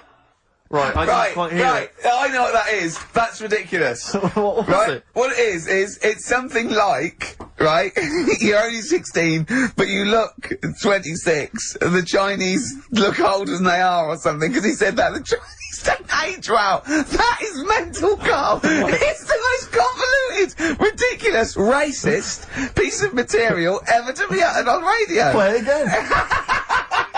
I know you're just 16, but looking all of 21. That's...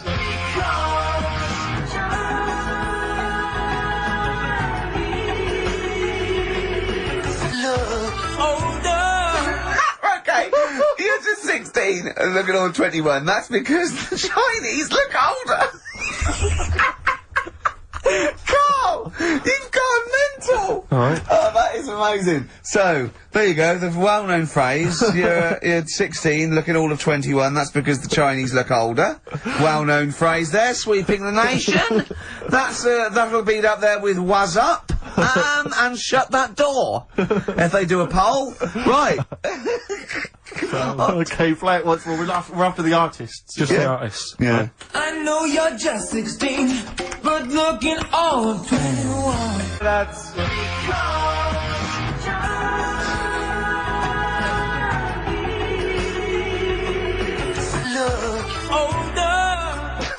Unbelievable. Alright, let me tell you what the prizes are. We've got, I assume this is the new album from Mower. Everyone's going crazy for Mower. I've not heard people stop talking about Mower. But there it is.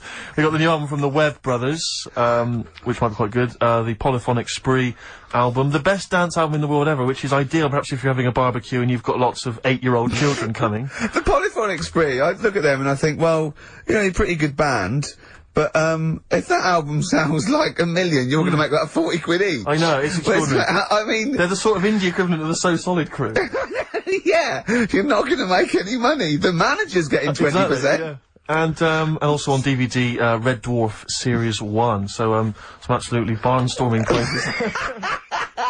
And if you can identify what artist to use in this well-known racist phrase, that's because the Chinese look older.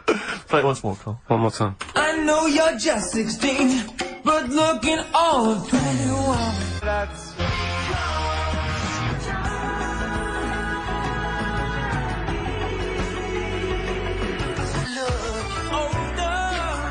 Oh, God. Ricky.Gervais This at is- xfm.co.uk. Play a record, this is xfm.co.uk. radio. Panic, the Smiths on XFM 104.9. Well, we've done the first half hour, which is mainly genital related. Then we've kicked in with, some racism. You have to guess what artist. It seems appropriate at this juncture just to mention something that's in the paper today. Dominic Mohan, I know you're a big fan, and as am I.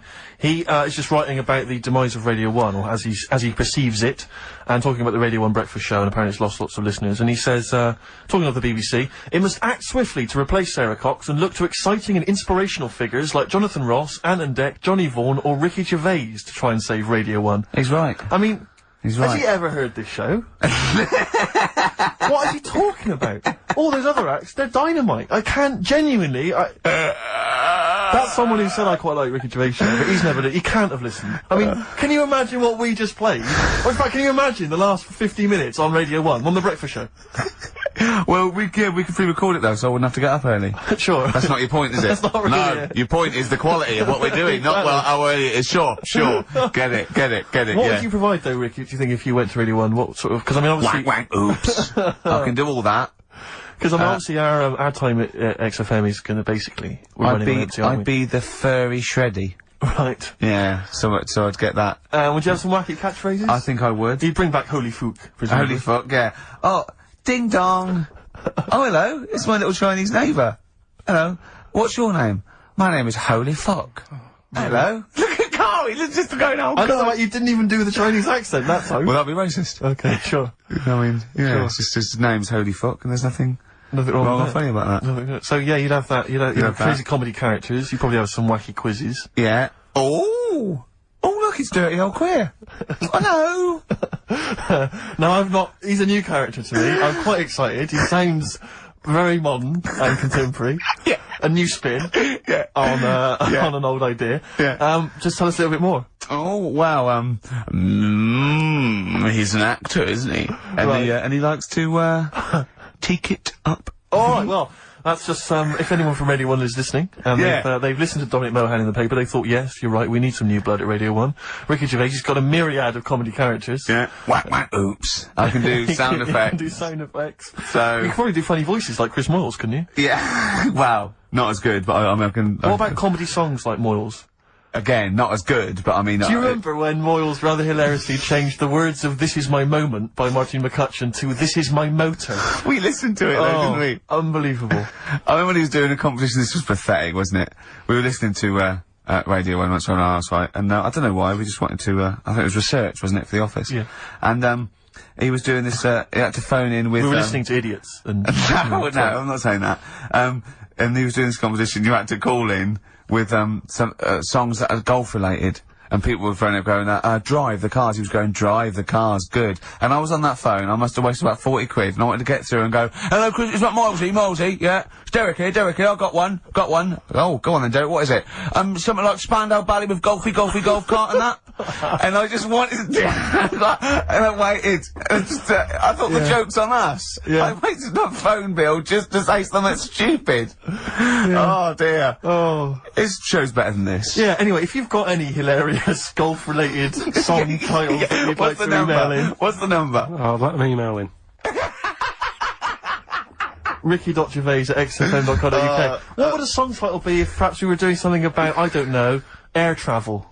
Yeah. If you've got any crazy ideas, email in, we'd love to hear them. Yeah, brilliant. I've got a thought of another golf one. Okay. You know, Duran Duran? Something down the fairway or something, if they wrote that. Alright? Girls on the putting green? Yeah. Or something? Alright? Yeah. Oh, hello. Have you introduced you? My name's Holy Fuck. I'm Dirty Old Queer. I could do all that. Ding dong. Whack whack oops.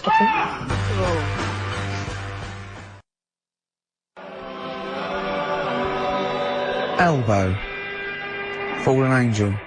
See, they're the odd one out, you see, because of what they're like, and who they are and how successful they are, I can imagine saying, will you please welcome to the stage, Elbow. Indeed. But yeah. I wouldn't have, on paper, I'd have thought that was a terrible band name. Yeah. Yeah. No, I know what you mean, there are exceptions to the rule. Yeah. Ladies and gentlemen, please welcome to the stage, the Boomtown Rats. Yeah. Yeah, see, I'd have thought that was I mean, I think it is a bad name. It is a bad name. But you can imagine it happening. Yeah. Yeah, so that's band name. So call in if you've got email addresses and let's call in with funny observations on life and shit. So, well, it's going well, isn't it? That's halfway through. Well, Carl, what do you think? Yeah, it's been alright. It's been alright. Yeah. We've covered a lot of bases. We haven't taught them anything. Not taught them anything? No, I think we taught them to tune into a different station. Yeah. I think Heart 106.2 is probably picking up a few of our listeners as we speak. Yeah. Who's on at the moment? Don't know. Doesn't matter on there, does it?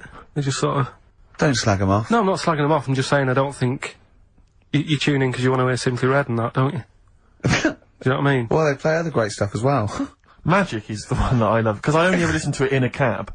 Yeah. If I'm in a mini cab. Good, that's good. That is a good station. But Magic is dynamite. But I know for Magic, the DJs have got like 5-hour shifts. It's incredible. They're on... And they read their own news. I know. It's like they've cut out any expenditure on that channel. It's just some old records. Yeah. And one guy has to go on for 5 hours, read his own news, his own travel. There's nothing else. I saw a bloke struggling once. He sort of wants to be a bit of a sort of comedian. And, he does one link. It's sort of one sort of 15-second link between each record. Goes, that's Celine Dion. There's a story in the paper again that, people were late for work, on the Underground because there was leaves on the track. Just wondering if, leaves are ever late for work because there's people on the track. It's Simply Red. Oh, bless him. He's got to come up with them for like 5 hours. He's been sweating. Before I was going, I'm going to kill myself. I'm going to kill myself. Share's almost finished. I was just thinking this story about, war on Iraq. Imagine if I can't do this anymore. I can't imagine if humans become extinct. With leaves. Dinosaurs would kill I don't know what I'm doing. Look at Carl's face when I said that. The man moth. Yeah. They've cloned a man moth. No, but that's the sort of thing I think we need now, right? We've covered a lot of stuff. What, education? Teaching, yeah. Well, okay, what do you want to know? Don't know. Have you got something? Can you educate us on anything? I've been reading bits So and could we bobs. bring back just for one night only, educating Ricky? Oh, I'm excited. Yeah. Do you think it warrants that? I don't know enough about it. You know what I mean? About what? It sounds perfect. Play the jingle. Oh, educating Ricky. He's getting smarter. A couple of things happened in the week that I read about. Okay. Keeping up on what's going on in that. Sure. Yeah. One was about that Galileo fella. Okay. Was it about 1636? Was it? I think it might have been not earlier. bad. Go on. Did some stuff with light and that. Yeah, he did lots of physical experiments, yeah. Is that it then, Carl, is it? He That's did that some sort of stuff with light and that. What did he do with light? What was that? Well, I think he invented the first, Telescope. telescope. So I think it's a particular lens though, and he did experiments where he dropped famously two different, weighted, balls from Pisa, and, they hit the ground at the same time, showing that doesn't matter, the weight doesn't matter, but air resistance does and stuff like that. I think he probably explained it a bit better than that. Yeah, but I'm talking to Karl. Sure. Did they need to know He's stuff? just thinking about pizza. Yeah. Did they need to know stuff like that back then? What do you mean, did they need to know stuff like that? It's just, There weren't people going around going, I've got to drop these two things off the Leaning Tower of Pizza. I just don't know which one's going to land first. yeah, I need to know. Why do you need to Bring know me that? Galileo. Yeah, It's for a bet. yeah. No, but if I was knocking about then, I'd be like, stop messing with that. We need a telly. Or, you know what I mean? I bet he thinks the Flintstones is real. I know. That'd be brilliant. That's what I'd do if I was a caveman. I'd make a telly out of rock. Yeah. And a pelican And a as car a that I cement just ran along mixer. the road with. Yeah, exactly. Yeah, we need a car. Yeah. Well, we haven't really got the internal combustion engine. Can you stick your feet through the bottom? Yeah, just get me a car, for Christ's sake. Anyway, so I learnt that. And Yeah. then, What? He learned his name. Yeah. Other people I learned the Brilliant. name of this week. Oh, if a chimp could watch telly. Go on, Karl, go on. and there was also a fella in the week who said, that women shouldn't be wearing trousers. Why? Because they don't look good in them. Right, and who was this man and from what era did he- French fella. Last week. Did he mean walk around naked? He just said, women should wear skirts rather than trousers, because no women looks good in a pair of pants. Right. How old was he? It was probably about 67. Uh-huh. About that, 67, 68. Yeah, yeah. Wasn't happy with that. What do you think? What do you think about It's rubbish. that? Yeah.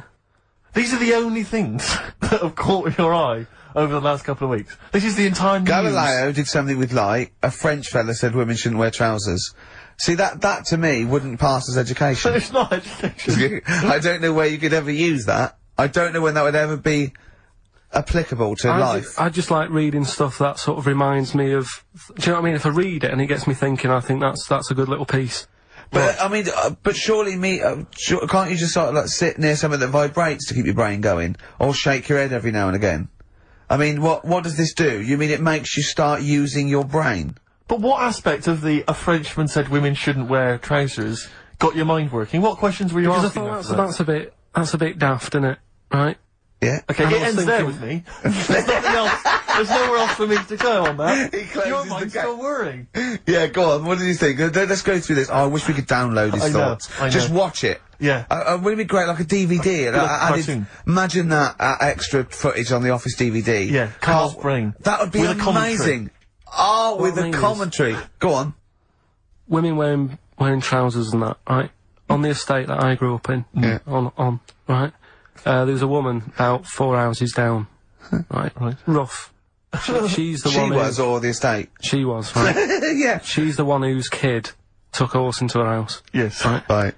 Now, we won't go over that again. No. If you're a new listener, I think we're covered. I think they get That's the all you idea need to down. know. Right. Yeah. Now, she used to wear leggings. Now, they're a bad idea. They are a terrible idea. I agree with you there, Carl. If you're a lady of What the colour? normo Were they persuasion, pink? No, they were sort of black, but with all bits on them. Oh, right. Do you know what I mean? What, Yeah. toast and Just horse bits. droppings? Yeah, go on, yeah. And she used to, she's quite a big woman, sure. Pauline Quirk, I think Yeah, we well, described her as. Look like a light bulb when It she was is those bending kind of over in women that are leggings. attracted to leggings. Yeah, I know, yeah. They are drawn to them like a moth. Sort of flame. Yeah. She used to wear them, and that's what I remember when I read this piece. And she used to work on one of those sex line things. Right. Right, she used to do that. But What was she, an engineer? the weird thing with her was, she had big eyelids Right. Go on. that were too big, and this is what I was thinking. What right? do you mean she had big eyelids? How big do eyelids have to be for you to go, they're big eyelids? What was she shoplifting with them? Would she come out of Dixon's with, like, radio stored in them? What do you mean she No, had it big was eyelids? It was another one of them popular things around our way. Do you know? Like, What do you mean popular things? They didn't people go, they go, oh, I'll tell you what, they're all the rage. Can I get some big eyelids, please? No. It was just like one of them things that people suffered with. Just big eyelids. They could hardly open their eyes. What do you mean? What do you mean? That's one of them popular things round where I grew up. People had big eyelids, they could hardly open their eyes. What does that mean? What sort of freak town were you born in? You had webbed feet people with big heads, you got women with big eyelids. What does big eyelids mean? Are you confusing her with the horse?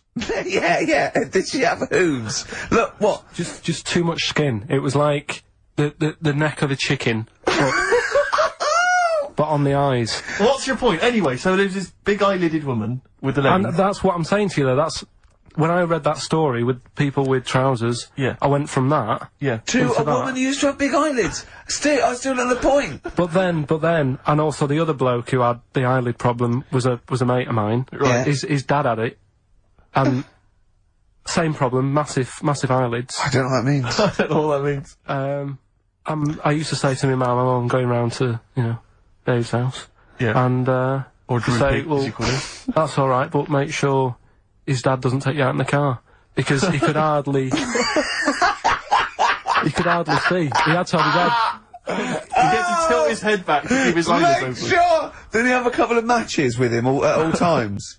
What a load of gobbledygook. I know. This began as educating Ricky. I know, So it's what, like he was people thinking, with eyelids. But it's like you're supposed to make that leap as well. Yeah. If I mentioned the trousers, Ricky will probably be thinking about people with big eyelids and women wearing leggings. Play a record, Carl. Got nonsense. Adverts. No. Oh, all right.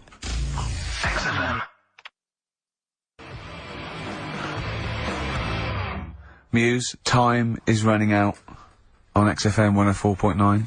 Just a couple of emails just to update you on what's coming in here. Go on. Natasha has emailed us. She says that she's of Chinese origin, and at 27 she often got mistaken for 24. So your notion that Chinese people don't age well is obviously factually incorrect. Yeah, well, we didn't need... thank you for phoning, but I mean, honestly, trust us, Natasha, we didn't need you to tell us that. We know Carl is talking absolute nonsense. Wait till you get to 30. Oh dear. Now this is quite a nice email from Paul. He says, let Carl know that I have a Chinese friend called Oi. Imagine the confusing and amusing situations we get into. We're out and about in Yeah. busy Soho. Does his surname come here? Lightning wit from Carl. Wait That's nice. till you're 30. Yeah, I know. Brilliant. But no, actually, we've had a surprising response to Songs of Phrase this week. Despite the fact everyone has agreed that it's a racialist, they've nevertheless had a go. So keep your answers coming in, because we may as well. You're a hit, Carl. You're a hit. What, have we still got monkey news? Yeah, that's still coming up. Yeah. Later on. We're not doing Cheeky Freak of the Week anymore. We're not. No. No. Don't want to upset people and that. Sure. But there is a good freaky programme on this week. Go on. I think it's on Channel 4. Yeah. Got a woman with a big head on it. No, I think it's BBC Two. Is it? Yeah. Alright, well, look Unless out for there's that. two on, because that would be a great week for you, wouldn't it? Brilliant. Won't be coming out. The one when you said... Go on, say what you said when you saw it. The woman with the head Yeah. just said it looks like a cartoon. I just think... That's so mean. I don't want to discuss No, that. it's not mean. It is mean, Carl. Again, Steve, if we were in a restaurant and I'm arranging to meet her, and I said to the guy on the door, I'm meeting, Lisa, or whatever her name is here. Right. What does he look like? Well, looks like a cartoon. I'll be over there. Do you know what I mean? I don't think he'll get mixed up. What would you That's say I'm about saying. me and Steve again? If you were meeting us? No, it just starts getting nasty, doesn't it? I'm meeting, Karl Pilkington. We're very busy. What does he look like? He looks like Charlie Brown grew up. He's got a complete little round, bald head, and he's got a gormless look on his face. He's over there, mate. Yeah. Alright? That's starting the ball rolling for you, Karl. I love that it's okay to say what you like about people if you go, yeah, but if I was looking for her in a restaurant... I know, but... Yeah. And why have you arranged to go on a date with this woman? Be a good night out. For her or for you? Well, I'd like to have a chat with her. You know what I mean? Just find out what worries her and... You know what I mean? Because some girls People worry like about you. things. Yeah. Like their hair being a mess and that. Yeah. With her, it's like, least of your problems. You know what I mean? Fine, alright, well let's move on, mate. We're not doing Cheeky Freak of the Week anymore. No. Let's do something nice. Let's talk nicely about things. What's happened nice in the world, Karl? What do you like in the world? When you get up and you go, oh, that was a brilliant day, What do you do when you go, oh, that was brilliant? We had a nice game of snooker. You like snooker, don't you? You and Steve played snooker last week. Yeah, but things are always ruined. Do you know what I mean? I might be having a nice time having a game of snooker, and then, you know, we're having a proper battle, and I'm trying to concentrate on taking a shot, and then you'll say things like, look at his little monkey hand, when I'm going for the black. Do you know what I mean? Yeah. Or maybe I'll say, I'm just going to the toilet, and then one of you will follow me in and peer over the door. Oh, yeah! Tell that one. That was when you're actually in a cubicle sitting down, wasn't it? Yeah. And Steve Merchant's head appeared and went, alright. And you went, what if that wasn't me? Oh, that was great. Doing a George Michael on me. Well, That is you one can of the benefits of being very tall. You can look over You can look over the stalls, into my lavatories. It looks like a giraffe house. You're sitting down there and you look up, right? And he's peering over the top. Oh, the fun we had. Oh, it's great, isn't it? But anything intelligent. It's like the monkeys. We are like the monkeys. Aren't we, us three? I wanted to write a thing for the darkness. I want to write like the new monkeys. Like a TV show. Yeah. Do you want to do that? Yeah, alright. Yeah, okay. Well, if they're listening, or their radio show, a record company are listening, or their manager, big fan of the Darkness, my favourite. Hang on, don't make a promise Well, like that. my favourite band at the moment, we'll do a pilot, them and the No, Monkeys. but don't make Running that round, promise. speed it up, they can have their songs in it, they can write songs specially for us. What if they And it's can't them- act? And it's them, they can act, they just act themselves running round. We're getting people like McGee and that to come in and sort of be the actors, and, Yeah. you know, all those posh actors that appear in Ali G and that. It sounds like a lot of hard work. Yeah? Yeah. Okay, forget it. Knock it on the head. Yeah, let's play Radiohead.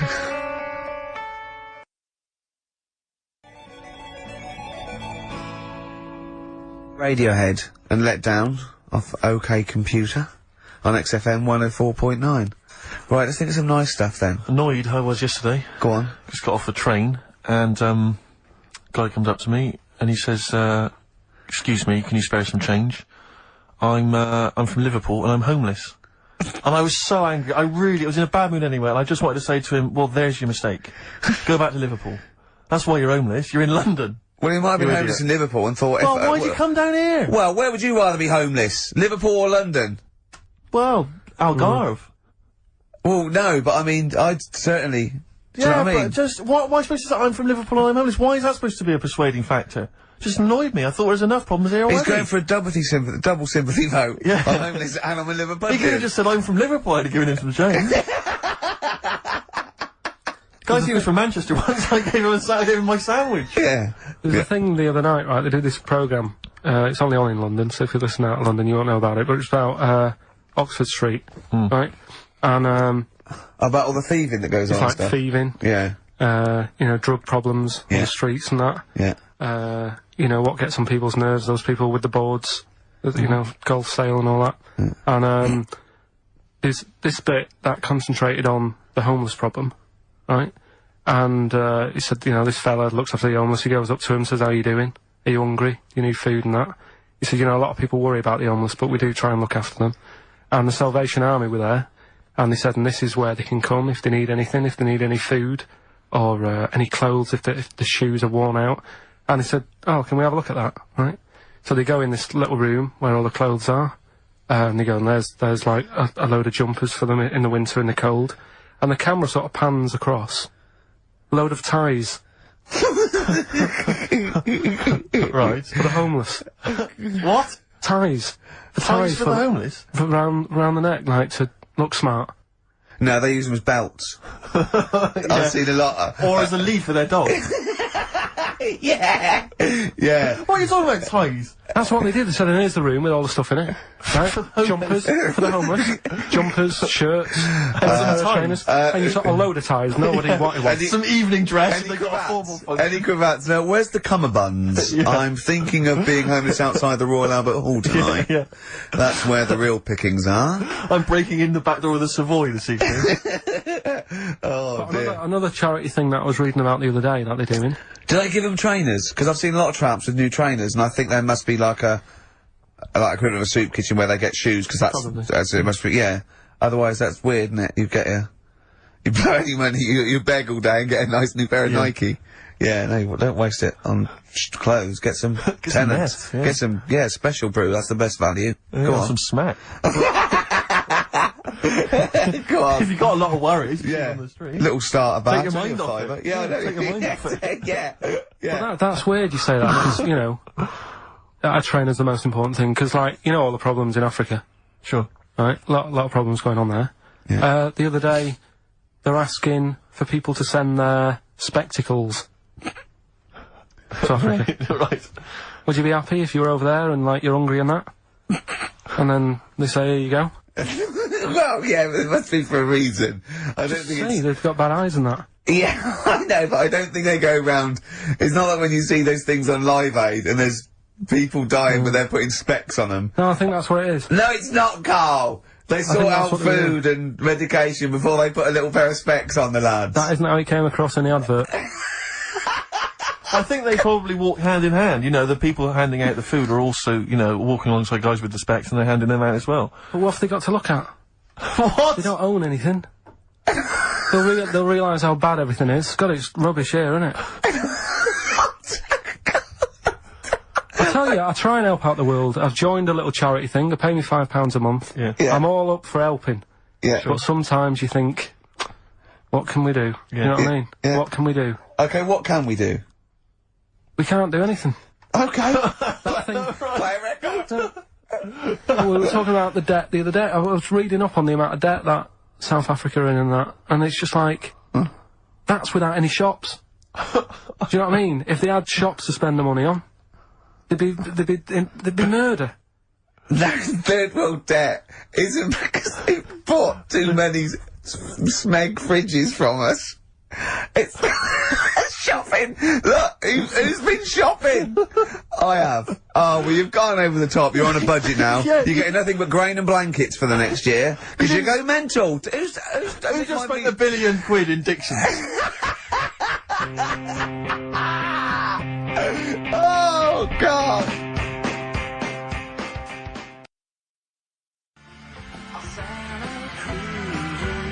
Forthcoming single from The Thrills, that's called Santa Cruz. On XFM 104.9. We were just talking about people who do good work, you know, wandering up and down Oxford Street, giving stuff to the homeless and things. And I was at they have a little kind of music festival back in my hometown of Bristol, periodically in the summer. They can never really attract any decent acts, but, you know, we support it Not anyway. even Portishead?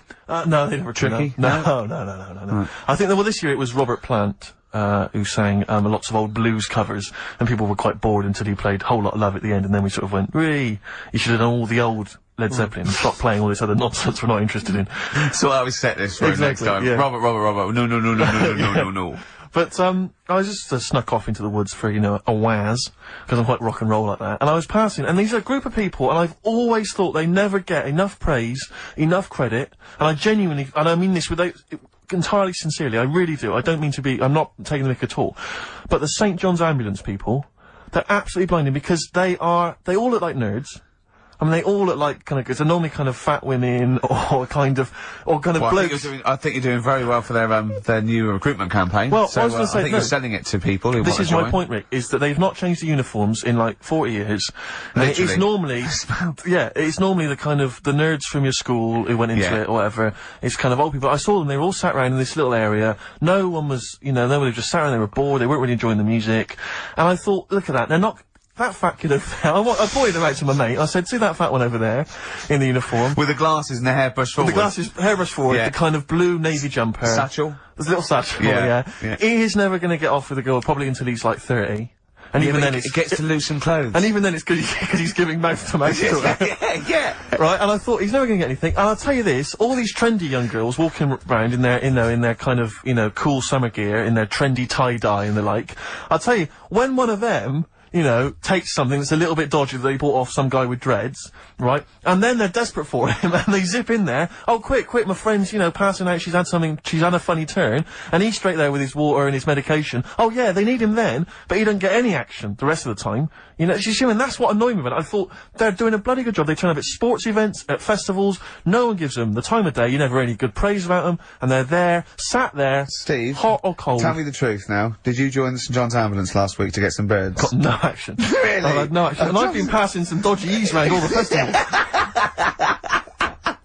By the way, your dreads are awful. you can see they're fake. They're made out of newspaper. They're awful. You really do look an idiot. But seriously, I'm all joking aside, I genuinely wanted to give some massive props. If I could give some big ups to the St. John's people, because I genuinely, without any joking, I genuinely think they do a brilliant job. Could I just say how good I think the Salvation Army are? Because you see those elderly ladies with surgical supports, a lot of them, all look like Thor herd. Yep. Well, that's a prerequisite to get into that particular army. And they play that bloody tambourine, rain or shine. Yeah. And they are just, all they're trying to do is, save you from burning in hell. And they don't get any respect. Of the Salvation Army, do they, would they have to get called off? Yeah, they'd be, if all our other armies... it'd be the Gurkhas first, then all the regulars, then the TAs. I think then it's sort of like police. Lifeguards, yeah, but down to, I think, AA, and then it's the Salvation Army. Right. We send in the Salvation Army, obviously, if really I've lost a lot of casualties, sure. And they're the last to go. Yeah, but they are all highly trained, aren't they? All those old women, they can kill a man. Yeah. With a single blow. Yeah, yeah. So, good to them, good to the John's Ambulance, good to, Salvation Army, big up. But I think we should just, if I might introduce a new feature every week, let's just give some props, let's just give some massive respect to someone who doesn't get enough respect. Yeah. Who doesn't get enough respect? Who's done a blinding job? Mother Teresa, she's gone now, she's gone. She won't be listening anyway. Who's the best person that there is? Who's the best person there is? I'll tell you what, I'm gonna call, either Carol Vorderman or, Esther Anson and say who's the best one you've ever met that, did something. Yeah. Alright? And we'll heap praise upon them next week. Yeah. Great. What? I just don't like, They know they're doing a good job. Right. If I did that job, I want a pat on the back.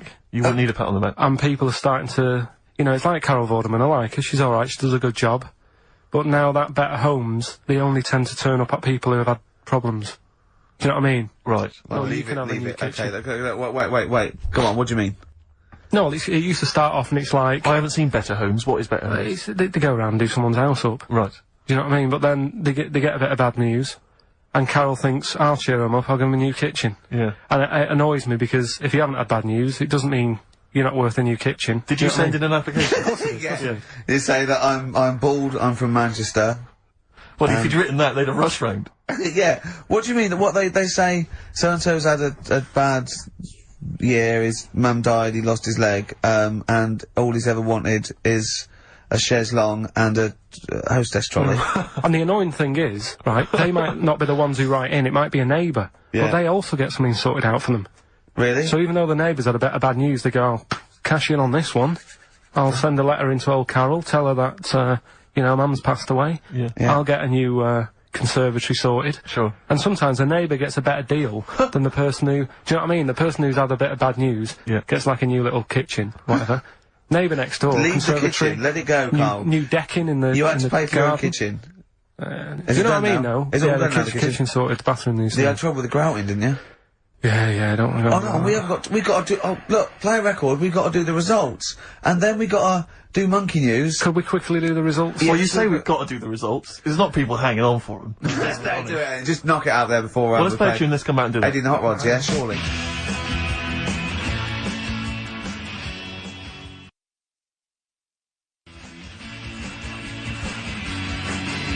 Eddie and the Hot Rods, do anything you want to do. That's uplifting, isn't it? Oh, the drumming. Brilliant. Takes me back, all the way back to 1978 on XFM 104.9. What were you doing? What are your memories? I was actually probably dancing around miming the drums to that in my bedroom. In fact, I remember... Were you nude? No. I remember, I think, I had that one on a single, but I'd got it from an old jukebox, so it didn't have a middle. Sure. Right, I think they're called dinked, right? And so I had to line it up really carefully, and sometimes by the end it would just slightly go out where the record was moving. Where I just had to... Interesting anecdote there. Fascinating. Yeah. What a lovely insight. Since you're right for asking me what I was doing 25 years ago. Yeah. Carl, quick, the results, they're monkey news. I need some monkey news, but I need the results first. Right, play it again and give the answers. Here we go. Songs of Competition. Songs of phrase. Name the artist. Name the artist. I know you're just 16, but looking old. Hue and Cry. That's...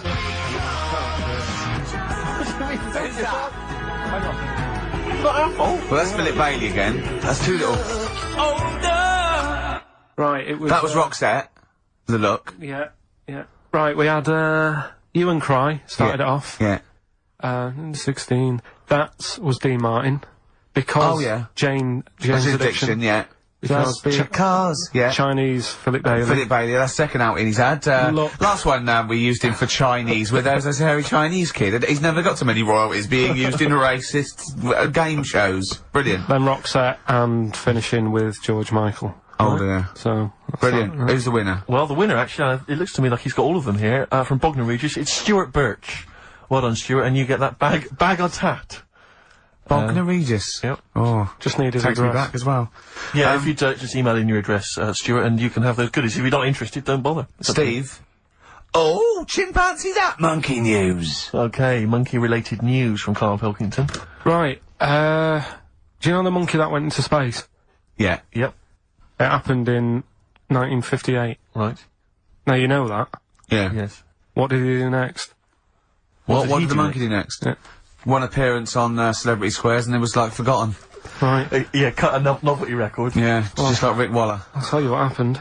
He got back and all that. Heroes welcome. NASA sort of said, you know, you did a good job. And that's where a lot of people think, you know, it all ended. Sure. Yeah. But NASA were like, well, hang on a minute. We spent He's a lot of trained. time, we've trained him up and stuff. So he's like, you know, he's saying, sure, you know, I've learnt a lot, I've still got it all, I've kept it all, I know what to do. So they said, right, we'll use you. So he turned into, like, a bit of a trainer at NASA. We wanted to send you out on the top of an organ. Put on this little bellhop outfit. Can you smoke fags? Yeah. I'll have a go. So they were getting in new monkeys. You know, the main man at NASA was saying, can you teach these the same? He's going, of course I can. Do you know what I mean? I remember it all, I know what's going on, I'll tell them what buttons to press, what to do in emergencies, that sort of thing. It was technically sort of employed by the army. Right, Because that's can I just fit in here? I don't know the story, Carl, and I might embarrass myself here. You've got an army of people out there that will probably send me an equally deranged email from a different website, but I'm pretty sure when they sent the monkey into space, it was to monitor his physiology. He didn't press any buttons or learn to dock or take off. It was just the effects of weightlessness and space on, basically a primate. I'm pretty sure he was tied in with electrodes to his head. So, Yeah.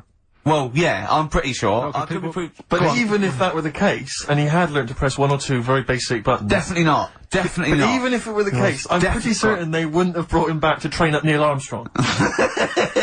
Right, definitely. Go Him on. going, Neil, what are you going to say when you come out there? Yeah, Well, yeah. I was thinking of just saying, I'm on the moon. Hello, it's made of cheese. Don't say that. Don't What say about? I've noticed that you got little legs, Yeah. right? But mankind stepped forward. Well, how can I put that? I was just going to say, oh, I'm on the moon, it's great to be here, wish you were here. I've got to think so Hi, better than that. Mum. Yeah, go on. Anyway, basically he got back, they sorted him out with a nice pension. He was happy. Because of, like, the rank that he got, he was like, you know, he had loads of, medals and stuff. He said, right, we'll make him a colonel. He got that.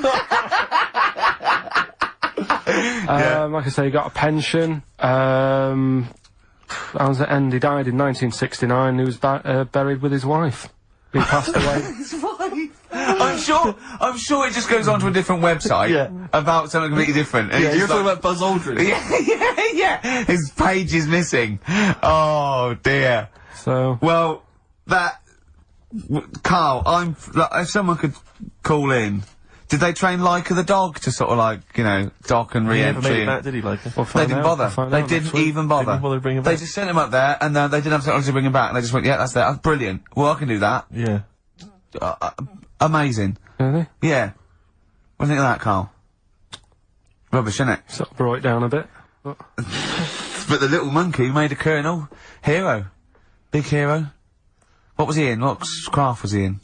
Sputnik. just hang on a minute. He was in, Jupiter AM. Yeah. Let me see that piece of paper. Let me Yeah, put the I thing. can guarantee there's nothing there about his training other than let's hope he's not sick on the control panel when we shoot him up at 400 Gs. Oh dear. I love the fact that you think that this monkey was a high. Do you know what I mean? Do you, when you think of these things that they send a monkey's face, do you think of the Planet of the Apes? Like they're sort of talking, sort of chimps and gorillas, and they're in tunics on horseback with snub-nosed rifles. What do you think of? Just a little monkey getting on with it. He knows his job, he knows what he's got to do, he gets on with it. Look, he's pressed the button. Watch him press the button. This takes me back. Do you remember 1965, I think it was? We're going to use him to train other DJs. That's it then. Goodbye. Thanks. Cheers. Cheers.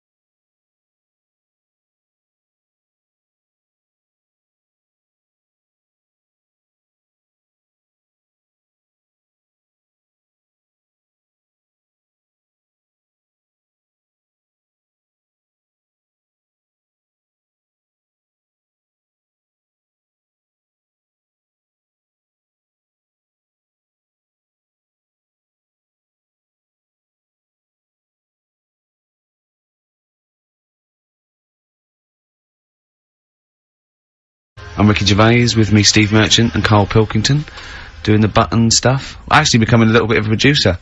Carl, He's put a bit of work in, hasn't he? He's come up with a few games, and we made him...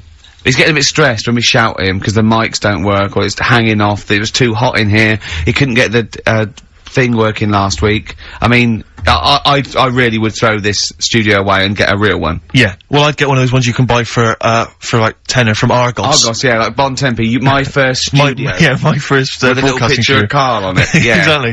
That'd be great product placement. What have you got this week for us, Karl? Because, again, we've put very little... I said I would put... I'm not hungover, but I've put nothing into Rick, have you done any work for this week's show? No. None whatsoever? No. Okay, Karl, what have you got? What have you got? Quick. Keep them, it's 5 past, they're turning over already, they're finding other things. Karl, what have you come up with? There's melon stew, there's everything. Well, go on. We've got, after the success of last week, Rockbusters. Okay. We're doing that again. Sorry, were you on the same show as us?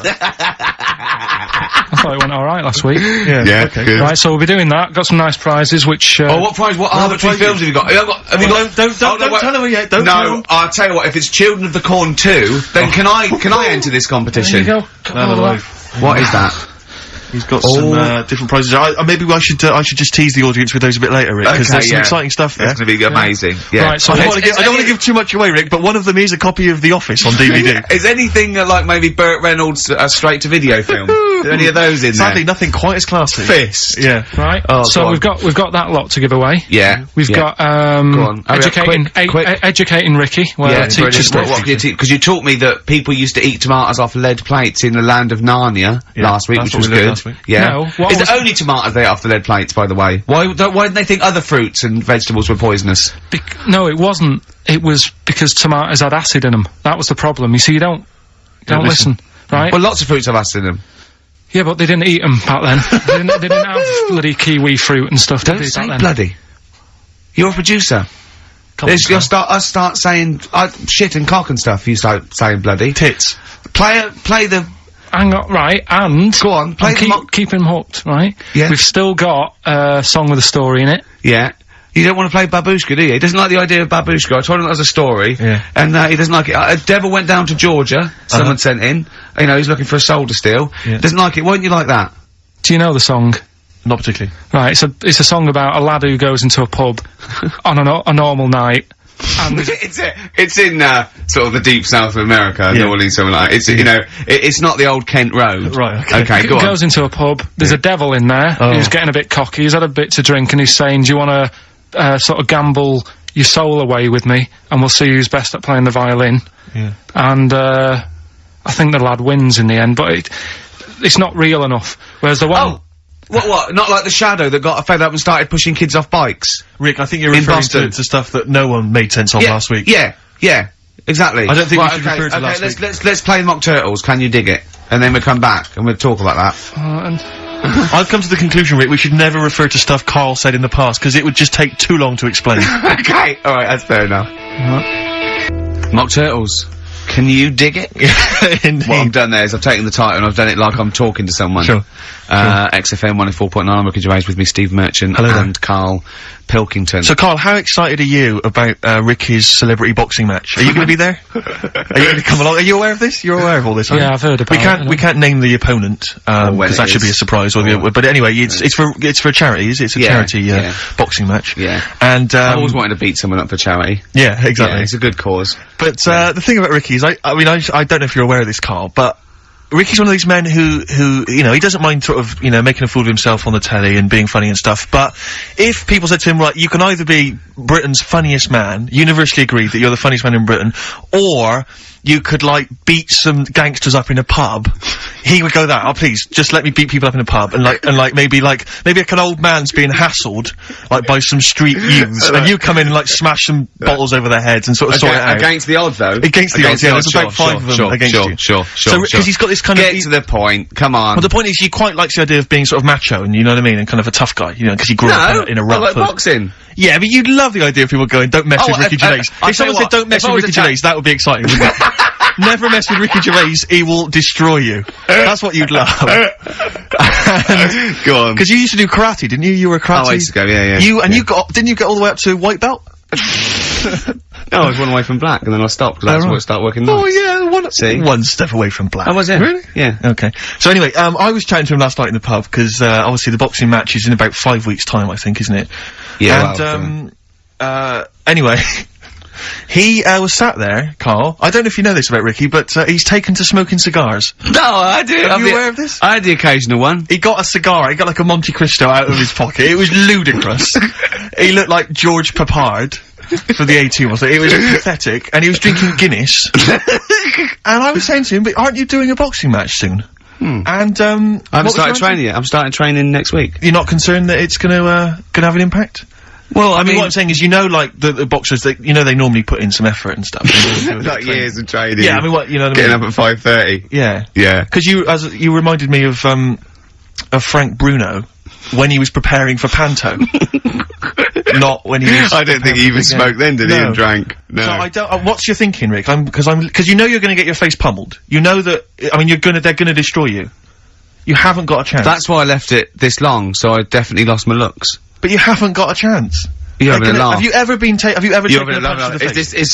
Sorry, listen, sorry. But I'm genuinely concerned. Is this sort of psychological training? Because no, it's not psychological training. It's a warning. I've spoken to your friends and your loved ones, and they all agree. We've got a petition going. We're sending it to the BBC. Please do not let this man box. Anyone else, please. But they're gonna beat you. Seriously, I mean, have you ever had a punch, like a boxing glove, in the face? No. I think you should let us punch you next week live on the show. You'd like that, wouldn't you? No, because because you've got to get used to it. Because I think you're gonna either, cry, just start crying uncontrollably, or just run away. You'll just run away. You'll just climb out the ring and run off. Yeah, this is the same tactic that Ali used against Foreman in Rumble in the Jungle. But I just, oh dear. Because I think a boxing glove, because I know you're wearing like huge, aren't you wearing like huge kind of foam boxing gloves? We're not, no, we're not. We're using, not normal, amateur ones.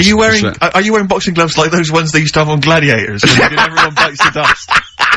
Those big foam gloves. You just slap each other in the braces. Yeah, exactly. And a big sumo suit. Exactly. So, I should be okay. Do you get to, you get some kind of head protection, do you? Yeah, it's amateur. It's amateur, so it's amateur, you say? No, I mean, so there's no title. No, I mean, I think the amateur is head guards, vest, and, 16-ounce gloves or something, as opposed to professional, which is no vest, bare-chested. Maybe I can ask to fight bare-chested, because I'd quite like to show off my body. Yeah. If I could. I think wrestling is really better for you. But I don't mean like those kind of like The Rock and people like that. I'm talking about Big Daddy, Giant Haystacks, that kind of. That'd be good. Where you can just throw yourself on someone. Where they can sort of like be nearly dying, but then they can do a stomach butt. Yeah, exactly. Yeah, stomach to stomach. That's a good move, isn't it, in British wrestling? I always like that one.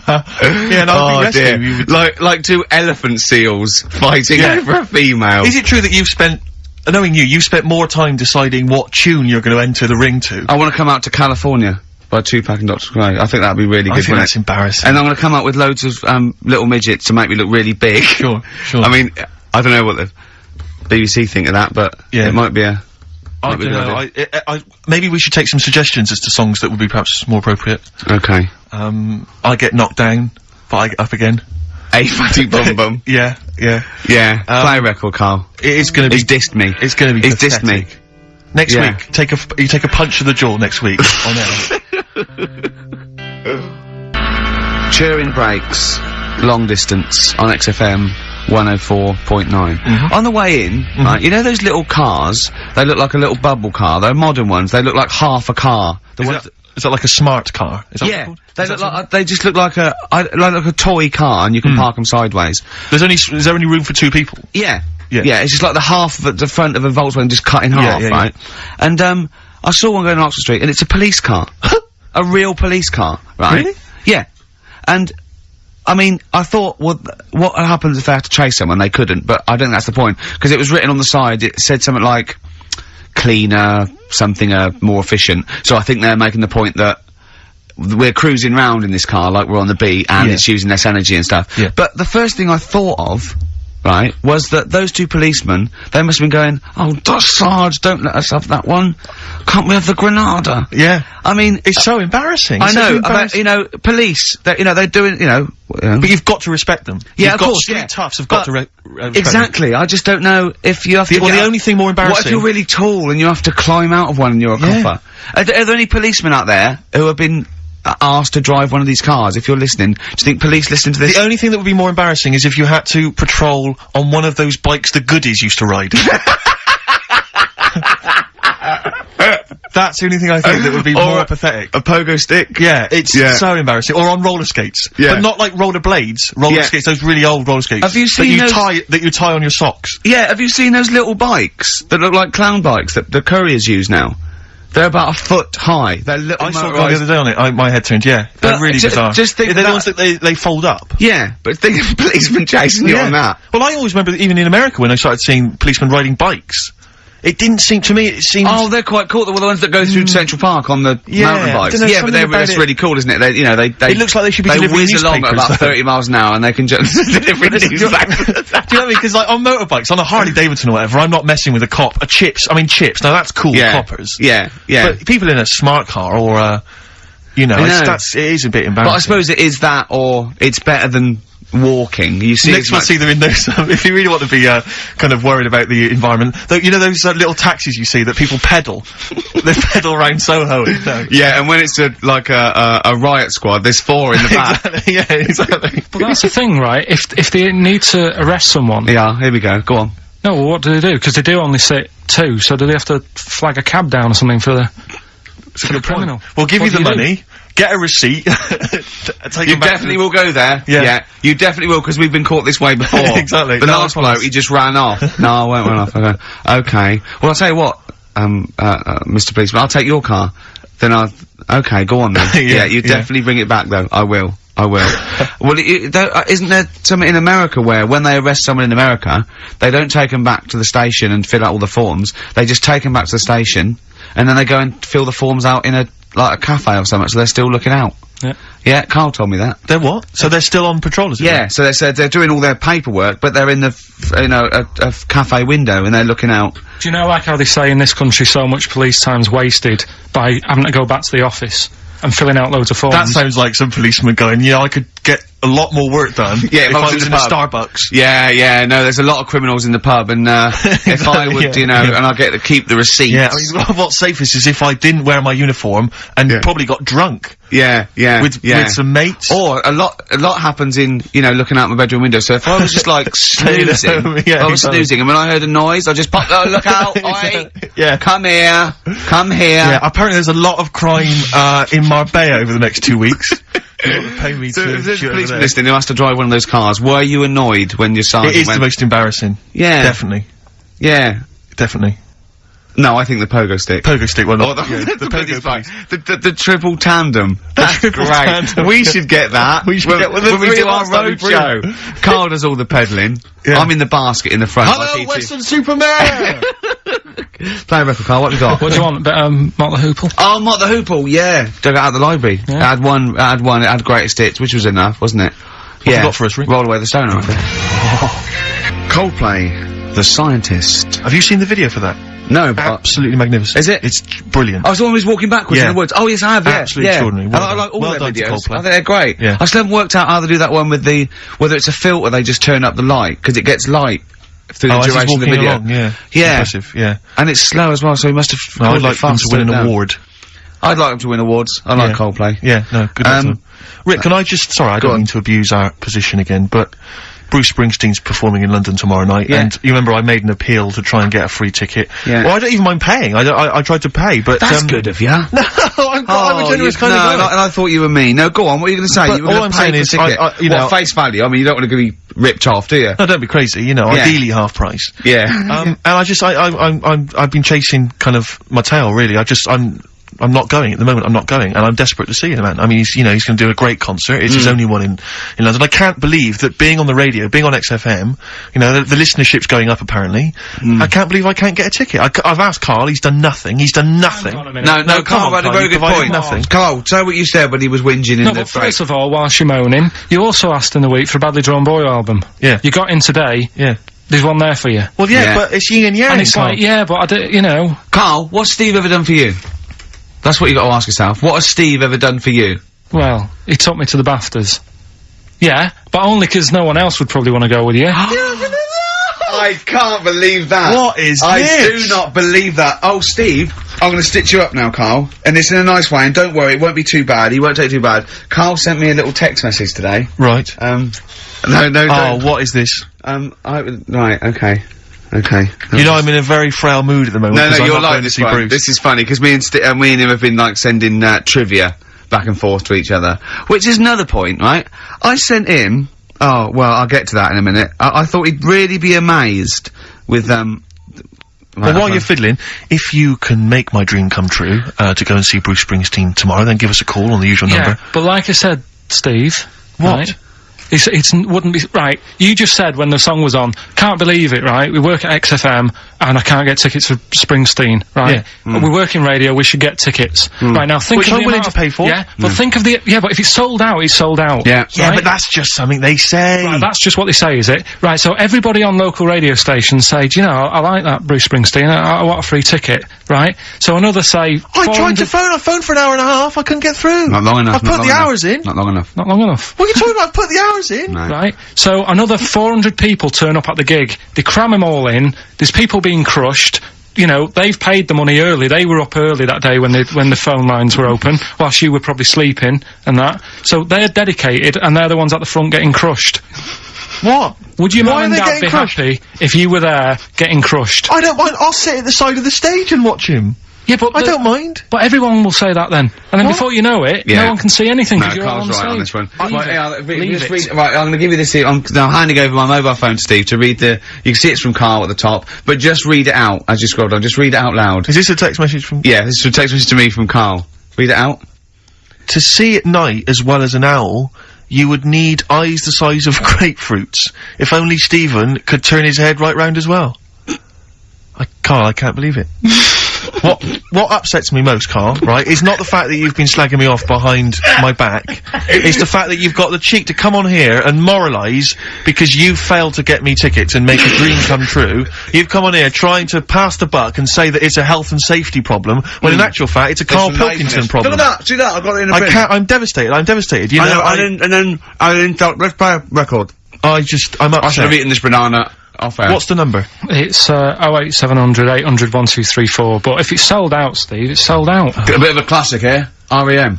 I bet if Ricky wanted to go, it'd be fine. I'm sure someone could sort it out then. Who? Oh, if Ricky Gervais wants to go, then I'm you can going. come. Are you? No. You want some tickets then?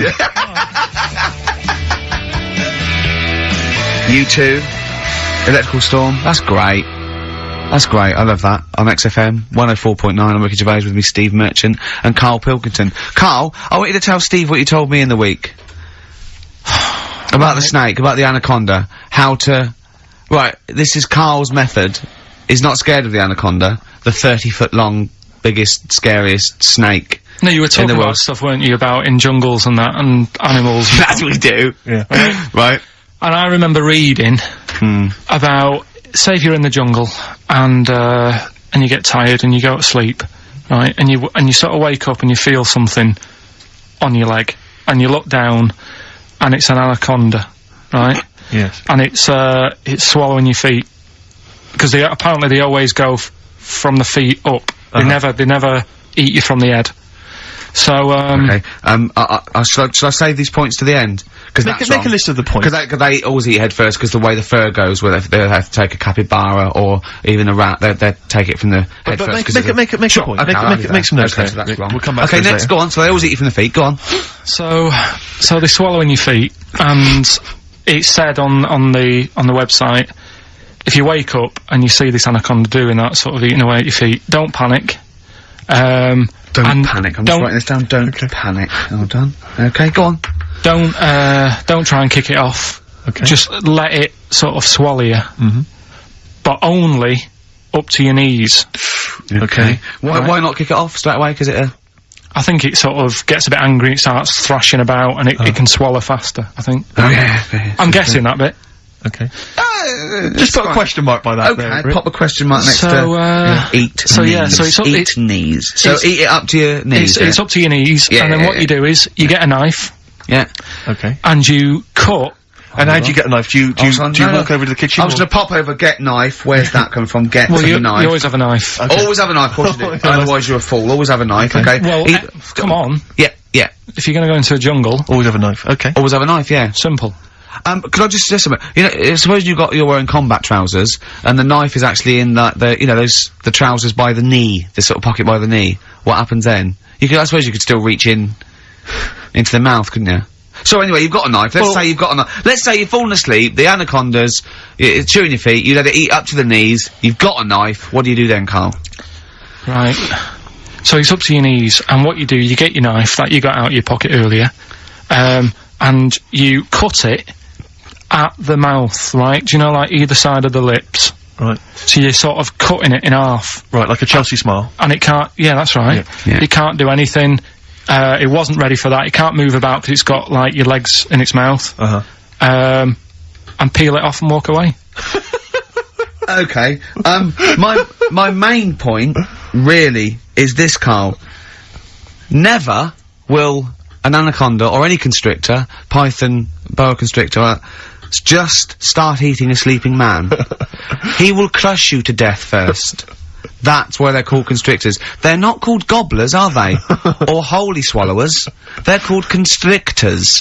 Why would he start eating something? Is that how they take down antelope? Just start chewing their leg? Oh, it's gone off. I'll tell you what, lads. They get together, the snakes got there and said, I'll tell you what, we're losing a lot of prey by just living at their ankles. They're running away. Let's crush them to death first so they can't move, then we can swallow them. You're a fool. So anyway, right, so I was telling him this bit of information because we started a feature last week. Well, week before. So Sorry, Carl, can we just go back to the crushing you to death first? Yeah, but, well, I read it. He's won there. He's beating you there, Rick. Okay. Did it say what to do if it starts crushing you to death first? do you know what No. Did it say what to do if, supposing it had this meeting, and it started crushing you and you woke up and it was actually round your chest? And every time you tried to take a breath and breathe out a little bit, it just tightened its grip, because it can feel that. What'd you do then? You sort of tighten yourself up anyway, because I've read about that.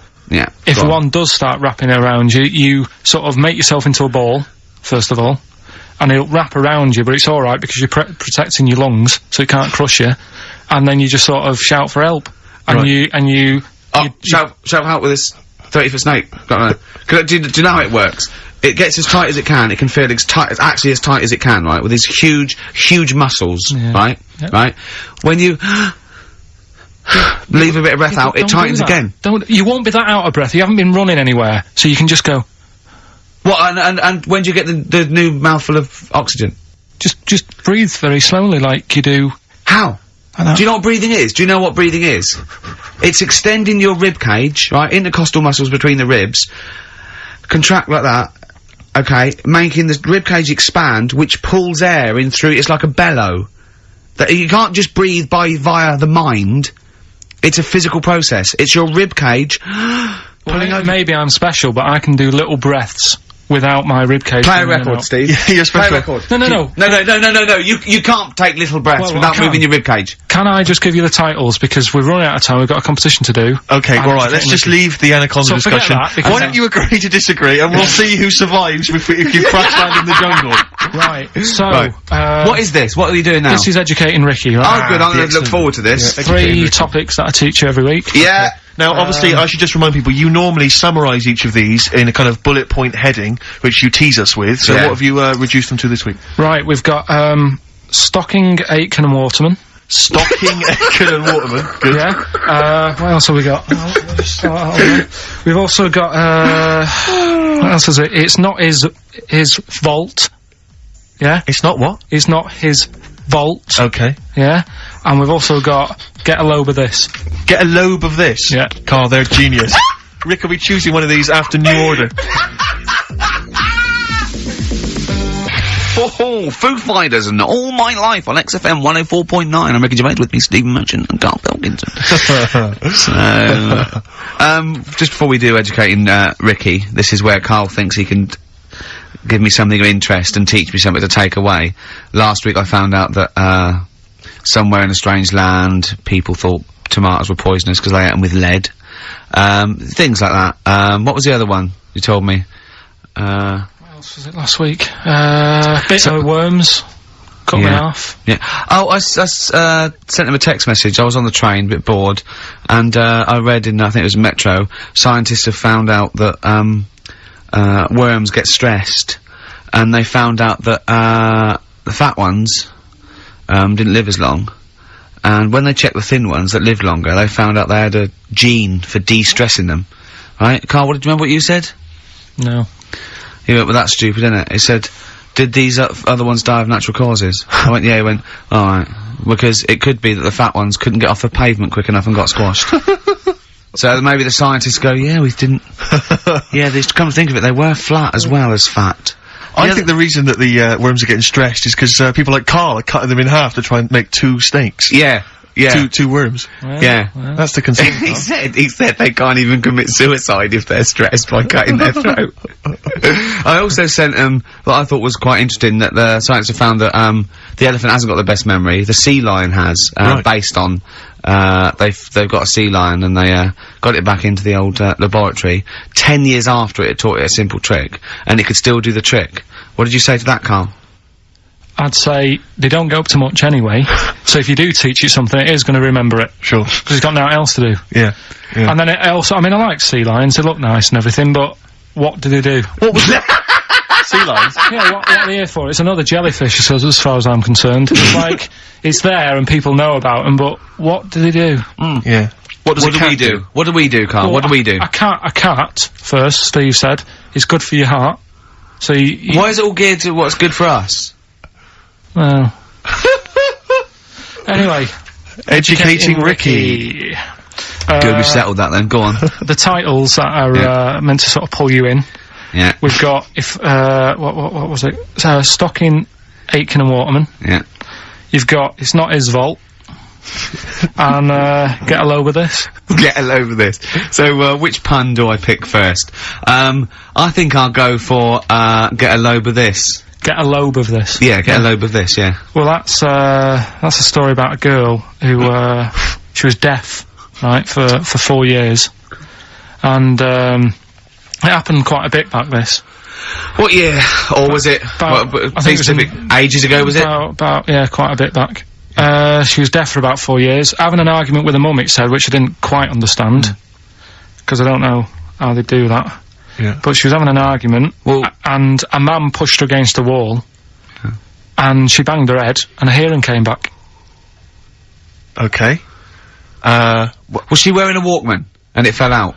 And she'd realised, oh, There's no explanation. There's no explanation? Well, why is that teaching me something then? So I knew you'd say this, right? So I thought, right, I'll stick something on it. Do you know that bees are deaf? No! No, you can't just, no! No! If you ask someone something they don't know the answer to, they don't tell you something else. Just, I'll tell you something else then. I can't answer that, I'll tell you something else. Imagine that. If you asked a teacher. Look, how do birds fly? Wow, if you're gonna do that, tallest building is, I mean, what? Well, That was the equivalent, Karl, of running away when we asked you a question. Yeah, the intellectual equivalent of going, look over there, there's a monster. Yeah. Listen, what do you mean? What she, okay, so, So her there's hearing no came back. explanation. There's no explanation. Or you don't know. well, there isn't one, is there, really? It's a bit What, weird. did the only did thing the doctors not look into it? No, I think they just said, oh, that's good. But, so again, I don't. Where did this information? Is that if you read this on Is the net? that Is that it? all they put on There the was net? once a deaf woman who hit her head and she And her could hear. hearing came back. It was bizarre things about being deaf. Was there and- three Oh, yeah. was there I've got that book, yeah, it's a good book, that. Was there three Yeah. more pages you just couldn't be bothered to read on? Yeah. No, it was just a little bit, and it Was there a little picture, a cartoon picture? no pictures, I just Of me read going, it. ow! Look, Ow, if you I don't can want to hear. know, if you don't want to learn, you know. Yeah. Okay, it's not his fault. Let me have It's Not His Fault. You gotta save this. This has gotta teach me something. It'll be an interesting story. Right, It's Not His Vault. This fella, Yeah. What year? Ages ago? Olden times? I'd say in the 70s, Okay. Would you? Any evidence for that?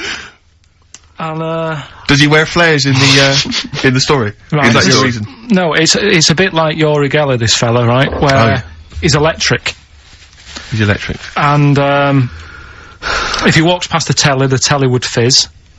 If he walked past the radio, it all goes like that. Ooh. His hair stuck up all the time, and he'd be having a bath, and everything would be alright, and then the power would sort of switch on in his body, and the electric in his body made him jump out of the bath.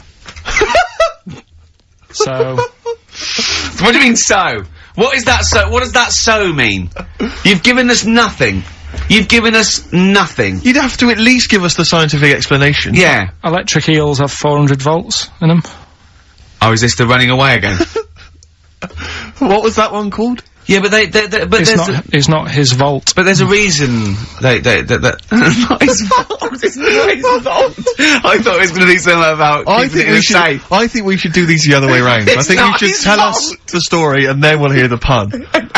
It's not his fault. It's not his fault. Right, let's leave it. Play a tune. Educating Ricky. We're not doing it. No, we are. Oh. What? Don't look at me like that. Oh, Carl, you're in a bad mood. The coral, I'm all right. dreaming of you. Right, do the last one. Do the last one. Carl's saying we're never doing this again because we don't appreciate it. Yeah, Carl, you don't know how good this feature is, mate. Right, last one. Yeah. Stocking, Aitken and Waterman. Go on then, tell me about that one. What's that? What am I going to learn from this? Right, well, do you know the saying, put a sock in it? I like it already. Do you know the saying? Yeah. Right, well, do you know where it comes from? I assume it's shut up, so I'll stuff your mouth with a sock to shut you up. Years ago. Yeah. Sorry, am I right? No, not really. Ages ago. 1970s? 50s, Okay. I'd say. Do you know the old, I'd say. do you know the old gramophone? Yeah. With the big horn on it? Yep. Yeah. Right, well, those stereos didn't have a volume control on them. Right? So they'd be listening Oh, to so you the put a album, sock in the... and mute. you'd put something like a sock.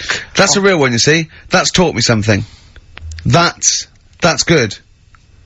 That's excellent, Carl. That is the only one that counts, like chewing the fat, if they're true. I'm assuming they are. It works. It's of interest. I haven't got it verified yet, but that is educating Ricky.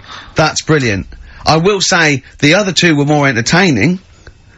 So, you know, Do you understand the distinction, though, between that one and Electrical Man? And, or I've hit me head, I can hear you, mum. Yeah. Can you see the difference, though? Or... Are all not three really, because when I read all three, I took something away from all of them. What did you take away from the Electrical Man? I just thought, oh, imagine that. Imagine how annoying that would be. But that's not education, is And it it's really? not taking anything No, but away. Think about it, right? We take our lives for granted all the time, don't you? You get up in the morning, it's like, oh, I'll get up and walk for a shower. Some people can't walk, right? Yeah. This guy, he can't even have a, you know what I mean? It's nice to have a bath, isn't it, when you got time on your hands and you can relax. This guy can't even do that. It might be alright for a bit, but he's not really enjoying it, because at any moment, it could strike. Yeah. So, he can't even do that. He can't comb his hair, because it keeps going a mess. Yeah. He can't watch his Nor can favourite- you. No, he can't. Does he fight crime? What does he do with his powers? Yeah. I think he just has to sit around, because he can't work with machinery. Right. Because he'll probably blow a fuse. Yeah, so he just sits around. Think about it, what can he do? What normal things can he do? Skateboarding. Going for long walks. Yeah. Put a wetsuit on. Well, he couldn't do that. Why? Ooh, water and electric. No, wetsuits aren't actually wet. They're dry initially. You just put a whole wetsuit on and walk round with flippers and A rub the wetsuit's sole. not like a dinner jacket that's like really wet. Well, all I'm saying is think. Do you know what I mean? Oh, okay. And what was the And other one the again? girl deaf for 4 years hits her head. Yeah. That's just. What have you learned from that? What is that? Well, imagine how happy you'd be. Remember that time when I nearly died when I choked on a Mr. Freeze pop? Right? No, tell us that one again. No, I told you, didn't I? Tell us again. Yeah, but the people will remember it, and then it's. They won't. They weren't listening. Go on. What happened? It was ages ago when my mum and dad used to go out shopping on a Friday. 1970s? Get the food in. get a week's load of food in the cupboard and that, and we'd, you know, they'd come in with all the food, and we'd all be like, oh god, you know, there's no food left on a Thursday really, so we'd all be hungry on the Friday by the time the food got in. I love that. And That I'd they be would like- need it. I imagine him like jackal puppies. Yeah. Just like licking your parents' mouth for food as they come through the door. So they come in from the supermarket, they're emptying the box. Our kid had got some biscuits and what have you.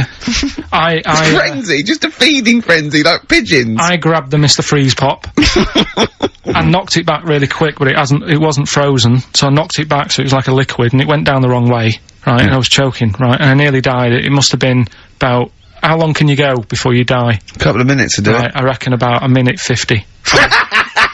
Right, I was really close to dying. How do you know you were close to dying? Me, Did your life flash before you? No, but I just was like, There's loads of incidents of him eating pops. Yeah, exactly. I just said 40 of those. whatever, right? What do you Anyway. think you'd see if your life flashed past you? What do you think, which elements would stand out for you, do you think? What? Start now, go back. What do you remember? What's the first thing you remember? As a kid. Yeah, just anything now. Being in the hall and having our dog licking my face. That's your earliest memory? Yeah. Okay, what's the next one? Right, next one's probably being at primary school with Lindsay. Yeah. Was that your girlfriend? Well, a little friend who was a girl. Sure. And we used to have like tins with letters in, and you'd have to write stuff. But anyway, what are we doing? What? I got confused! Right, so anyway, I'm intrigued by the dog that was licking your face. well, bin that. We won't win that! No, it's a great feature. I just think you need to be a little bit more careful about what you consider to be education. Gone Alright, funny. I fell over. Alright, well, We'll work on it next week. Play a tune, and what have you got for us? Because we've got a big competition. We've Come got on. to do the competition. We've only got 25 Yeah, well, come on Don't then, worry quick about then. it, Carl. Do Play a something, tune. play We'll a come back with tune. Rockbusters. What are we playing? Let's play a bit of Tupac. Oh, that's what I'm coming out to, isn't it? Yeah, Fight. exactly. Yeah. Imagine it. Whack it up, whack it up. Tupac, California Love. Yeah.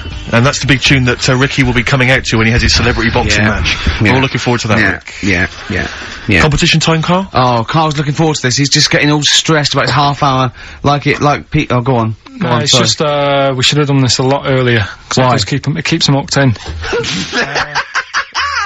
Right, if you haven't heard the game before, I'll give you some initials, bit of a cryptic clue, and those initials and the cryptic clue makes up some band. Might not be an XFM band, but it's a band or a pop group or an artist or something. Yeah. It's on What's the email. feature called, though? What's the feature It's called called? Rockbusters. Rockbusters, yeah? Absolutely. Do you want to, will we do this on email? I think we ought to, because you don't like taking calls from the public, do you? Well, he can't work the machine. No, that's absolutely right. It's not that, it's just that then it's pretty fair for everyone because Anyone who's got a computer, you mean? So it's open to anyone who's got, you know, a computer or a laptop at their disposal at this precise moment.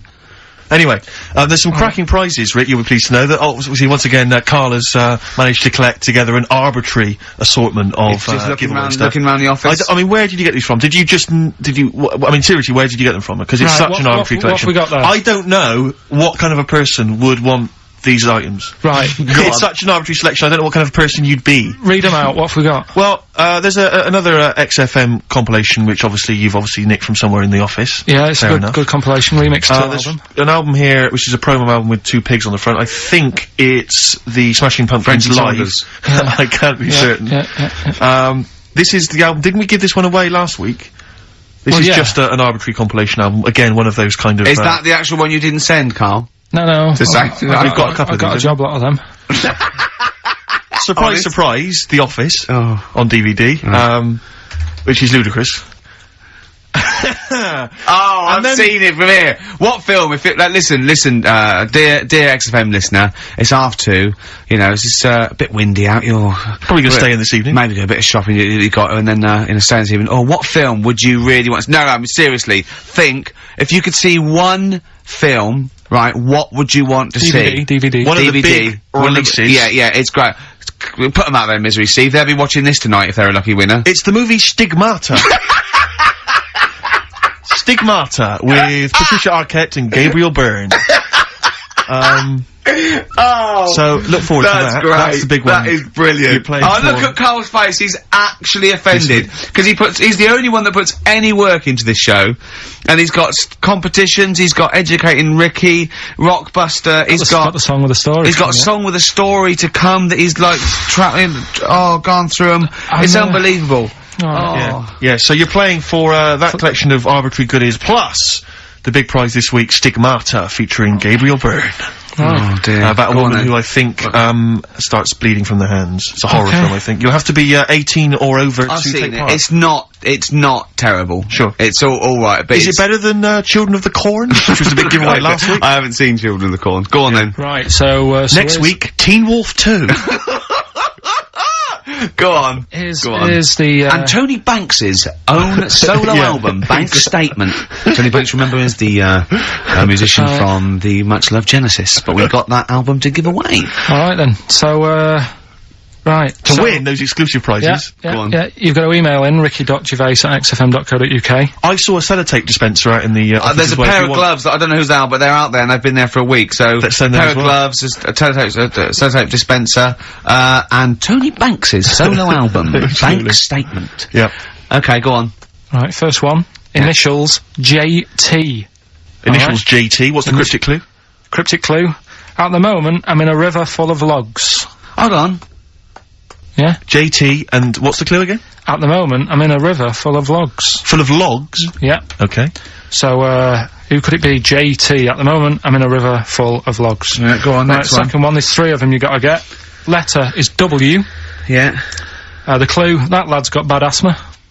That lad has got bad I've got that asthma. one already. I've got that one already. W. Yeah. And okay. finally, the last one is the letter C. Yeah. And, the cryptic clue Is Carl is one of these. Mousetrap is that musical, isn't it? This isn't the clue, by the way. It is called Mousetrap, isn't it? There's not a musical. It's not a musical, but it's a whodunit sort of thing, yeah, that's fine. Right, here's a clue. I saw that, Imagine that. Imagine that on the real blockbusters. Yeah, Bob Owen is going, oh, can we stop a minute? Oi, you with the 9 teddy bears there. Mousetrap, that's a show, isn't it, in London, isn't it? I think so, Bob, yeah. Right, okay, here we go. Yeah, carry on. So the camera's back on? Yeah. So, the letter is C, and the cryptic clue, I saw that Mousetrap the other night, but the heating in the theatre was knackered. What? The heating in the theatre was knackered, right? Ruined it. Well, I've got that one already as well. Yeah? I mean, these are, the first one's hard, but those two are So just a quick ridiculous. reminder, JT was the first one. At the moment, I'm in a river full of logs. Full of logs. Yeah. Okay. Second one, W, that lad's got bad asthma. Uh-huh. Yeah. And the last one, C, I saw that Mousetrap the other night, but the heating in the theatre was knackered, and it ruined the whole thing. Okay. And, ricky.gervais@xfm.co.uk is the email address. You can win. I'm confused. Various treats, including I'm in a Stigmata. I'm in a with Gabriel river full Byrne. of logs. Yeah. I'm in a river full of logs. Well, we'll do it in about 20 minutes. Yeah, you've got to stay tuned for the answers. It's not the quickest, so don't go rushing and sort of messing it up. Think about it, and it's random email anyway, so there's no rush, alright? And if you want to email, you're welcome to say, please do not send me the prizes even if I win. Welcome to put that on there if you don't want that junk in your house. Right. The reason we usually sort of play a record out of an outbreak, don't we? Yeah. Carl is so concerned with his little competition, he hasn't got a record ready. Sure. Got one. Okay. Sorry, Larry. Yeah. Do you want to do a quick recap, quick recap? Yeah, Oh, I can't yeah, bother yeah. to even to say it. I'm not interested. I'm just not interested. Yeah, go on, Recap, quick. Still send your emails in. JT, it's some initials of a band, just in case you didn't hear it last week. If I said AK and an exploding pet, that would be Atomic Kitten. Yeah. Right? They know what a clue is. So JT, at the moment, I'm in a river full of logs. Yeah. W, that lad's got bad asthma. And C, I saw that Mousetrap the other night. The heating wasn't working, it ruined the night. And, yeah, that's it. ricky.gervais@xfm.co.uk. Some stuff. Stigmata. With Gabriel Byrne. Richard Ashcroft. Check the meaning. Oh, I love that. That's brilliant. On XFM 104.9. I'm Ricky Gervais with me, Steve Merchant, Karl Pilkington, who's our producer.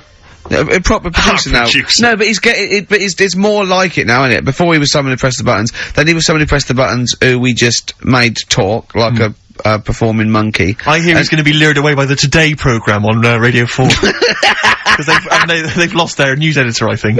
Educating Ricky, quite topical. Absolutely. It is, isn't it? Yeah. Well, it? so when you say topical, What do you mean this is topical. This happened ages ago. Yeah. Your words, not mine. Have they got a Ricky who works there? We can look into that. So this is the Carl big set a prizes they've got to be competition. given away, Rick. They've got to be given away. This is Rockbuster. We've got, obviously the big prize Stigmata this week. Yeah. I'm not going to give the prize to Ira, I think it's Ira or Ira, but she or he, emailed in, the right answers and then said if you could enclose the receipt for Stigmata, that would be much appreciated. But I'm amazed by the number of responses we've had. And someone wants a copy of Tony Banks's solo album, which I was mucking around, so we better buy that in the week to give it away, because I think that'd be an amazing prize to give away. If you just give the clues do again. the clues and then just give the answer. I'll tell you Come on. what the answers are. Right, well, the one that everyone was struggling with was the first one. Yeah. So I'll save that. So we'll go to the second one. W, Yeah, that lad's got bad asthma. yeah, we know that. That was Weezer. Yeah. Yeah. Good one, well done. The last one, C, the clue was, I saw that mousetrap the other day. The heating was knackered in the restaurant. Yeah. In the restaurant? In the theatre. Yeah. And it ruined the night. Yeah. So it was a cold play, wasn't it? Yeah, that's a cold play. Yeah. And JT, at the moment, I can't think of this one. At the moment, I'm in a river full of logs. Well, I had to say there were some wrong answers. What was it again? It was Justin Timberlake. Justin Timberlake. We had some wrong answers that included Jethro Tull and James Taylor. I don't know how that relates to it at all. I'm annoyed at Lake when he clearly said river. I mean, that's the first thing that cropped up. Not I'm in some water full of logs. At the moment, yeah, I'm in some water full of logs. But he actually had to say river, so not lake. That annoys me. I mean, I didn't get it, fair enough, I should have worked it out. I should have tried to think like you. Get it. A lot of people obviously think like you, which is, which I'm, you know, worried about. But yeah, James Taylor is great. James Taylor. Just someone guessing. Yeah, James Taylor works. Have we got a winner, Steve? You're just gonna randomly pick one? I did have a winner, I've just lost them. Oh. Needless to say, that lucky person won't be watching Stigmata tonight. Just randomly, it's a draw, by the way. It's not the first one. Okay, I said to Carl in the break, I said, "This is the first one in." He went, "No, I don't want a competition that relies on speed because I don't want to be rushed." Okay. So randomly click on someone. I'm just going to randomly click on one. Go on. They've not put an address. Well, what we can do, we can email back and say, send us your address. Of course you can. I think if they haven't put an address. Well, no. Okay, hang on. All right. Yeah. Chris Beaumont. Lucky Chris Beaumont. Chris Beaumont will be watching Stigmata tonight with a cup of Haagen-Dazs, if I'm not much mistaken. He'll be loving it. Well done to Chris. Need his address. Right then. That's the end of that competition. Right. Can we play a record or something? Well, we're on to another feature. Oh, what is this? This one is... Were you not at the planning meeting? What is this? Go on. This is, that song's got a good story in it. Oh, is this that? Oh, God. So tell us the rules. Yeah. Right, the rule is that it's songs that we play on the show every week, and there's a lot of music out that they just keep saying the same thing over and over. What is it? What's the song with the story this week? A good story. What's the song with the story this week? Just say it. It's Gene Pitney, 24 Hours from Tulsa. Oh, I'm really sorry about this. If you're an XFM listener, we got to listen to this. Go on. Well, do you know what it's about? Yeah, isn't he trying to get back to his girlfriend? Yeah, he's been working away. Lives in Tulsa. He works quite far away. Right. And he's Would this save us having to listen to the song? Well, it's always good to sort of hear the story before you hear the story. It's like you sure. know. I like this before a film. Yeah. No, go on. you might read the book before you see the film, type thing. Yeah. So never in my case. He's working miles away. His missus is in Tulsa. He's driving back. Yeah. And he can't wait. He's only about 24 hours away, and I remember. He's about 24 hours away, and he's a little bit tired on the way home. He's thinking, oh, I don't want to look a mess for when me missus sees me. So he says, right, I'll stay at a motel, get some energy and that, you know, for when I see her, have a shave. Bar. So he pulls over at a motel, and he's locking his car up, getting his suitcase out the back. There's a woman in the car park. He's like, oh, she's alright. She looks at him, he thinks... XFM 104.1. I don't think the suitcase in the boot is mentioned in the song. I think that's maybe a 12-inch mix or something, I've not heard that. Well, basically, right... I don't remember... I'll play the record, for Christ's sake! Let them listen to it! I don't remember him saying, cool, she looks alright in the record. Yeah, well done. Yeah. 24 Hours from Tulsa, Gene Pitney, Song with a Story. You are quite upset by the lyrics of that song, aren't you? I just think it's a bit annoying that, right, he loved this woman. Yeah. Everything's going fine. He's only 24 hours away from home. I don't know what sort of distance he's done. but he can't wait to get home. And all it took was some woman in the car park to sort of... give him the eye. Give her the eye. And all the, like, the good times he's had with his missus go out the window. And, I don't know. That's the dangers of falling in love with a prostitute. What I like about it though is the fact that he's writing this to his ex-girlfriend. It's like talking about rubbing it in. I was kissing her and getting off with her. We were having a wild Didn't take as long as Carl did explain it though. Yeah. But did you hear the very end? Because he's the loser. Because he said, and he can never go home again. Yeah. So even though he's got this new girlfriend and that, he can't see his old mates. He has falling in love with her. Can't see his old mates anymore, he said. He can't see his old mates anymore. Yeah. It's a sobering lesson. I'll tell you next time you stop at the Granada services on the way back from, you know, Swansea, be careful. There was a song that was a bit like that by Jim Reeves, probably out about the same time, a little bit before, right? It was just called, just 100 miles from Mary Ann, right? And, it was him and his horse going through the snow, and he was just He stopped at a little chef. yeah, he fancied another donkey. No, but, it's really sad. It used to make me cry when I was little, because he got there, right, and he wouldn't leave old Ben, the horse. And he dies in the snow, and then so he dies in the snow. He's gone again. Now, I get the same way, teary-eyed, with, two little boys. Yeah. No, I don't like that. Why not? It's just... Do you think I'd leave you dying when there's room on this horse for two? Climb up here, Jack, we'll soon be flying back to the ranks so blue. It was just like when they were playing with the little horse's head, when they were little, and he was a soldier, and he helped him, and he returned the favour in a war, which to me is a bigger favour than just letting him have a go on a hobby horse, but, a lot braver, if you know. Yeah, last number one of the 60s as well. Christmas 1969. And it's, of course, based on truth, that's a history lesson right there. It is based on fact. It's a famous person. I think it was Cromwell. Winston Churchill and Cromwell. Yeah, it's Winston Churchill and Cromwell. Cromwell and Winston Churchill. Yeah, they were both lived ages ago, so they lived at the same time. Literally ages ago, so they lived at the same time. Yeah. Well, that's it then. Is it? Yeah. Were you listening to anything we were saying then, Carl? Did you understand any of that me and Steve were just chatting about then? that Rolf Harris, did a good song about someone who's got to carry on a horse. Right, and what was about the stuff about Cromwell and Winston? What do you think that was about? I missed that. We're doing humour, we're doing a little bit of humour. It was a satire on you saying ages not being specific. Do you like that stuff we do? Yeah. That's it then. Just a cat looking out a window at a dead mouse or something. You can go, come here! And it's just looking at the mouse it could eat. You wanna press the buttons and finish, don't you? Yeah. What are you gonna do, play a record or? No, that's it, it's ads and that's it. Okay. Great. Goodbye. What a wonderful ending.